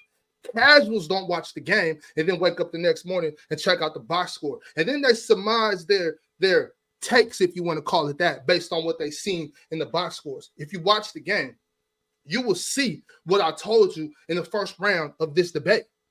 Keegan Murray doesn't need to score 20 points to be effective. Keegan Murray doesn't need to make 5-6 threes a game to be effective. He guards the best player on the other team. Y'all seen him guard on Luka Doncic in the game that we won. Y'all seen that. You have never seen Michael Porter Jr. step up on the defensive side when his shot's broken, like his back. Ladies and gentlemen, I'm going to present some evidence to you guys since he says I only watch box scores. I have the NBA TV app. I have the NBA TV subscription. I watch all the games. You understand what I'm saying? And to somebody who said, hey, where's your 5 screens? That's in the other room, dog. You understand what I'm saying? I'm in the other room, brother. You understand what I'm saying? Above the pool, baby. Above all of the other great things that I have been able to been blessed with, not walking around with shit stains and all kind of stuff leaking out my ceiling like Lil Ox Bob does. Now, he's on fire. Back to this, right? I'm going to tell y'all like it is, and I'm going to say it once again. He lied about Michael Porter Jr. He sat up here and told all of y'all that Michael Porter Jr., if he's not hitting threes, can't have an effect on the game. That was a cold-blooded, flat-out lie. Michael Porter Jr. also played great defense in the NBA Finals. You know what he was doing? Help side blocks. Go look how many he had in the NBA Finals when you play at the biggest level, when we judge players at that level. Who did Keegan Murray ever lock up? Who did he ever shut down? He said he a lockdown defender. Who he locked down? You go to freestyle round. Go ahead, Joe. Go ahead, Lil Ox. Not the jacket. You triggered his trap card. Because they're gonna mute me anyways. Show me. Sleeves up. Sleeves up. Hold on. Read your Sleeves note. up. Read your note. Hey, hold on, Ox. The Rock don't need no notes. I don't need no notes. How you gonna tell me to go in and start yelling? Anywhere on God's green earth. No, because he knew it was gonna happen. Let him go, Ticket. Let him go. Let him cook, Ticket. Ever. They can cheat. We can't never do nothing with you. We can't take your ass nowhere. You don't know how to act. You can't stop God's word. Only thing you can do is come here and lie. Man, that's all you can do. Beware of false Come on, Ron. Man. Come help your boy, Ron. That boy need an ambulance. You trying to bring me back on back, put me on mute, all this other stuff. That boy need call an ambulance. That's what he needs. He need the ER unit and an ambulance immediately. Like I said to you guys, he lied. And let's talk about Keegan Murray. Since you want to have a conversation, say nobody watching Keegan Murray. Let's talk about Keegan Murray. Why hasn't Big Ox been out here glazing Keegan Murray this year? You know why? Because he ain't been doing a damn thing except for getting outplayed by the new age Bobby Brown, Malik Monk. Ticket. Let Ox get it off. Let Ox get it off. He ready. This supposed to be a World War round, right? Hold on. Y'all told me this is an all-out round, but y'all want to mute me in the all-out round. If he ain't got his argument together, you gotta let him. He ready. He ready. He needs space. He needs space to get it off, though. I'll MC because he's quitting now because he can't listen. When you have to take the test and you don't have notes to teach, what are you even talking about, bro? Shut the fuck up. Look, this is what I'm saying. You a bum in real life and you a bum debating. Point blank, period. And take off that tight ass what he's done this whole time. Y'all see what he's done this whole time. Let me dissect this bullshit for y'all. Let's dissect it. Keep putting me on mute. Hey, Ron, I know you laughing. Just keep going, bro. Just keep going. You know I cook this boy. Hey, look. Well, besides, this is the type of shit I gotta do with every day. These are hazardous working conditions. Hey, yo, shit. Let's talk about Keegan Murray. What has Keegan Murray done this year? What has Keegan Murray done this year better than Michael Porter Jr.? What has Keegan Murray done in his career? He said Keegan Murray is a lockdown defender. Who did Keegan Murray lock down? Answer the question. Yo, shut the hell up. I can tell you one thing. I can tell you. Yo, somebody mute this nigga, bro. I'm done. There you go. I can tell you all those chase down blocks Michael Porter. Y'all niggas can't be serious with this shit, bro. Y'all can't be serious. What I'm saying is, all this time, y'all giving this clown rounds, and he doesn't even talk. He wastes 45 seconds because he has nothing to say. Absolutely nothing to say. He has no stats. He has no points. He has no basketball knowledge. His basketball mind is empty. They can put me on mute. His basketball mind is empty. He has a hot air balloon on top of his shoulders. He has said he has nothing to say, so he talks a whole bunch of bullshit and insults people. That shit hurt, don't it, Ron? That shit hurt when you watch your boy get hit by a freight train, don't it, Ron? It hurt when you watch that boy get hit by a freight train. Wasting my time with this boy. I could be up here with some. I can't believe I've been subjected to abuse to that. When y'all know I've been spanking this sucker the whole time. He ain't even on my level. Y'all put me on mute 1,000 times. Next time, give me a big dog. My time with him. I could be. Next time, give me a big dog. Next time, give me jail. Next time, give me chill. I need a big dog. I can't fight these brothers. Like I said before, he ain't have nothing to say. Do? Everybody in the chat room, wave your hands in the air and throw them like you just don't care. What did Keegan Murray do? Tell him. What did Keegan Murray do? Tell him. What did Keegan Murray? I know what Michael Porter did. That nigga showed up in the NBA. Put some names on them bullets, Ox. Who the real big dogs? When he wasn't hitting his three, these is facts. I want some big dogs. He helped on defense. Next time, give me He did all the dirty work in the NBA finals when he counted the most. Next time, meanwhile, your boy was at home. Next time, let me get there. You got the last 10 seconds. Go ahead, dog. Hey, y'all think y'all better than Ticket? Nigga, make another one, PC. Make another one. Oh my God, this is crazy. Put the polls up, man. Put the polls up. That was an embarrassment. You should be embarrassed of yourself. That's how you conduct yourself in public. That's how you conduct yourself in public. You ought to be ashamed of yourself. Yeah, I stump dudes like you in public, nigga, and walk you out. I'll give you some discipline, nigga. Next time I see you out here, when I see you, I'll give your ass some discipline. That's what you need. You're lacking. The poll is up. The poll is up. 2 minutes. Let's see if we can reach another 1,000. You're lacking discipline. That's what you need. Hold on. What did Keegan Murray do? I'm still waiting on the answer. What did he do? What did 500 votes in 2 seconds. What did Keegan Murray do this season? Since he said he's a better role player than Michael Porter Jr. What did he do last year in the playoffs when it counted? He didn't do a damn thing. You can try to say, oh, he shut down Klay. Nigga, I take off my glasses. How the hell he shut down Klay Thompson and Klay Thompson shut down his damn self for the last year and a half, nigga? He ain't look the same. So it ain't Keegan Murray. Because guess what? You can look at Klay Thompson now, he's playing worse. So what? Was it Keegan Murray's fault there too? That's what I thought, nigga. But like I said, with Michael Porter Jr., y'all seen the effect.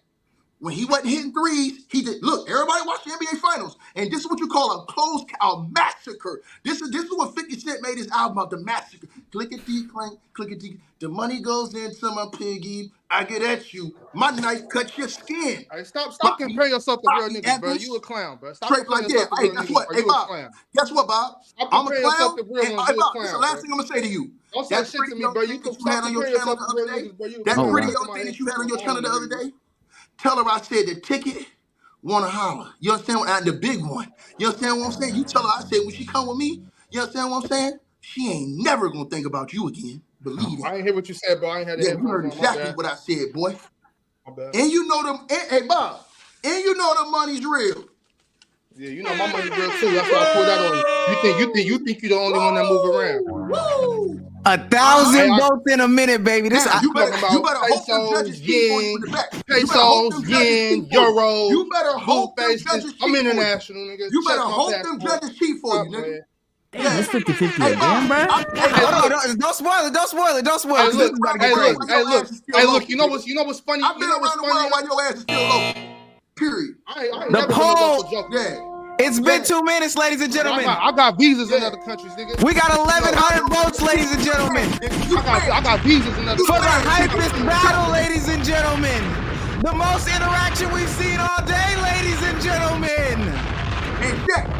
Hey, hold on. I got a special message to Shaq too.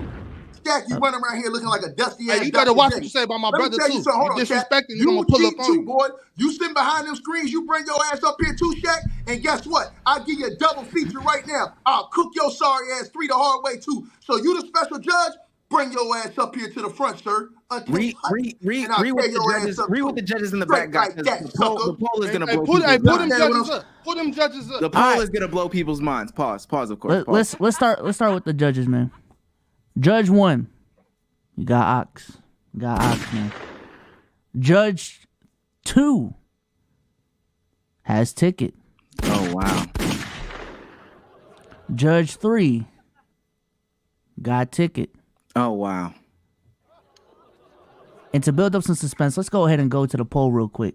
The poll got Ox by like literally 0.5%. Yeah, you know why they got Ox? Because y'all let it be like. That's cool. Dog, that was another 50. That was another 50. I got another judge. Hold on. I got another judge. Judge number 4 to break the tie. To break the tie. To win the debate. Judge 4 voted Ticket TV. The Kimbo. That is crazy. I've never seen anything like this. That's crazy. That's crazy. I ain't gonna Hey, hold on. Do we have time? We can go a sudden death. We can go a special round for all of the great ones watching PC. For all of y'all special people watching PC. Oh, wow. We can do a special round where the chat picks a topic if Shaq got a little commercial time. They can pick a guest topic if they want. And we can do anything off the dome. And I promise you, I'm better than this nigga at everything. At Parcheesi, at tennis, at golf, at swimming, at basketball, at football, at goddamn lacrosse. I'm better than this fool. You heard what I said, Ron? Hey, Ron. I know you was a secret judge, Ron. I know you was a secret judge, Ron. I'm not. Do y'all want me to reveal the judges? Do y'all want me to reveal the judges? Do you want me to say judges? Hey, look, check it out. I'm not gonna reveal all of our judges. Obviously, the chat's a judge. It was 4 other people that were judges. So, but I'm gonna bring up one of them, and he's gonna go ahead and speak his piece on how he feels. Y'all know what it is too. Oh wow. Big Dell. Oh man. Big Dell. Hey y'all. He the one that voted for Bob in the KD argument. Yo, Ticket. You right, guys. Honest, I was Judge 4. I'm the reason you won. Oh wow. I'm Judge 4. I am Judge 4. I am Judge 4. Wow. That's me. Damn. I'm Judge 4. So all that yapping you talking about, and the only reason you won the last one, honestly, is because you were saying about how you were talking basketball. Other times when I was picking Ox to beat you. You just yelling. Let me ask you a question. I wasn't yelling. I actually gave you factual information. He gave you. Oh, let me ask you a question. Let me ask you a question. You want something plagiarized or you want something real? I gave you factual information. You just gotta listen. Hold on. Bro, this nigga gives me a headache, bro. I can't even listen to this goofy ass nigga. Yo, I bet you your girl won't. I bet you your girl won't. Hold on. Shut up, nigga. Reason I slap that you. last one Tell your girl I said come holler at me. Tell that girl you had that slap video. you too. Tell her I said come holler at me. Oh my god. Oh, you talking about her? Okay, my bad. Yo, right quick. They'll speak your piece because I got to bring up the other judge too because and Ox, the one you lost, the other one you was like, I think you said something about Keegan Murray. People look at the box score, he ain't doing nothing. Is the other parts, but for me, you can't say that when you got a laptop in front of you. That's like you looking at the stats and trying to control the narrative. Is the same as people looking at the box score for Keegan Murray. So when you said that, I'm like, all right. That's not the same thing, though, Dale. I'm getting prepared. No, I gave you other rounds. I'm just talking about the last one. There's other people up here. Y'all was amazing. I had fun. I know you gave him other rounds. He didn't earn them. You gave it to him. I know that. Oh, wow. No, he earned it. He earned you. Hey, Ron. I know what you did with Ron. What I do, Ticket? It's all good though, Dale. I'll do better next time. You pick the judges, Ron. I'm gonna do better. I pick the judges. Hey, Ticket. You know what? Some even say I'm biased for choosing this next judge, and he happens to be right here, so I'm gonna bring him up, and y'all can see who is another judge. I'm not gonna reveal to you guys our other two judges. I'm not gonna put them on Front Street, but this was the other judge. Lord have mercy. Elder Rufus in the house. What's up with your boy?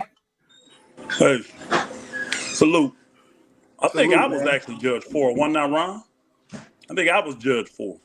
Damn. I think so. So they lied. So I think he thought he was judge 4. Yeah, Mr. KD Bandit lied, huh? I think he thought it was He just still us voted two. for you.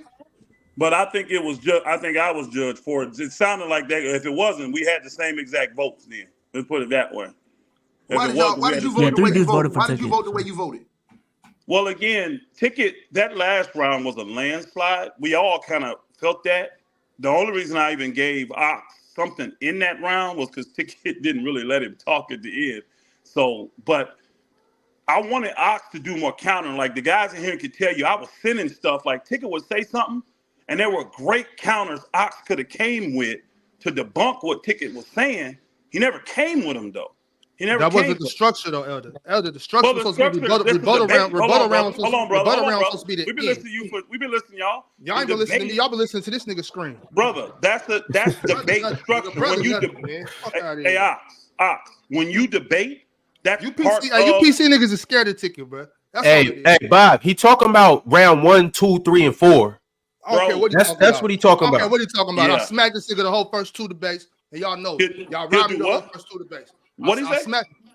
I ain't say what you think I said. I ain't threatening. No, nobody. I didn't hear you. I'm trying to hear you. I'm saying I smacked your boy. I packed your boy up the whole first 2 topics, and everybody knows it. Everybody knows that I packed him up the first 2 debates. That second round, I actually voted for you.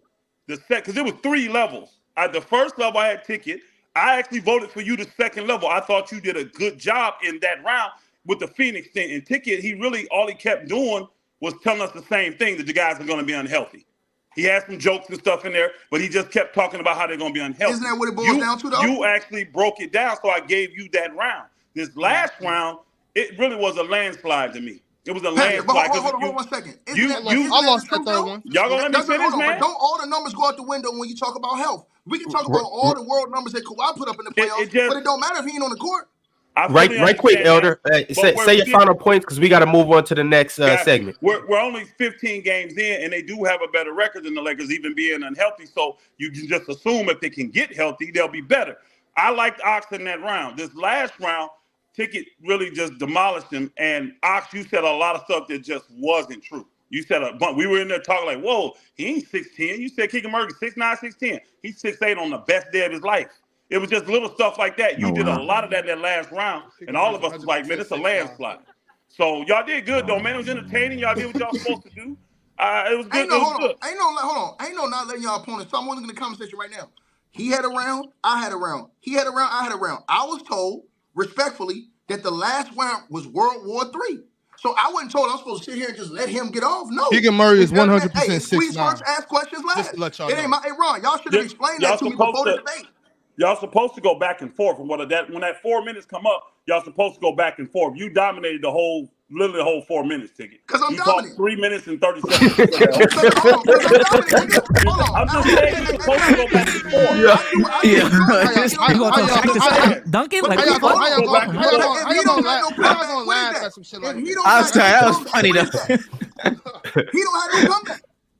What I'm saying, you never gave him a chance to come back in that round. But again, you still won that round because the for context part of it, you destroyed that. So, Elder, I do want to ask, but before we move on, I want to ask you one more thing. The overall battle, based on all 3 rounds, who do you think put together the better performance? I think Ticket did. I still think Ticket did. I gave Ticket that first round.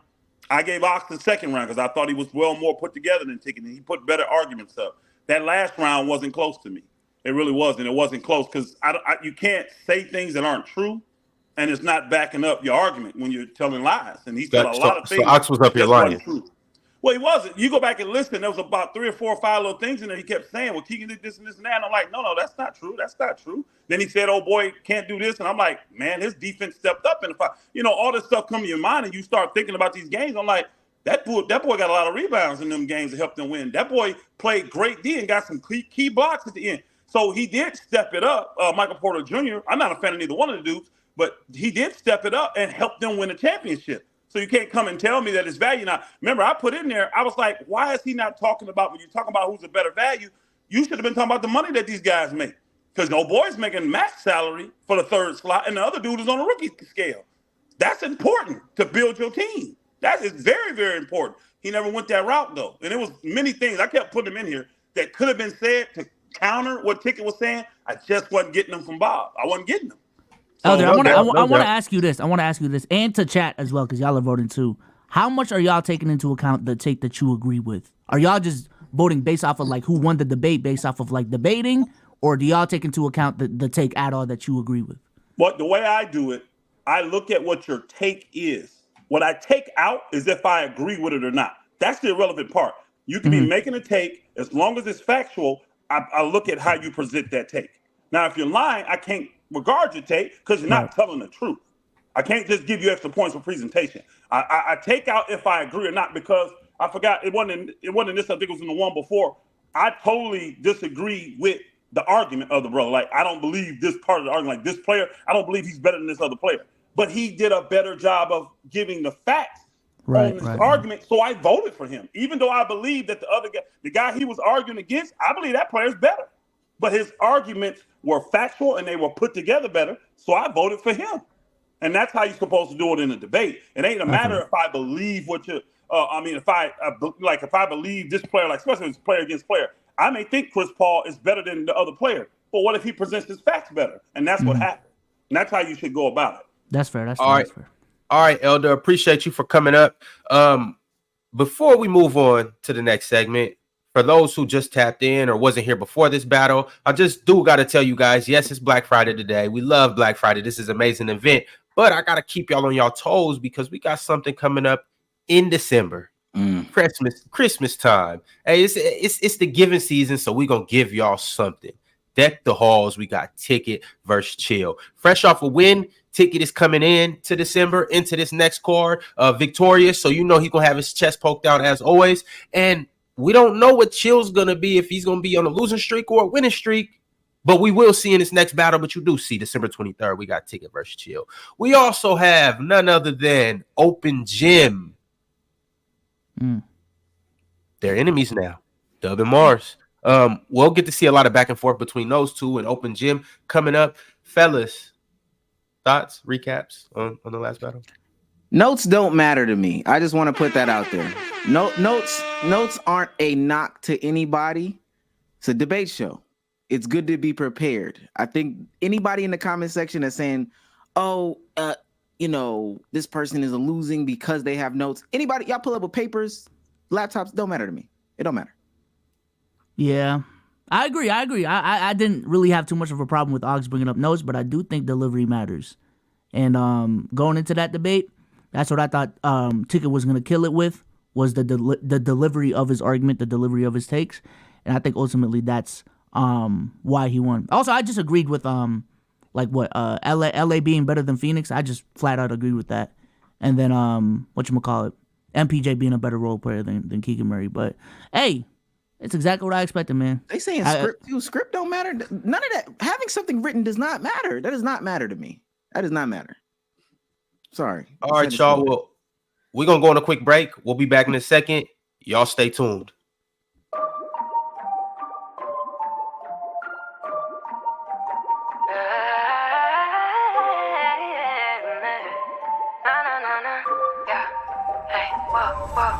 Did it on my own. I reached new heights, I'm inaccessible. You wanna link, but now I'm never home. So you can leave a message at the tone, and I might respond. No, I'm moving different. Look through my lenses, be like, wow, when you see the vision. You wanna link, and I'm like, how? You won't go the distance. Lately, I've been out the house on what you've been missing.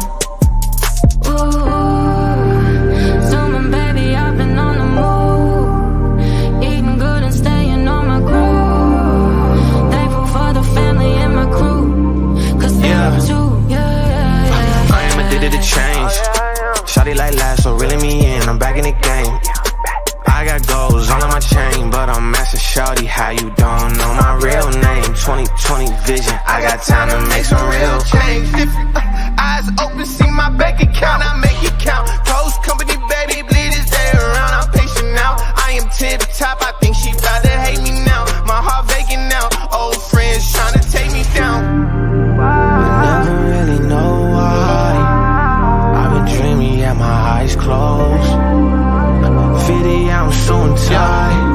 You gon' see me on all your favorite shows. Full blast, we ain't holding back. We got hella flows and they so intact. Ballin' hard with a bowling now. Put it on my squad, they don't owe me jack. Y'all with it, we ain't gotta edit. Still raw with a new aesthetic. Coming through like I need a method. If I got a problem, I'll let God get it. Hop out the coupe, it's not a phantom, but it's the truth. I ain't assembled no random group. I'ma show you what a dancer do. Stepping on up, not one but two. Brands dark, how I'm seeing the future. Transform, but it's more than it seems. New whip, see the way I maneuver. Keep it close and go follow your dreams.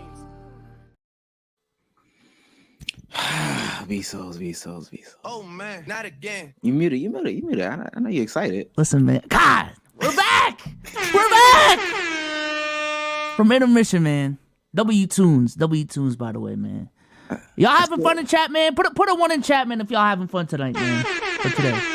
I see what Domo was talking about. I see why he stay over here, because it's a little fun over here. I ain't gonna lie. It's fun, man. Listen, we got some people, some choice people. Some people near and dear to our hearts that are coming up on this next one. I ain't gonna lie. Yes. I'm excited about this next one. I think this one's gonna be a good match. Some may say even better than the last one. Some real basketball talk going on. Real basketball talk real going hoopers. on. You want me to introduce them one by one? All right, man. Let's go ahead and introduce them one by one. Let me start. Off. No. Let me start with somebody that I actually care about. Somebody near and dear to my heart. Let's bring up OG, man. Let's bring up Chill. Wait, can we get Chill on it? Can we get Big Chill. How you doing today, man? Hey, man. You excited? Ready? I'm trying to be cool, but I'm ready to fight. Hell yeah. I'm ready to fight. That's all I got to say. I'm ready to fight. Let's get it on. I got the next person coming up. Some say we look alike. You know what I'm saying? They also say I look like Vsauce. We got Big Marz in the building. Big Marz. Marz Blackman in the house. Oh, the biggest. Oh, yeah. Marz Blackman in the house. Skinny Vsauce. Skinny Vsauce. Now this guy right here, I'm not afraid to say it on the internet. I love him. Right? I love him. Let's bring Fluent out. Fluent, man. Let's get him. Let's get him. Love this guy, man. What's good, yo? What's good? There we go. What's good, man? Can you guys hear me okay? Yeah. Mm-hmm. Okay. I don't know how to pronounce this. Lao. Can we get High, Lau? high cholesterol. Yeah, Lau. Can we get Lau out there? Low down in the house. Low this a new down guy? in the house. What's up, Sweet and Low? Look, Sweet and Low. One on either side. Sweet and Low. I want everybody to know that this is my brother, and he is chatting up here. Just FYI, just everybody know. Just we're gonna let the cat out the bag, man. Let the cat out the bag. This is my brother, and he's just up here chatting, man. You nervous? Why you smiling so hard? Cause you're chatting. You're just a big chatter, bro. You're a big chatter. Okay. You nervous because he's chatting? Okay. Yeah. Oh wow. I'm ready. Bezos, let's get him into the debate, man. Ladies and gentlemen, 4-1 fall. It's the main event, man. This the Low main down. What up, event. brother? What up, low down? What up, chill? Marz Blackman in the house. What up, brother? What's up? Y'all ready? Can we get the energy up? We are ready. I'm not gonna be able to match the energy of the in last the debate. house. That's not possible. Sweet and Low in the building. Low and Marz versus Fluent and Chill. We got a tag team match. All right, for the main event of tonight. We got 3 topics on deck. I'll name the topics right now. Topic number 1. Is John Stockton a top 5 playmaker of all time? We're getting to the meat and potatoes, man. Topic number 2. Wilt Chamberlain versus Bill Russell. Who is a better player? Who's greater all time? Topic number 3. Steph Curry versus Magic Johnson. I think who's the greatest point guard of all time? I don't think anyone else is in that discussion. But I think the way we'll kick off the first one, we'll go age before beauty, but you know what I gotta say first. Let's get ready to rumble. Chill, Fluent, it's on you. Well, I'm confused though because we got age and beauty. Damn. Go ahead, Chill. I'll let you go first because you lived in Utah. So I'll kick this off. When we started this, the first question that I thought is, what exactly is a playmaker? So a playmaker isn't just a guy who distributes the basketball. He does a multitude of things. He scores. He not only does he score, he distributes. Not only does he distribute, he plays on both sides of the basketball. He defends also, knocks down open shots. He does all of these things. So we'll start with scoring. John Stockton, when he retired with, if I'm not mistaken, Oscar Robertson in front of him for points all time. So he scores the basketball. That's number 1. Number 2, in terms of his distributing, and I don't even need to talk about that. He's the all-time assist leader in NBA history. Now, playing off the basketball, John Stockton is one of the best. Now, playing defense, John Stockton is one of the best off-ball defenders in NBA history.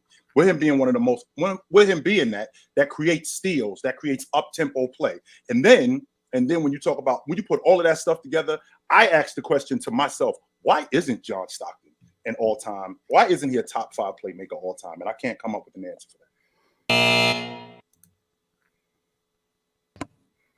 So how does this work? Does Fluent get a minute as well, or is it on me and Low?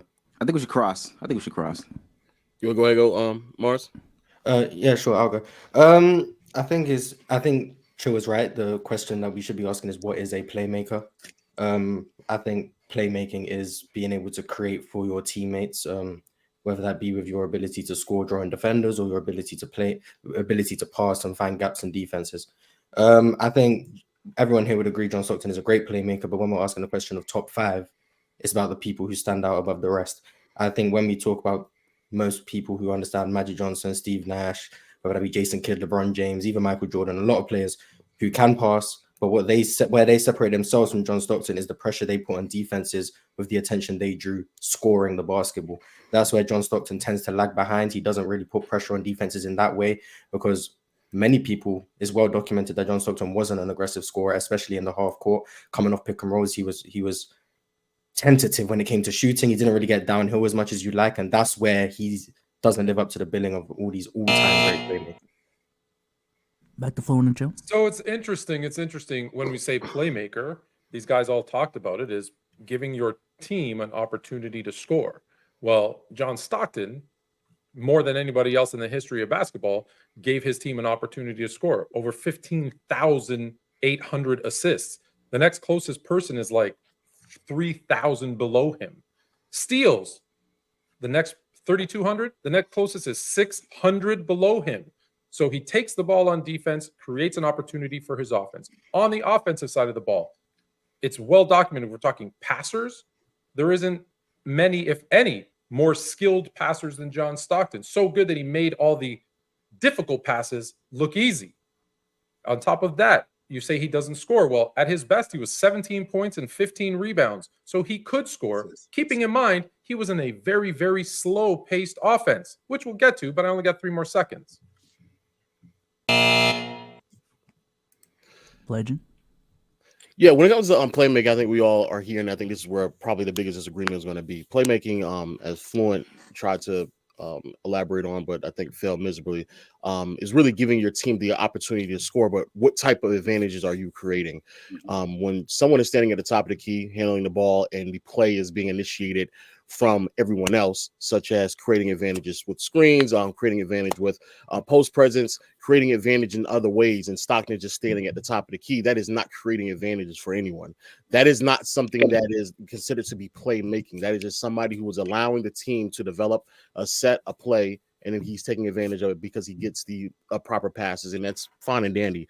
But in terms of playmaking, creating advantages for your team, creating opportunities for your team. Stockton, great at that, but nowhere near top 5 status when we talk about other players who not only could pass extremely well, but also were much more prominent scorers and manipulate defense. I'm glad you brought up the logic tone. I'm glad you brought up the logic low of manipulating defenses, because we're talking about a guy in John Stockton. When you manipulate defenses, you're able to speed the game up. So John Stockton, you left out the fact that he had his coaches changed. So when Frank Layden was the coach, they played in the top 5 pace in the league. Well, when the head coach showed up, when Jerry Sloan shows up after that, they play in one of the 5 worst paces in the game. So now the game slows down. With the game being as fast as it was, Stockton, both in the regular season and in the playoffs, he was averaging 27 a game and 19 a game. So he was able to score the basketball. Then there's an adjustment period that nobody talks about with Stockton when the game slowed down. But then once he actually got acclimated to what was going on,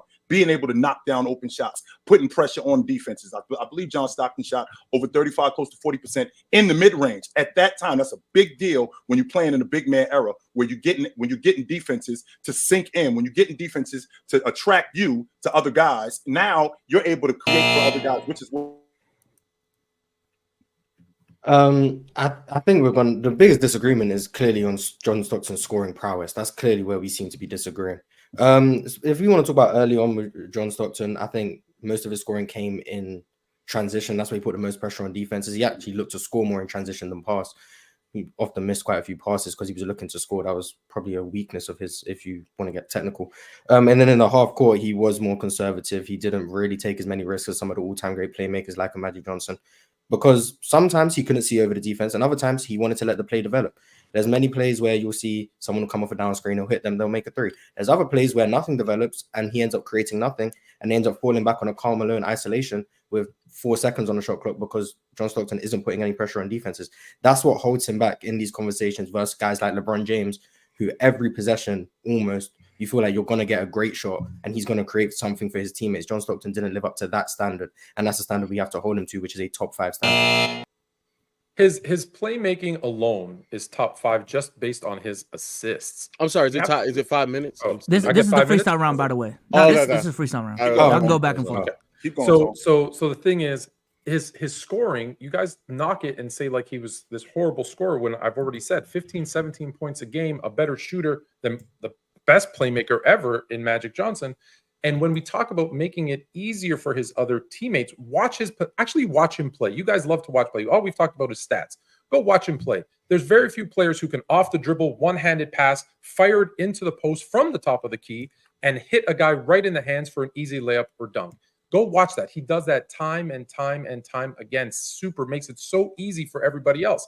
How does that make him a better playmaker? Because his teammates now understand, hey, if we just run the lane, John is going to find us. If we just make a cut, John is going to find us. That's the type of things that he did. Like I said, transitioning from his steals, all-time leader, into his assists, all-time leader, and the ability to make those hard passes through traffic makes him clearly a top 5 passer. There's only 2 guys assists that have double-digit assists for their careers. Magic Johnson, John Stockton. He didn't get there by accident, guys. And the fact that he doesn't have a ton of turnovers like the rest of them should only tell you how accurate he was with those passes. Well, let me be clear. No one said he was a horrible scorer.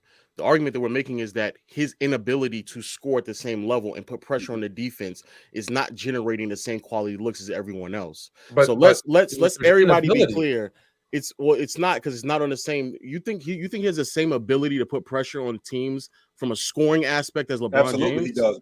As I'm LeBron James. I'm not going to say LeBron. I'm not going to put him on LeBron James. But if I compare him to Magic, if I compare him to Magic, who I love, the difference in their per game scoring is minimal, and that's we can understand that scoring numbers they don't come in the same way. Playing at a pace of 110, but that's not the question that was asked. That was not the question that was asked. So yes, John Stockton. To answer your question, and he was a good scorer. But wait. No, I want to answer your question, Lo. Keep going. I want to be clear, because the question isn't who averaged more points. Right. The question was who has a more predominant effect on the game by manipulating defense with their scoring. Just because I don't score a higher number of points does not thus mean that my ability to put pressure on the defense with my pressure and presence on the ball and looking to score. If I have a presence, I don't have to necessarily score for the defense to maneuver, manipulate, and double me and adjust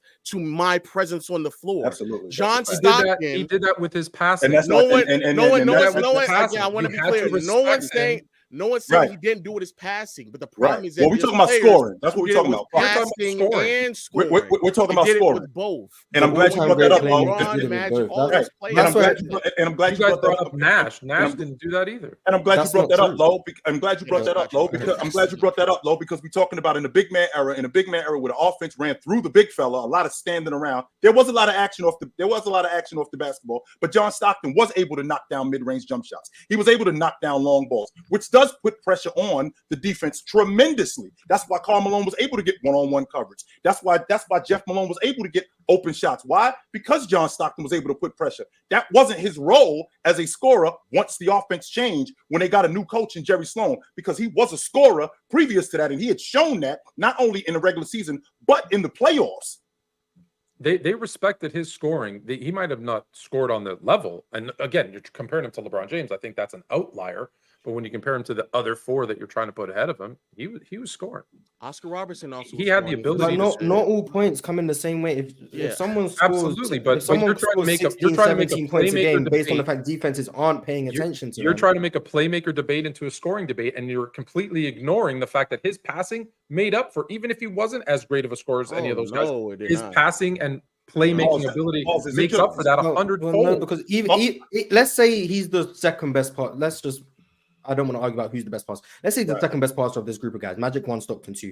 They all put more pressure on the defense with their scoring pressure that creates passing opportunities that he doesn't do. We have to encompass all of it into the equation. And me personally, and I Lo would agree, John Stockton's passing doesn't match up to them scoring and passing. It doesn't match up to it because he's not, even if he scores 17, 20 points a game, if teams aren't worried about his scoring and defenses aren't bending to his ability to score, and they're still focusing more on number 32 or some of their off-ball players like Jeff Hornacek, he's not putting pressure on defenses to create opportunities for those guys.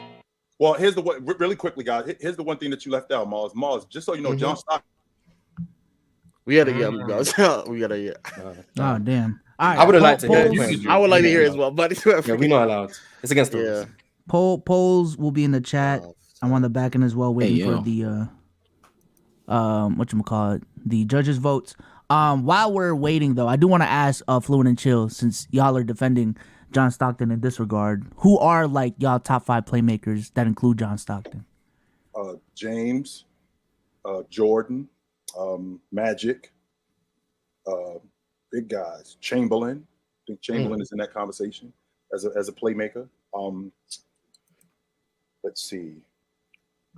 And that's James Harden. That's James Harden, right? No, LeBron James. No, I'm just playing. Definitely not James Harden. I'm playing, guys. I'm playing. Jesus. No. Hey man, I'll take James. I want to stop and acknowledge that Chill's list outside of Magic, all of those players, how much value is being provided with your ability to manipulate defense through scoring. So you mean with the exception of Magic and Stockton? Yeah, but Stockton's on that list. But 3 of the 5 I just have way more predominant with their scoring. Magic and Stockton make up for that with their ability to pass. Okay, so if you're gonna answer us, then I would just I think those names are great. From what I've seen, Oscar Robertson should be in that conversation. I was going to say him next, actually. Yeah, and so should Steve Nash. But Stockton just wasn't putting enough pressure on the defense at all. And not to a top 5 level. No. Excuse me. I'm sorry. I'm taking Stockton over Nash too. As a player, A lot of people do. especially especially when they think that they were scoring at similar levels and putting the same up. I just have a difficult time with Marz trying to sell me the logic that John Stockton sounds like he was the double team man. Like we weren't really concerned about him on the level that we're concerned about other scorers. Like we weren't concerned about him like we're concerned about Jason Kidd. We weren't concerned about him like we were concerned about Mark Price. We weren't concerned about him. Mark Price, they weren't. Jason Kidd is another one who's scoring and holds him back. We weren't concerned about him like we were concerned about Chris Paul. When in reality, if you look at what he did in terms of him, when you look at what he did in terms of making defenses pay because of his scoring. Now, I know that John Stockton didn't average 22 a game, but I mean, damn, man, the dude had over 20 assist games. In them 20 or 20 assist games, I've watched those games and he was not doing it. I've watched those. You're looking through. You better change your prescription. He was not. You're watching it and not seeing what a great playmaker he is. No, I think he's a great playmaker. But we're talking about top the 5. Conversation is not if he's a great or not. It's a top 5. Top 5. When I say great, I say top 5. All right, man. The results are in. The results are in. According to chat, Marz and Low won 56-43. Thank goodness, man. Golly. I hate John And Stockton. and I got judges in the back. Just the low 10% is just the Marz bias. Yes, go ahead. It's the accent, isn't it? It's the accent. That's why we call him sweet and low. Nah, that's crazy. And I got the judges' votes in the back. I don't know if the fourth, if I'm still waiting on the fourth judge, but judge number 1 had Fluent and Chill. Judge number 2 had Low and Marz, and judge number 3 also had Low and Marz. So unless that fourth judge comes in, as of right now, it's 3-1. Well, even if he come in, they still. Never mind. Yeah. Focus, Low. Never mind. Focus, Low. Get back with us, Low. Come on, brother. Get back with us. All right, man. Topic number 2. Y'all ready? We good? Yeah. Wilt Chamberlain, Bill Russell, right? Yep. Yes, topic number 2, Wilt Chamberlain versus Bill Russell. Low and Marz, y'all go ahead and start. I got it. I think when it comes to Bill Russell, when it comes to Bill Russell and Wilt Chamberlain, it's a very interesting conversation, but largely because the standard in which we kind of hold a lot of these players to when we have these conversations of their impact on the game. Wilt Chamberlain statistically was dominant. Wilt Chamberlain from a skill level offensively was certainly better, especially scoring wise. However, when it comes to the ability to impact the game of basketball, your ability to perform at high levels consistently and do what needs to be done, even if it isn't the prettiest way whatsoever, still Bill Russell clears Wilt Chamberlain in those regards pretty confidently, especially when it comes to showing up consistently in a postseason run. When they matched up, one's player's production was consistently hampered in contrast to the other one. And I think what's going to probably be brought up in this conversation is that one player was on a significantly better team, when the reality is that Wilt Chamberlain was still on really, really talented teams throughout his career. But even when Wilt Chamberlain transferred over to the Lakers and was on a really great team, he still lost. And with that being said, he still impacted the game tremendously. And we're talking about a guy, like you just mentioned, Low, statistically, he's unmatched. I mean, Wilt Chamberlain retired from the game 50 years ago, over 50 years, and we still talking about him to this day as the best in the game. I mean, that should give you an idea of how awesome he was. But when you're talking about a guy impacting a game significantly, I mean, when he changed his game in the aspect of being more of a distributor, that's when they got even better than what they already were. That's when he got even better than what he already was in terms of expanding his team's offensive output, in terms of expanding his team's defensive output, because he became an even better rebounder. Like you just mentioned, Lo, the fact that you accumulate a lot of numbers does not mean it's productive, because it could be empty. But if you're getting less, but it still could be more. So Chamberlain even being a better rebounder, speeding up the game and making his team better as a rebounder, as a distributor. And he's always won in convincing fashion, not just convincing fashion, but in dramatic fashion. That he's done that. With Bill Russell, there's a lot of misconceptions about him. One is the Hall of Famer argument about his team was just stacked. Wilt Chamberlain, you could argue, had at top end talent even more than a guy like Bill Russell. When you look at him joining the Philadelphia 76ers, you had guys like Hal Greer, Chet Walker was on that team, Billy Cunningham was on that team. He goes to the Lakers, he has guys like Jerry West, Elgin Baylor, two of the top 5 players of that era. Whereas some of the Hall of Famers Bill Russell had, that people just say, oh, eight Hall of Famers. Half the chat don't know who Tom Sanders is. I'm gonna be honest. Half the chat know that Casey Jones is in the Hall of Fame because of his coaching, not because of his play. That's two of Bill Russell's Hall of Famers. So when we use those things without context, it makes it seem like Bill Russell's teams were stacked. The fact of the matter is they won because their defense was all-time great. Not just best in the league, but the best defenses of all time routinely for a decade. That's because of Bill Russell. You can tell because after Bill Russell retired, their defense fell off a cliff. They couldn't win without Bill Russell. In 1958, when he goes down, they lose the finals. In 1970, they are below 500. Yeah, Bill Russell's the forever glue guy. That's what we talk about, but we can't talk about team accomplishments because we're talking about one-on-one, player versus player. And when you compare Bill Russell to Wilt Chamberlain, Bill Russell is Rudy Gobert and Wilt Chamberlain is Nikola Jokic. You got one guy who's dominant in scoring. I mean, double the points per game than Bill Russell had. More rebounds, better shooting percentage. People forget Bill Russell shot 44% from the field, like atrocious shooter. And so what is the difference? It's the defense. Well, you know, you mentioned the 8 Hall of Famers. He also had Sam Jones and Tom Hinton and Bob Cousy and John Havlicek. He had all these guys who scored more points than he did and played great defense. So what about Wilt Chamberlain's defense that no one seems to talk about, who was rebounding more? If they counted block shots, he would have probably blocked more shots. Let's call it even. Who also, in terms of defensive win share, from 67 to 73 was number 1 of all players in the NBA, even though he had a reconstructed knee in 69. We're ignoring his defense. Is this the free for all? No, it's mine. I agree that I think Wilt Chamberlain from a defensive standpoint is grossly underrated. And again, I think from even if we're going to talk about offensively scoring skill wise, yes, also underrated. Passers where I think we completely disrespect Bill Russell because I think he is a better passer than Wilt Chamberlain, regardless of what just from a skill passing standpoint, getting his team in the right situation, transition play, which really opened up what that team was able to do. We just talked about playmaking and talked about what that looks like from a defensive standpoint. We're talking about the premium of playmaking when Bill Russell was able to make a stop, keep the ball in bounds, and then make a quick transition play for a team that offensively just wasn't where it needed to be. And again, we can talk about numbers left and right, but what did it all translate to? Again, even when he was on teams that were talented, not to the same level of winning. So yes, you can put up more points. Yes, you can put up a better field goal percentage. Yes, you can maybe even rebound more. But are you doing the things that are necessary for your team to win?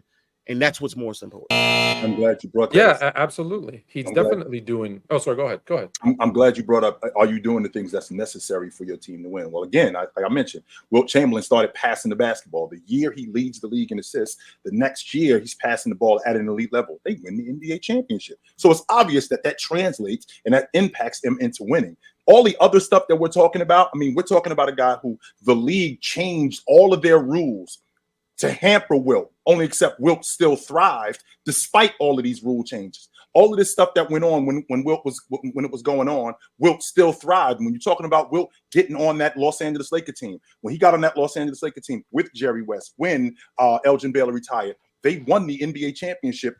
They won the NBA championship off the fact of Chamberlain being a better rebounder, impacting the game, scoring less, impacting the basketball game. When he was doing these things, it impacted the basketball game and it led to winning. It was when they didn't involve him in the game as much as they should have, Jerry West, then they would have won more. And I believe the freestyle. Freestyle. I want to say there's a few things. Wilt Chamberlain, there's a few things that get said about his career that people don't know about. Alex Hannum is the savior of Wilt Chamberlain's career. What he did for him on the Warriors and then later in Philly when he joined the 76ers as the coach, making Wilt Chamberlain, this is well documented, play more like Russell. That was the game plan for how you could be successful with Wilt Chamberlain. Not, keep doing what you're doing. You're the best player. No, be more like Russell. Rebound the ball, stop trying to score as much, be a passing hub for your team at the top of the key, dribble handoffs. He played more like Russell. That was the game plan. He did that in 66. Bill Russell played that season with a broken foot. That's something many people don't know. He finished that season with a broken foot. You know who the Boston Celtics beat in 5 games in the playoffs with Wilt Chamberlain getting all these assists? Wilt Chamberlain and the Philadelphia 76ers in 5 games. Bill Russell won a championship as the best player, most impactful player, on a broken foot. But we hear about how Wilt Chamberlain got hurt in 1969 in Game 7 and he couldn't play and came out the game. But Bill Russell can win a championship on a broken foot and then go after that and win 2 more Broken he has foot versus arthritic knees. That's reconstructed what Bill knee Russell could do. is a little bit different. But that being said, I'm glad you brought that up. So what you're saying is Wilt Chamberlain is coachable, which is another reason why he's better than Bill. And when we're comparing player versus player, when we're playing both player versus player, Wilt coachable. is better. Wilt is better statistically. Wilt is better from an accolades perspective. Wilt is better from a player perspective because his defense is as good as Bill's, but offensively he was a better ball handler, a better passer, a better shooter. You just lied 3 He had a times. fadeaway. He had a fadeaway jumper. Bill Russell couldn't do any of those things. So How is he better from an accolades Russell? perspective? Hold on, because I'm going to tell you the only thing Bill Russell has over Wilt is rings. If you take away that team thing of rings and add up all the accolades and scoring titles and all this, it all goes to Wilt. So Who has more MVPs? It's Bill by Russell a does. difference of Bill one, Russell does. 4 to Okay, 5. Bill Russell. Who has more All NBAs? But Marz brought something up. Who has more first All NBAs? Wilt. No, I asked the question. Who has more All NBAs? Wilt. Bill Russell does. Bill Russell does. Bill Russell has Bill more All Russell's made NBAs, but more Wilt has NBA. more first Okay. All NBAs. Yeah, Who has more first, scoring titles? but he Who also has more played with Bill rebounding Russell. titles? That's Who has that's more that's scoring right. titles? Who has more rebounding titles? Scoring is yes. Who has more fine. assist titles? I mean, Wilt Chamberlain. So when Wilt you're Chamberlain. adding all, that's why I said Yeah, we and add Wilt Chamberlain's all assist the title, by the way, accolades. didn't lead. So he's got better Wilt Chamberlain's the stats, only person to better win the assist accolades. title, by the way, chat. Wilt Chamberlain's the only person who's won an assist title without leading the league in assist average. Which doesn't Crazy make fact. sense. And it was He's the total. only person who's won it. That He doesn't- never that led the doesn't league in make assist sense. average. It was Oscar But- Robertson. total. Explain how that 8 happened. points I don't is know. actually pretty That good. doesn't make sense. 8 But points to is Marz, pretty damn good. but Marz, to your point, when you brought up this coach actually changing Wilt's game and making Wilt me. I mean, how many players in the NBA have we said that about? Who this coach comes in and changes this guy's game, and they become less selfish, or they become more of this, and they become a champion. Specifically And told him to play like Bill Russell, though. and they actually Told him to saved play them. Bill Russell. But it actually saved them. Well, I mean, you can say we can say the same thing about a bunch of great players. Phil Jackson basically saved Shaq, because at that point, what was Shaq doing? Shaq was getting swept out of the playoffs. Phil Jackson said, "This is the way you need to play. You need to play this way." And luckily, we're talking about Wilt Chamberlain and Bill Russell right now. And I'm glad you brought that up. I'm glad you brought that up, Lo, because he told him to play like Wilt. Okay, so he told him to play like Bill Russell, and he did, except better. Do everything that you're doing, but add this to your game like Bill Russell does, only except he did it better, and it led to wins, because the last time I checked, the only team to beat the Boston Celtics in the 60s was the Philadelphia 76ers. Nobody else beat them in that entire decade. Nobody else did. And listen, on a broken foot. And we don't want to listen, let's not confuse it. This debate is who's the better player. And the guy with the better stats, the more talented, more skilled, more accolades, more everything, that's the better player. Yes, he was on a team that won more, but when you look at player versus player, it's not even close. But you can see why the Celtics won more. It's not just because they were the best team. It's because of what Bill Russell did. And you said there was a few things you lied about. One was the accolades thing. The 9-ring difference is important. You want me to add them up for you? No, because we only have 50 seconds. So the 9-ring difference is important. Then you said, I said with the exception of rings. Sure. So I took the rings out. And then you. That's a team thing. Okay, yeah, sure. When we talk about Michael Jordan, it'll be a team thing. Yeah, and then you also said, see, now I forgot what you said, because you threw me all over the place. That's crazy. The teammate cut you off. I want to say this. Bad When talking about what Wilt Chamberlain did with the Lakers, I want to be very mindful. The only time that they won with the Lakers, even when he was on a better team. So if we're arguing about teams and he won on a really good team, still couldn't win. The only time he won is when they went up against the Knicks without Willis Reed when he was hurt. So the 2 times that this man was actually able to win, even when he had competent rosters around him, is when certain players, the best players that he had to match up against on the other team, were hurt. If the end goal is winning, which is why both of y'all think Michael Jordan is Wilt Chamberlain's so good. Wilt Chamberlain's so good, I don't even believe he's real. Time. That is a fact, though. You know how many arguments I've gotten in with this? Like, you don't think Wilt? I've heard many. Marz did a whole 2-minute TikTok talking about how Wilt couldn't have scored 100 points. It's unbelievable. That proves he's the best player if you don't believe what he did was real. No, but Carmelo Anthony came out and said he saw the film. So Carmelo.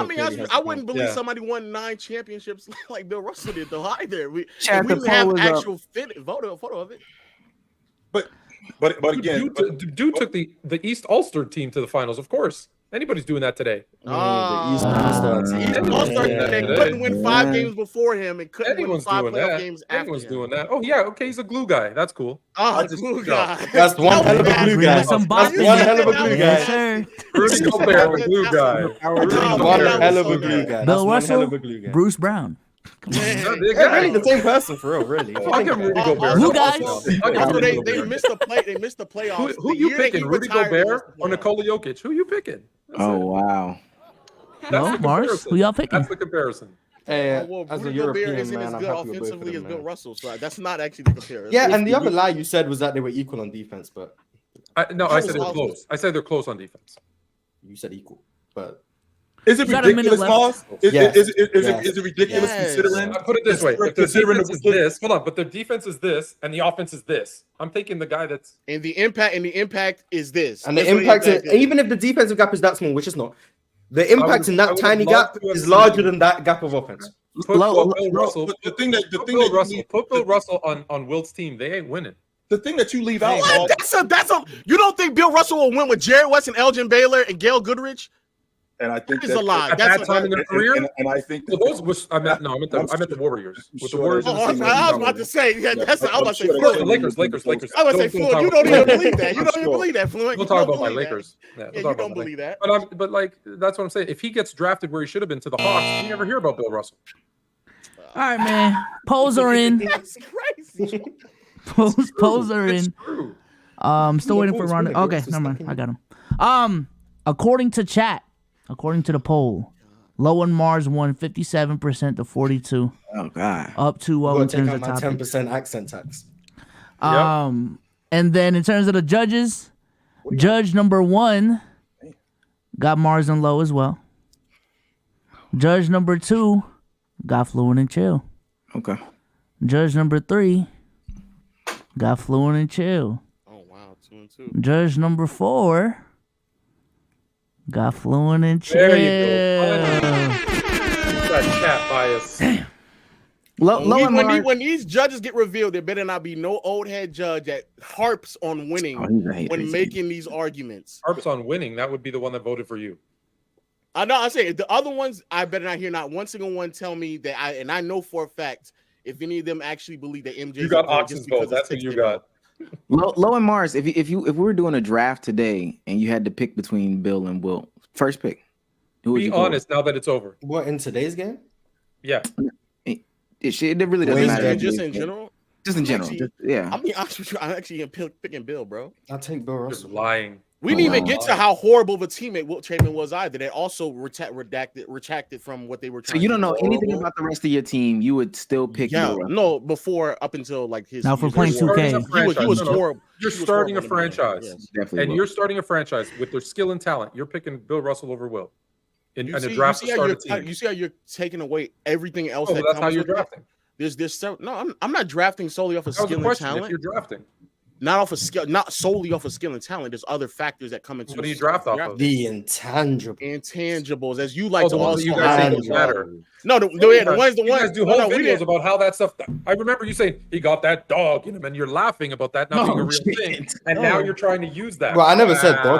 Wow. I never said I dog. will- Intangibles are more than having that dog in you. Personally. And also when one person has negative intangibles, where there's multiple stories about how you Negative terrible, intangibles. Yeah, negative. Being a terrible teammate, being selfish. Those are all things that were You don't actually think, said you about. don't think you Wilt could run Chamberlain. the streets about with Wilt? Low? Focus. I'll just- Hey, Lo, this is what you got to deal with on a regular with your brother, yo. I literally just yesterday at on the regular. Thanksgiving. Okay. Yes. So this what you I see what it is. I Yeah, definitely exactly. see it. I All didn't right, know. man. Last topic, the finale to the finale. Topic number 3. Steph Curry versus Magic It's gonna Johnson. be interesting.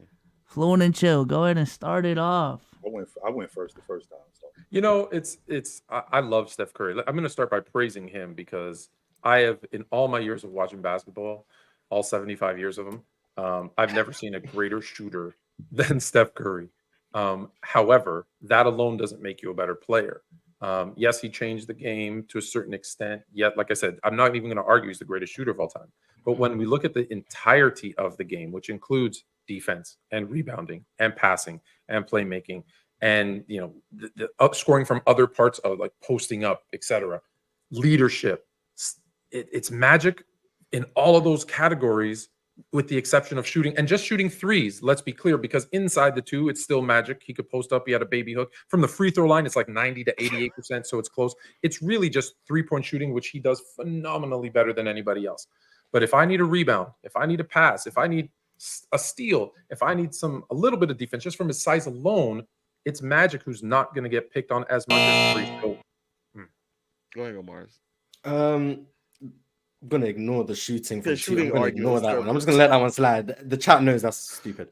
So with Steph Curry, I think let's start with Magic Johnson's defense because the idea of Magic Johnson's defense that it was a positive, vastly overblown. I think it was good to start his career when they used him as like a free safety roamer. The Lakers used to trap a lot with Norm Nixon, Jamal Wills, Michael Cooper, and he could play free safety, pick up some steals there. But as he got older and his speed declined and he was guarding wings and stretch fours because he couldn't stay in front of guards, he was a negative on defense. I don't think there was really an argument for it. The positive he brought on defense was his rebounding because he was playing closer to the rim but didn't provide rim protection. So teams were exploiting his defense. Just the same way they exploit Steph Curry's defense in isolational switches, they exploited Magic Johnson's defense. The defense is not moving the needle for either one of them. So then you got to have the conversation about offense. And I only have 10 seconds. So when Lowe gets to it, I'm sure he's going to talk about offense and the advantage creation and the shooting and the ability to stretch defense to 40 feet, all how important that is. I just have to tell you guys about Magic Johnson. This is the first conversation that I've ever had when talking about point guard, when I hear terms like off-ball gravity. I've never heard that before when you're talking about a point guard. When you're talking about a point guard, my job as the lead guard, I am the primary ball handler. I am the maestro. I am the guy who is the table setter. My offense comes second. I involve you. I involve you. I involve you. Then I get involved, and I do not play off the basketball as the lead guard. That's what Magic Johnson was. He involved everybody else, which made his team so much better. Because it made his team so much better because of the threat that he was. Add all of that up to the fact that he revolutionized the position because before him, the lead guard was not 6'9". Now we got a 6'9" guy who creates so much more havoc. We got a 6'9" guy who can throw passes that nobody has ever seen. We got a 6'9" guy who can actually shoot the basketball as his career went on in the mid-range, who can actually shoot the long ball, even though the long ball wasn't that big in the game. He could shoot the long ball to keep defense respected. Okay. Again, the shooting argument is we should stop wasting time with shooting. And I agree. The defensive argument is basically null and void. So offensively, the value that Curry is providing is, in my opinion, just greater than Magic. Magic's still an amazing offensive player. And let's not get that wrong. But when you're talking about somebody, and as Chill just highlighted how the responsibility of a point guard is the responsibility of point guard, like every other position, is to win basketball games. That's the responsibility. And based off of your team, what your team does from a player-to-player perspective, you should be able to complement them as well as you can, the same way we ask every other position. This idea that it has to look a certain way is crazy. So when you come from Curry, if he is a great scorer, great shooter, on and off ball, which allows Draymond Green as a player to look better than what he actually is because he can handle the offense. The ability to move off ball that allowed everyone else, that value that stretches the floor out to light and links we've never seen is extremely valuable. I'm glad that you brought up winning because the Lakers weren't winning until Magic got there. Kareem Abdul-Jabbar didn't win a chip for like 10 years until Magic got there. And the second he got there, they started winning. Curry got there, and well, he needed a few years. He needed some pieces. He needed Draymond to bring up the ball. He needed Clay to do what Clay does. He needed Iguodala to play defense. Like he needed all those things for that team to become great. Magic came to a team and made them great. That's not my argument. That's yours about the winning. When you say the shooting, well, like I said, inside, like in the key, if he could post up, he could shoot. He was a good shooter. Not great. He came into the league, was a bad shooter, and he got better and better as the years progressed. But again, we're completely ignoring all the other facets of the game, and I don't want us to get tied up into scoring and shooting because rebounding, assists, passing, all those things that Magic does better count for something. So he won, he passed, he rebounded, he was a leader. He literally everything was shooting better. Steph Curry's scoring is his playmaking. We just had a conversation about playmaking, how scoring, causing defenses to adjust to you, creates opportunities for other people. Steph Curry, as Chill said, off-ball gravity is what creates for other people. Does he need to have the ball and dribble at the top of the key or run a pick and roll or see a gap in the defense for him to exploit it? No, because if he comes off a down screen and two people go with him, there's someone wide open for a layup. Steph Curry is creating these opportunities with and without the basketball. When they trap Steph Curry off a pick and roll and there's two people with him and Draymond Green is in the short roll, he's created a 4-on-3. He is someone who is creating advantages every time he's on the floor from the half court to the baseline. Everywhere he goes, he is bringing defenders with him, creating opportunities for that Golden State offense every single time down the floor. That's why with Steph Curry, they've been one of the best regular season and postseason offenses of all time. That's why in the regular season, Steph Curry is statistically the most impactful regular season player of all time. And that's why it translates to the postseason as well as it does. That's why Golden State's offense is so hard to slow down. Absolutely. And because of the action off the basketball with everybody else, in addition to Steph Curry. And you brought up a really interesting point, Lo, when you said your job is to win basketball games. Well, everybody's job isn't the same. My job is the primary basketball. My primary job, my job as the primary basketball handler is not the same as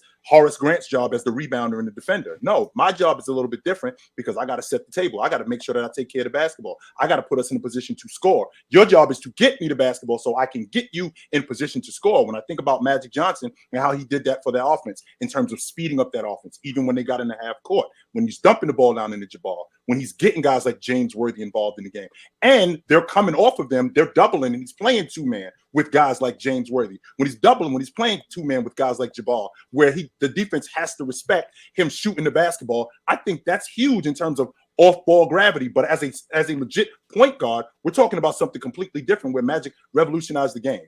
Oh, and what I'm saying, you got a guy who doubles an assist and takes 13 field goal attempts to 18 and was able to impact the offense that much is insane. Yeah, he had the ball in his hands more. Yeah, so you're gonna put on that's more right. numbers. Why did he have the ball?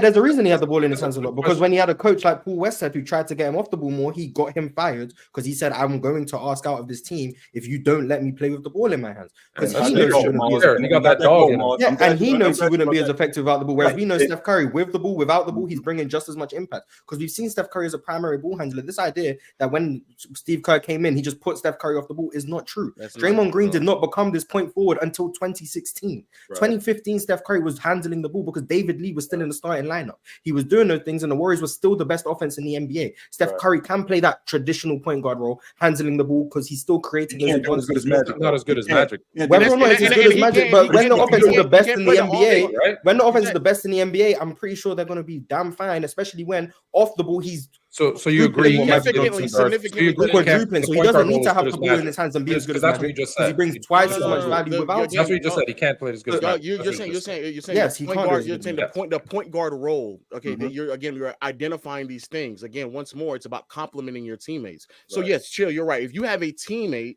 or a team that is constructed around you where there isn't another ball handler or there aren't as another passer, then sure, then of course that makes sense. If you are on a team with a Horace Grant who needs somebody to set him up or XYZ, then fine. No one's denying that. But if you're on a team with a Draymond Green and the best maximize him is to go off ball a bit more to maximize his value, that should not be shunning of Steph Curry because he found another way to maximize his teammates. Because that's the whole point, is to maximize his teammate. Right. So Curry maximizes teammates by coming off ball, is the greatest off ball player in the same aspect. Offensively, where he revolutionized the game of basketball at a tremendous value. Fluent talked about pieces. Revolutionize the game of basketball. Keep going. Please, let's stop talking about the pieces that were done, because when those pieces were not there, no, Magic could not win. If those pieces were not there, they were not. No, when Pat Riley was you're talking hypothetically. Magic got no. I'm talking about in '91 when they didn't win. Right. See, when they got deeper into their careers, Curry still provided the evidence. Why are you forgetting that his second best player got hurt when they didn't win, and his third best player was hurt? They were already on pace. They were already on pace. They were already on pace. They were all healthy. They were all on. They were all on pace. Play. Yeah, that's great. That's don't great. Try to use that as an excuse. They were already on pace to lose by the time James Worthy was gone. They were already on pace to lose. So that was done. When Kevin Durant left, when Iguodala was older, when Klay Thompson wasn't the same player that he once was. The same because he got hurt in the round before. And all these players weren't the same, and yet when it came down to being the ball dominant player that y'all expect, y'all want out of him, right? But the problem that I'm having, Lo, with your logic is that the fact that he didn't come into the game, like you just said he came into the game where he changed his game, where he played off ball. Well, he played off ball in college, so it's not that big of a difference. So him playing off ball in college, when Mark Jackson was coaching, which means that him playing on the basketball, which means that horribly. Which means that him playing on the basketball, low, which means that him playing on the basketball, that was an adjustment, and he wasn't nearly as effective as playing off the basketball, which is where he was natural at. because he played off the basketball in college. In He was awesome. 2015, he was on ball and he got to the finals and won a 2015, he was on ball and was one of the three best players in the world and won a championship on the ball. In 2015, he was on ball. And the year that he had the most successful season, which was the 15-16 season, he played where, Marz? I'm all ears. Off the ball. Off the basketball, correct. Now, with him To playing help off the maximize his teammates. Right, exactly. Which is what he did when he walked in the door. That's what he He was. just sat there and said Byron Scott. The argument being made is that Steph Curry is so versatile that it's a detriment to him. That's basically what it said. I just listened to 5 minutes of Steph Curry's versatility is a detriment. That's why I just that's what they're saying. No, it's not a detriment. He's great. He's just no, Marz, you're not doing that because your logic is versatility. Get the votes, man. Get the. Chill, you're muted, man. We're not allowed. Well, We're not allowed. Chill is going crazy, but yeah. Oh wow. Okay. I do think he's cooking for his work, but I just can't hear him. But I do think he's cooking. All right, chat. Poll is up. I can't unmute yourself. Chill. They weren't allowing us to debate anymore. To skew the votes. They let those two talk. Biased. They muted me too. I guess They blood muted is me after like thicker 2 than water. seconds. Blood is thicker than water, I guess. I think that Even though the young even guys, though that's a thing y'all get wrong, but anyway. the young guys are in the chat today, so I think I know how this is gonna sway. Bezos, I mean, what do you feel? I think we already know. Chat. That last debate, Yeah. I mean, better all around is Magic though, but I'm a Steph guy, so I'm one of the youngins. Okay. Better all around is Magic, but I'm gonna pick the guy that I've seen play. He can play both on and off ball. That's not a negative. Being able to play on and off ball and do it highly effectively should not. I think be you a negative. forget when Magic came into the Lakers, there was basically 2 point guards. Him and Norm Nixon. Whoever got the ball took off. So he was playing off the ball a little bit too when they won a little bit. A little bit. I said a little bit. We both know that. Yeah, but can I ask you this, Lo? Let me ask you this, because y'all brought up intangibles in the last conversation about Bill and Wilt. Why didn't you bring up intangibles in this conversation with Magic and Steph? I think Steph is amazing intangibles. Whoa, we can bring it up. We can bring up intangibles. I think first of all, I think having the self-awareness to move off ball and thriving in that is an intangible. Sacrificing your own statistical The self-awareness. You think he Yo. decided to make? You think he went to coach and said, "Take me off ball"? Well, you tell me. I'm just asking you. I'm asking you. I think that was a part of it as well. I think even if he didn't, if the coach came to him and said, "Hey, I need you to come off ball," having the ability to accept that role and in maximizing that to allow everybody else to flourish, that is an intangible. I think that is a great because I don't think there's that many players that would have been told, "We need you to make adjustments to your game to help maximize your team." I think that's a great intangible to have. Intangibles are things that can't be measured. Us talking about Steph Curry's off-ball game and how that creates for other people is an intangible thing because it's not measured by stats. That's an intangible. Intangible doesn't just come down to killer will and even if that's true, that's not what a point guard does. That's not one of the things that.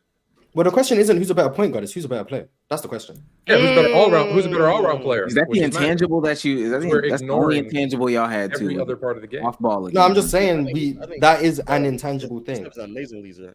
I think both have great intangibles though.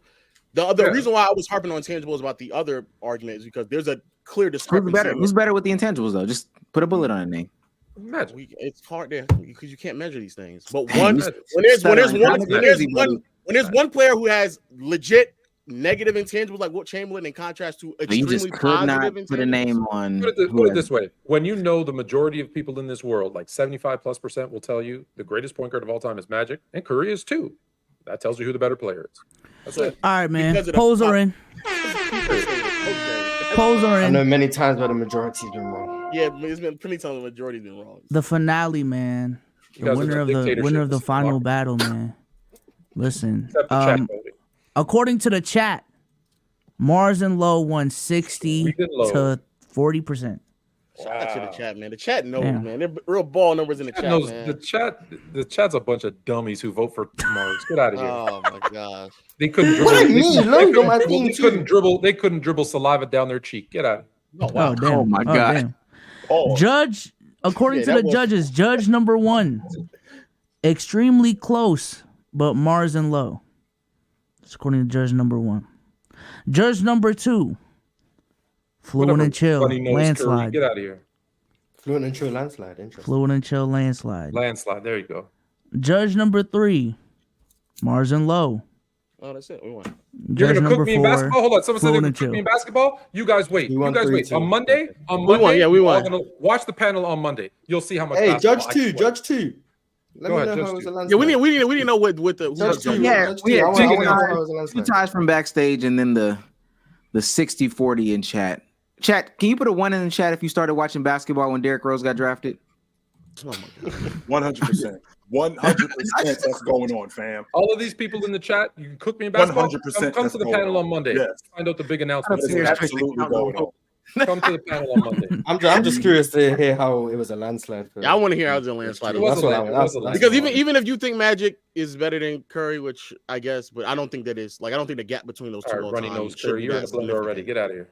It should not be that significant. Somebody said when Markelle Fultz got drafted. Now that's brother.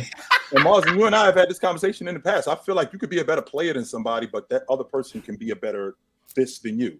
And I feel like in terms of a point guard, you could be a better player than this guy, but he's a better lead guard than you are. And like I said, I'm a firm believer that in the next 20 years, I'm gonna see. I can't say. I take that back. I can't say that I'm never gonna see nobody better than Magic. I just don't think it's this guy. I hope we do. I think it's very common. I think it's not that crazy to believe that someone who's like 6'9" like Magic could come in the league with handles and passes. I don't think that's that crazy. I think people forget Magic started playing. LeBron James started playing over 6 years ago. Yeah, that was crazy, Lo. That was crazy. That shit was crazy. That was crazy. Hey, I want to ask. You thought we was just going to skip over that? I see, Lo, I see where you get it, Lo. I see where this is on the regular too, Lo. It's on the regular, man. It's just on the regular. It's on the regular, man. It's Mink, bro. That's why I'm cool with you, Lo. I know that. I know wearing a shirt with a Laker on it and you captain for Celtics and Warriors, Lo. Hey, man. That's just wrong. It's that Pat Bev meme, man. The Pat Bev meme. Pat Bev grabbed the camera. Shout it out. Where you get that shirt? Where you get that shirt from? Where you get that shirt from? Why? Because you're not gonna touch it. That's his brother. Keep your hands off my stuff. I got one of those too, Lo, a little brother. Every time I let me ask you. Hold on. I gotta ask you. Jay, let me ask you a question, Jay, because you know me the best. You know me the best. All these people, all these people in the chat saying I'm mad. Am I mad? No. No. We know that. They don't know nothing. I enjoyed this one much more than the one I did last year. Wait, Lo and Marz. I enjoyed this one much more than the one I did last year as well. Same question as last time. If I actually like you guys. Draft starting a franchise, who are y'all picking? More than once, more than twice, Lo. Love you, Doug. That's a conversation. Picking number one overall. I'd probably draft. I'm picking Steph over Magic. If I'm picking in today's game, I'm picking Magic 100%. I'm picking Magic 100%. But to also be, you said number one, because to be fair, if I had like play finishers around already, and I need to pick my point guard, I'm building my unit around Magic. Okay, so hold on. There's a draft. There's a draft. There's a draft with Wilt. There's a draft with Wilt, Russell, Steph, and Magic. Who you picking first? In their respective eras or all in the same era? Right now, today. Bill Russell and Will Chamberlain are not getting picked. They're undrafted. Oh my gosh. Marz, you are fired as a GM. You are getting fired. Nah, give me Dwayne Dedman. But ain't dead. I'm picking both. I'm picking both Curry and Magic. Steph and Magic are the number one and number two picks. Yeah, I'm picking both of them before the bigs. Yeah, I thought that. Will Chamberlain might be a lot. My team of Magic and Wilt is destroying your team of Russell and Curry. I mean, for today's game, I'm not drafting Bill Russell. I'm even gonna throw Stockton in there too. Oh man, no. We good. Stockton and Magic in the same team is crazy. That's crazy. We good on that one. I got a 1, 3, and a 5. Got a 1, 3, and a 5. You got a 1, 1, and a 5. No, I'm putting Magic at the 3. He's gonna be a point forward. He gonna cool for you to be 5. What's up, Elder? I just have such a difficult time with the logic. Is this Judge 2? Hey, what's up? Salute. What judge were you? I don't know. The one that voted for the old heads. How about that? I was. You were the one who voted landslide. Yeah, that was me. There you Okay. go. There you go. See, Elder smart. It adds up. You want to know why, Lo, right? You want to know why? Yeah. Y'all only argument for Curry is his scoring and shooting ability. That's it. You have no other argument for him. Hold on. This was a debate about who's the better player. So you have to add everything. Now, y'all had already said earlier, defense was eliminated because neither one of them could play D. So we didn't have to talk about that side. On the other aspects of the game, You don't have an argument for Curry because he can't pass better than him. He can't rebound better than him. He don't run the break better than him. He don't do nothing better than Magic Johnson. He's not a better leader than Magic. He don't have more intangibles. Y'all didn't have another argument. That's why it was a landslide to me, because it's like you're talking about not who's the best point guard, who's the best player. All around, Magic's easily the best player, even when you add in the intangibles. This man came in at 20 years old and led an NBA team full of grown men, beat a super team at 20, and put up a 42-point triple dub in Philly, not in LA, in Philly, as a 20-year-old. He was in high school doing that, bro. He was in high school. I didn't think y'all had an argument to prove, besides saying he's a better shooter and scorer, that he was better. That's why I said landslide. Fluent and Chill didn't make any of the arguments you just said. We've said every single one of those. Not one time did you bring up the finals MVP as a rookie. Not one time did they bring up the finals MVP as a rookie, the 42-15. None of that. That last part, you're right. As a rookie, I said that last part they didn't bring up, but all the other You said he came in and they started winning. That's what you said. No. As a rookie, again, yeah, that's what you said. But you never brought up the game. It's one of those, like in a couple of other debates. I don't need to tell you in that. some of the other debates, I'm like, why are we even like Then we fight about taking the tip. With Dub. I'm like, why is Dub debating this? This is not even debatable. Some of the stuff he put up there, I'm like, he's setting himself up to lose. This was bad for you guys on this topic because there's no way you can prove Steph Curry all around is a better player than Magic Johnson. So he has nothing over him. Even if you want to go accolades, winning, leadership, he has zero over him except a better shooter. So where do you rank Magic all time then? I got Magic top 5. Where's Bird at? Top 10. So what does Magic have with Bird outside of passing? Intangibles, winning. They both win though. Nah, Bird don't win like Magic though. Hey, Bird doesn't win like Magic. Bird don't. When they played in Elder college, has Will Chamberlain. Magic played 13 years, won the finals 9 times. We're not talking about college. When they played in the pro, you know what I should have brought up since you bring up winning? Who won more games? Check this out real quick. Each other more. Steph has played 15 seasons. Magic played 13. Steph has made the playoffs 9 times. Magic made the finals 9 times. You want to talk about winning? That's all Magic. Well, no, I didn't. This the winning argument right now is about Bird and Magic because the argument the argument of also you can't bring up winning, and we just got done talking about Bill Russell and Will Chamberlain, and all of a sudden now I said you want to talk about winning. No. I'm just going with Elder is saying right now. Elder has Will Chamberlain above Bill. Hold on. This is not an argument about Bill Russell and I mean about Bill Russell and Will Chamberlain. We're talking about Steph Curry, and we're talking about talking about Steph Curry, and we're talking about Magic Johnson. This is not about those other two. But the reason why I brought up Bird is because Bird is just more well-rounded than Curry. I mean, Magic. Everybody has heard me say all around basketball, Bird may be a better player than Magic. But when you start to add the intangibles and the fact that Magic always beats him in the one-on-ones, he beats him more. I put Magic ahead of him. That's when I came back. Y'all start trolling. Y'all start trolling me about that. So that's why I switched up my all-time 10 list. And I put Curry over LeBron because one-on-one they beat him. That's why you're right. He beat LeBron more. Oh, I just got that. You freak. Talking about I'm not being consistent. You so I had to put Curry over LeBron since he did beat him in his era. That's what I had to do. So you have Bill Russell. So you have Bill Russell over Will Chamberlain too. He does, yeah. Do I have Bill Russell over Will Chamberlain? Yes, I did have him. Yeah, he does. They skip intangibles in this conversation for a reason, though. They skipped intangibles in this conversation for a reason, though. Marz and Low. Right. I think it was. So what's it called when Magic Johnson tries to force a trade request if the coach doesn't get fired? That's intangibles. Leadership. Yeah, it's called leadership. Okay.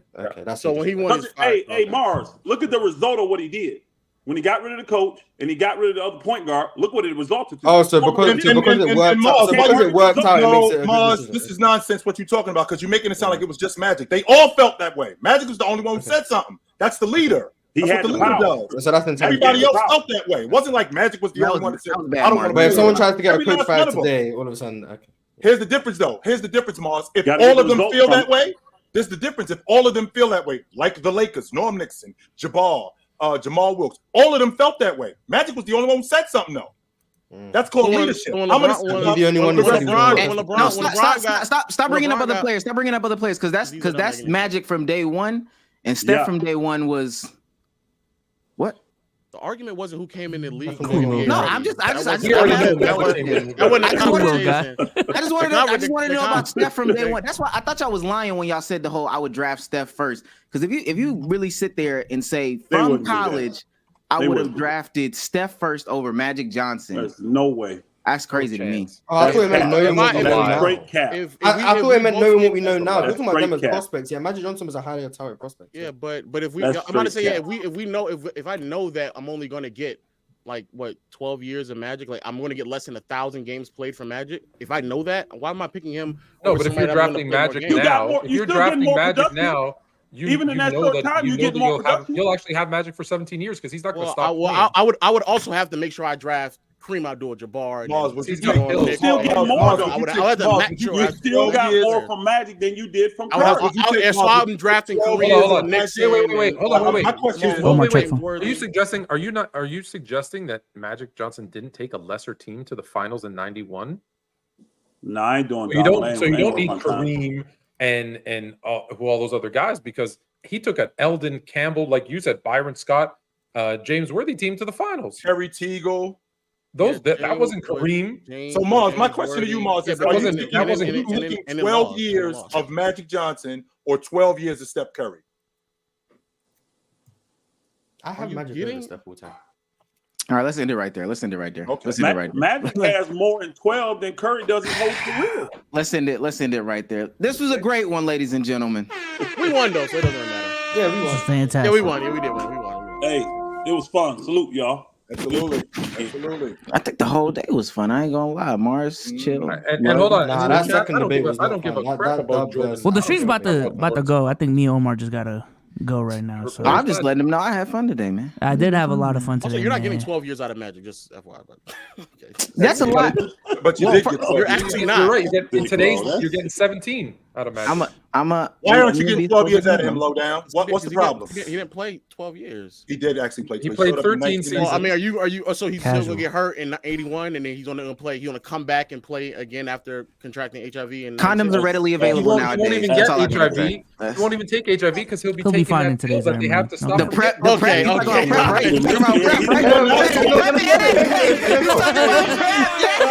my god! 17 years, bro. I didn't know what it was called. Magical prep time. What it's called. Magical prep time. That's Batman right there. No cap. Magical prep time. Magical prep is crazy. I didn't think Trojans existed back then. I don't know. That's good. Wow.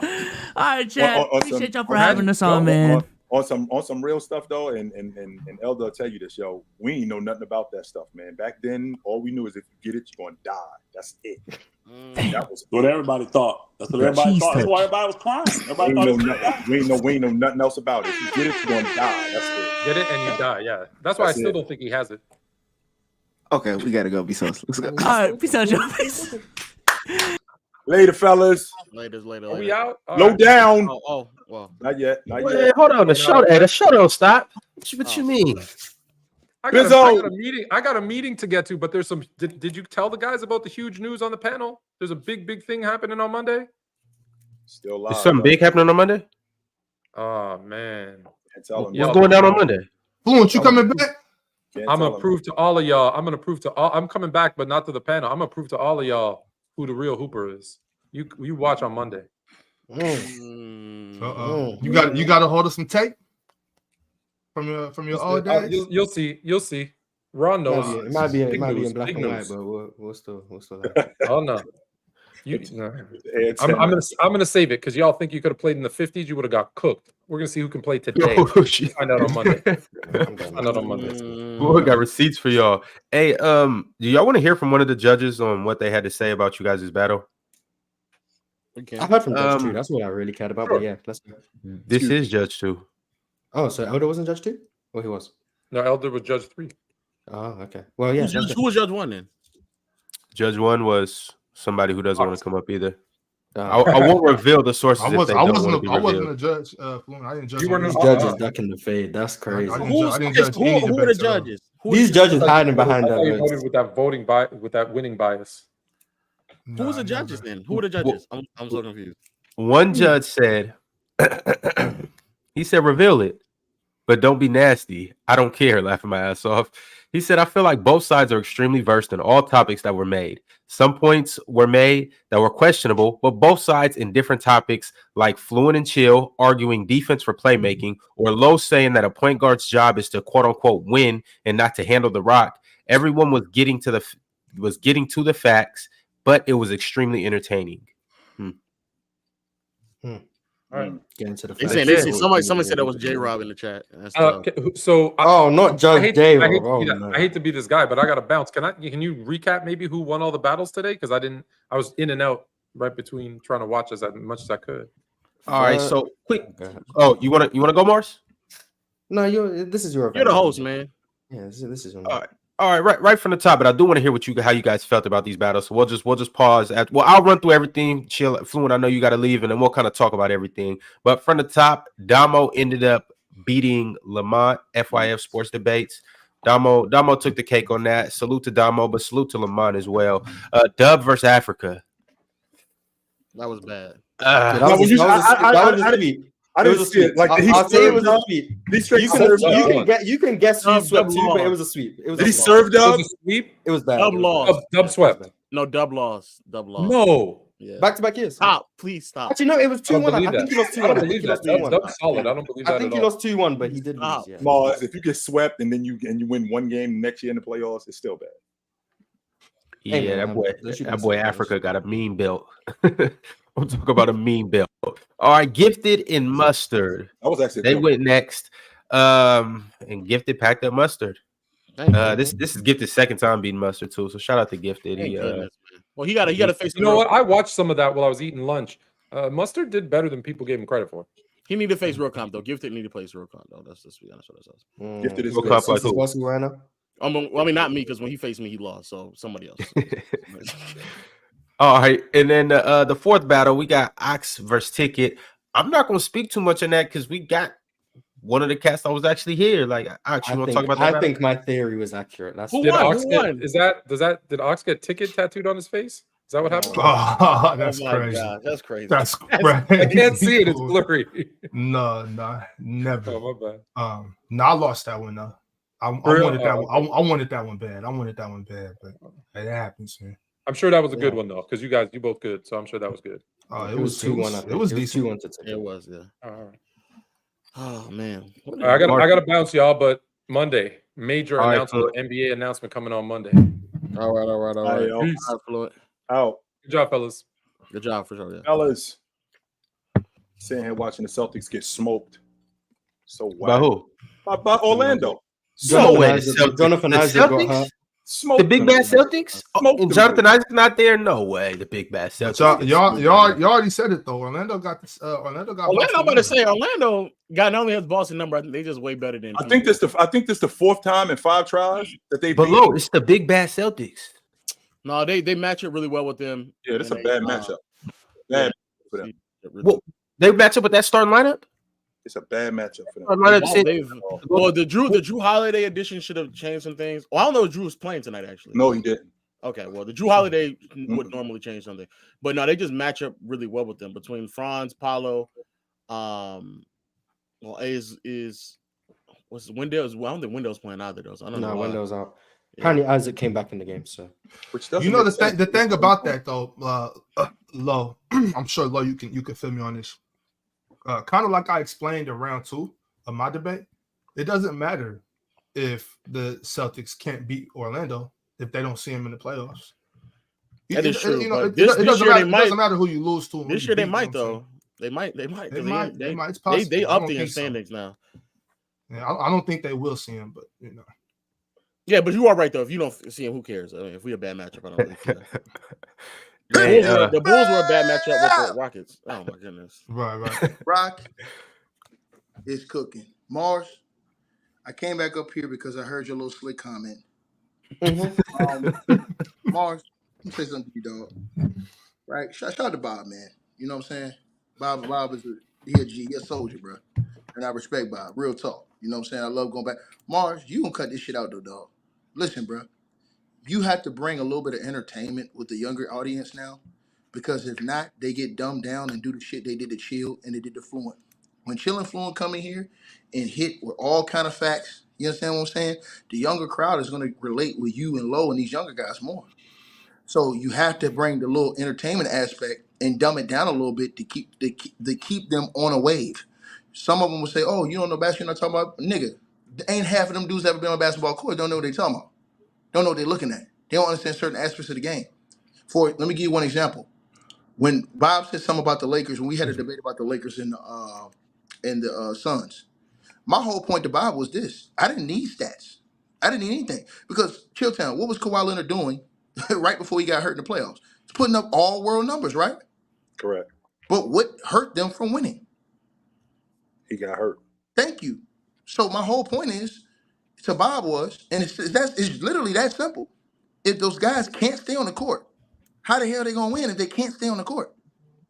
I'm looking at a Lakers team that just came to the Western Conference Finals, even though they had injuries last year.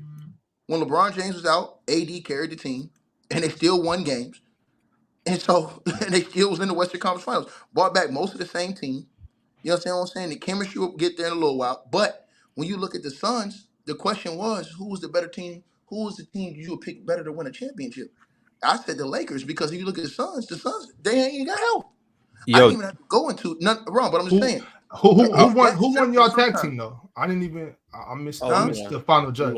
Y'all won. Yeah, of course. Oh yeah, I mean you can say that. Hold on, Bob. You can X off, but I'm just telling you. I'm giving you some real information. Sometimes it's just that simple to the crowd.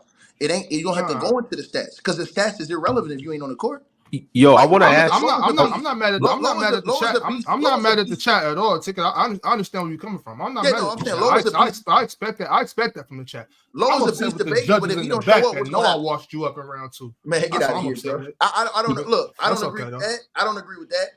And then, like I said, like Low and Marz are good debaters. What happens if they don't show up? Chill's a good debater. What happens if you don't show up? It doesn't matter how good he debates. If he ain't there to play, how you gonna win? That was my whole point to you, like in making that argument. I didn't even want to go stats with you.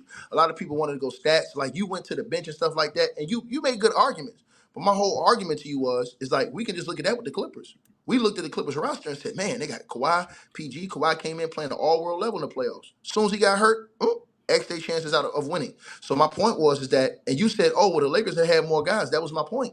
They've had more guys consistently playing, and we only 15 games in the season, and we haven't even seen a big three once, and we're not going to see them for the rest of this year. And the Suns still have a better record than the No. But right quick, y'all. Right quick, because Chill, Low, and Marz, they might be bouncing out right quick. So I do want to ask you guys, just based on the Ticket versus Big Ox debate. I just want to ask what you guys' opinions, not necessarily who won the rounds and all of that good stuff, but De'Aaron Fox or Jamal Murray, who you guys taking? As a player? Yeah. Oh, De'Aaron Fox is better than Jamal. I knew. Look, but Lowe's going to say that because Lowe's he is a known Jamal Murray hater. But see, this is one thing I don't like about you, Lowe. You want Lowe. Here's the one thing I don't like about you. And Lowe, real talk. I forgot about that, Lowe. I forgot you was a Jamal Murray hater. Lowe, but I love Lowe. I love Lowe, and I love what he brings to the table because Lowe is a monster at this thing. But Lowe, here's what you don't equivalate, bro. Say whatever you want to say about De'Aaron Fox, bro. Again, you take credit away from Jamal Murray. What are the Nuggets looking like right now without Jamal Murray?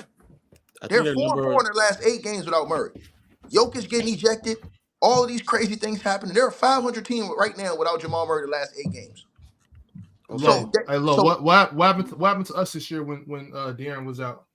When De'Aaron out, they are terrible. Y'all terrible. We got smacked by the Rockets 2 times back to back. Yeah. Right, but see, Bob, my whole angle to you was, and check this out, Marz. This is why y'all gotta listen to what I say sometimes, not how I say it. My whole point to him was he was doing all that talking about the Kings. Bob been on here every day, glazing Sabonis, saying he's the best player, he's the MVP candidate. If he's the best player, how damn good can D Fox's effect be on the team? Because De'Aaron Fox is on the team. And Bob, I could have easily hit you with other points when you talking about the coaches. Alvin Gentry been to the Western Conference Finals. So you took it easy on the Ticket? Hold on, Dave Yeager went to the Western Conference Finals. Aren't you supposed to be asking Marz about his opinion about the but Marz is a jack. No, I'm saying that's why Marz is a jackass. He want to put a narrative, Chilltown, and I'm just up here just showing. I want to be just quickly before you go, Marz. The Nuggets won 48 games without Jamal Murray. Instead of I said the last 8 games. I get that, but there's a whole year sample size of what the team looks like. No, I'm talking about right now. I'm talking about in the flesh right now. Man, that's fine. There's a whole year sample size of what the team looks like without Jamal Murray. But this is what They you were do, a Lo. 48 win team. What do they do in the playoffs without Jamal Murray, Lo?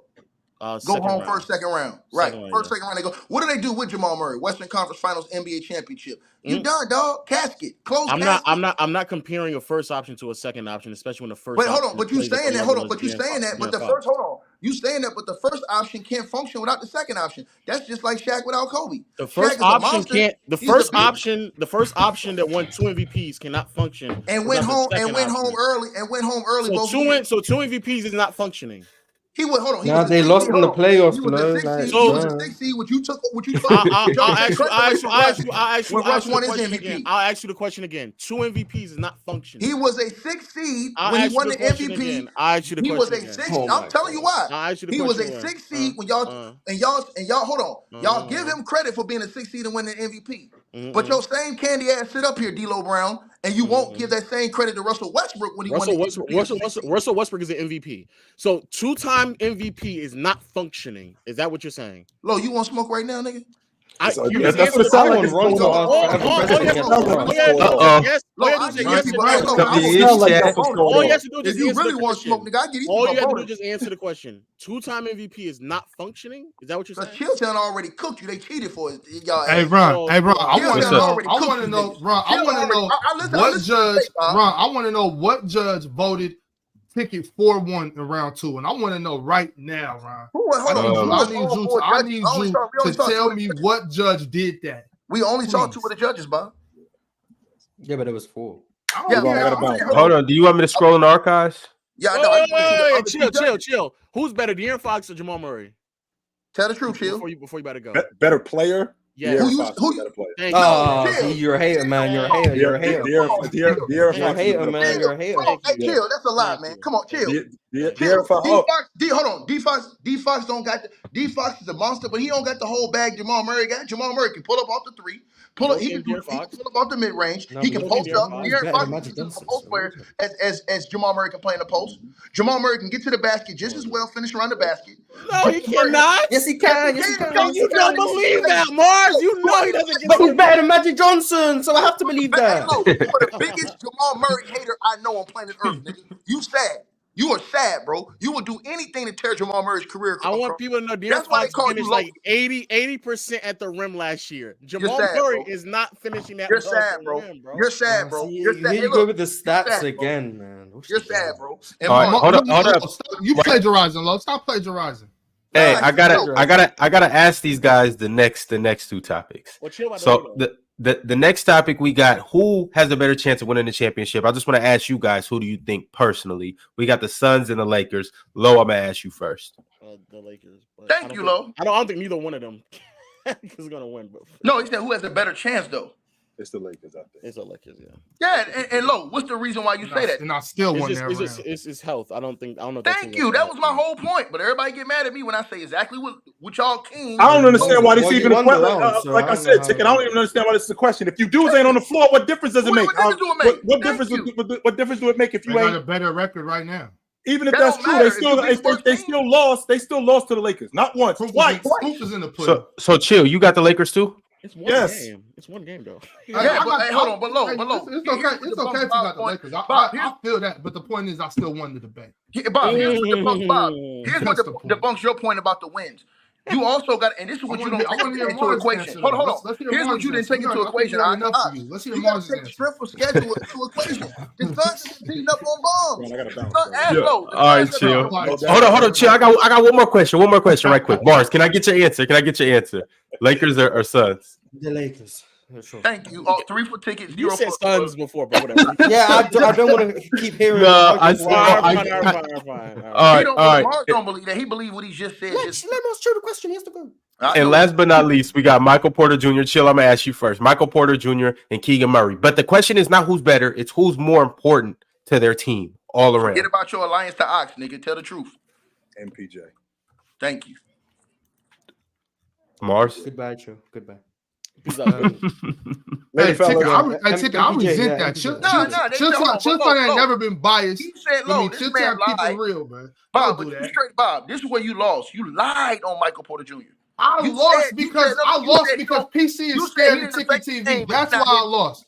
You said he wouldn't affect the game. I lost for that. Marz knows why. Marz know why I lost. I know why I lost. You know why I lost, bro. You said you know what's up.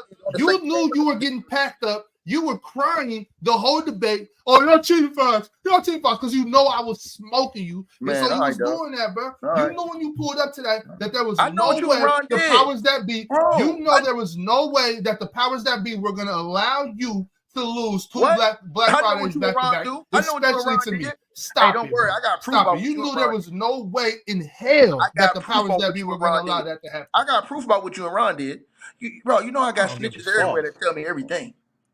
You a snitch. That's why. Oh, ain't no snitch. Ain't no snitch jacking on me, baby. Believe that. I know snitches who told me I everything shouldn't that have y'all said that. I did. shouldn't have said that. It's MPJ though. MPJ is more. Yeah, and look, and he lied and said Michael Porter Jr. didn't affect the game unless he's shooting threes. Nigga, he did in the finals when he wasn't hitting no threes. No, I lost the third round, fair and square. I don't have any pushback. I So what lost about the first round then? I'll beat the shit out you in the first and second That's not round. true. The third round, What was that first debate? Hold on, Ron, Oh, you talking about the De'Aaron Fox and Jamal Murray round? That is so clearly De'Aaron Fox. Like, Yo, and on top of that, Lo, I guarantee you, Lo. Now I'm pretty sure that you and Omar don't too much care about the goings-ons of today. But if you ask your brother, he's gonna say, I came up and said Ox was gonna get smoked. And by the end of the second round, I was like, oh shit, he's beating the hell out of Ticket. You was stuttering on your notes, nigga. Omar You was sitting stuttering there on your like, notes. this is no. You stuttered on your notes, nigga. Omar You seen stuttered on your notes, and your boy felt sorry for Ron. I know who the other judge was. Hey, Lo, you want me to tell you who the other judge was? Who's the other judge?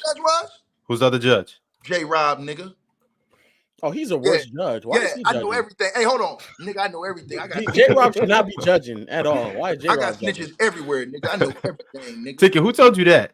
Nigga, I know everything, nigga. I got Hey, eyes Ticket. everywhere, nigga. Fire your sources and tell them to get some glasses.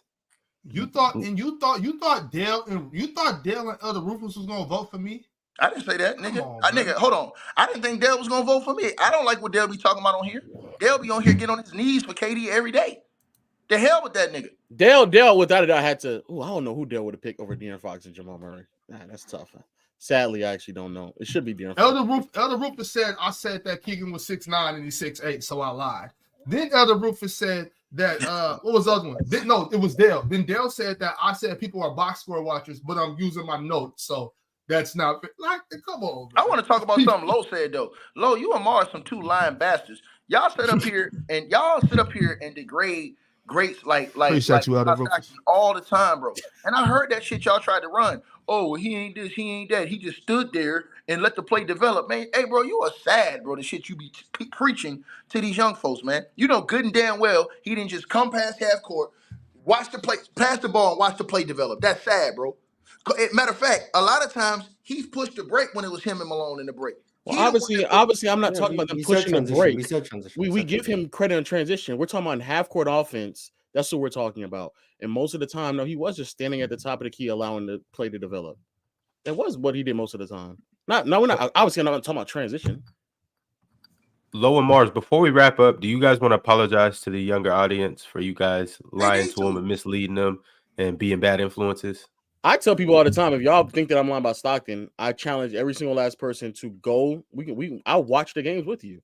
And when you sitting there and watch them, you clearly see. Go watch the 2020 game that Chill is referring to.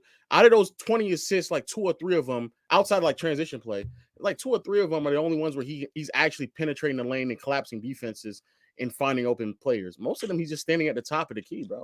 Bro, this dude lying, man. Hey, bro, Lo, I've shown it several times. It's on TikTok, and I've shown it several times. I swear I'm gonna pull up with you in one of your spaces. I'm gonna pull up with you on that shit because you're a liar, bro. You've already done it. You've already done it before. And you no. Even you were impressed that Jokic was a better passer. We only talked about the highlights. You didn't watch the game. You put up highlights. Even you thought that Jokic was a better passer. You were so impressed by Jokic. Okay, no, I'm not gonna hold on. I'm not gonna take that away from you. But what you niggas do is, for an example, you just sat up here and I heard you say this too. You talking about something? Y'all would have drafted Steph Curry over Magic Johnson? You and Marz are two dirty bastards, man.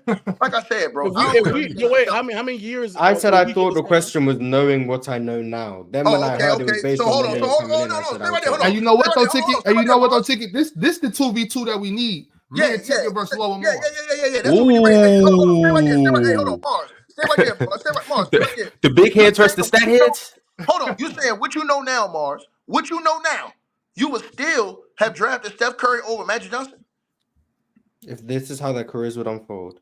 Hold on. So let's get this clear. Magic Johnson had how many rings, Marz? 5. How many finals he went to? 9. So you taking Steph Curry and what he gave you over what Magic Johnson gave you in less time? Yes. Sacred said I'm Y'all pulling the niggas sad. KD. See, this is the type of narrative. Am I Bro, building? that's what I'm talking about, bro. Am I This is why you building a can't win. super And half team the like chat that? agree with these niggas Am when I they say building a stuff like super that, team?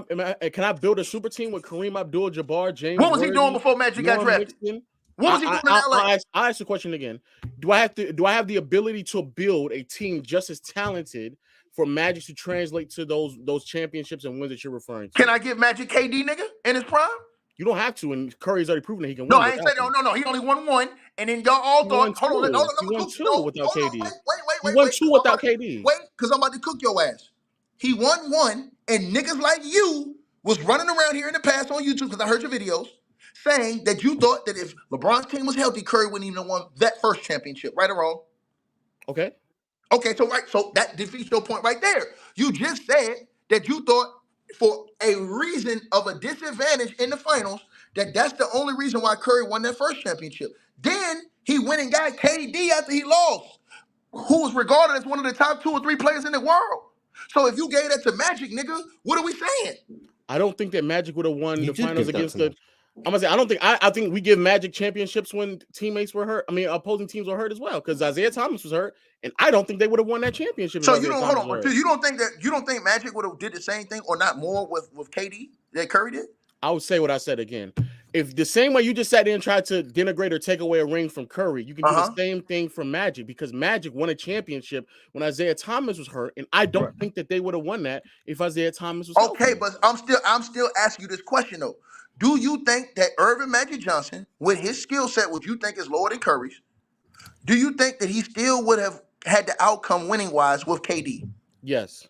Okay, then. So what are we talking about then? I don't think though that especially that last championship, Magic would have been able to win with that team that Curry had because that team specifically needed somebody volume scoring, especially with the ability to stretch out the floor, and more importantly, they needed somebody who can move off ball to maximize who Draymond was as a player. Because if not, he genuinely couldn't be on the floor. Do you agree with that, Marz?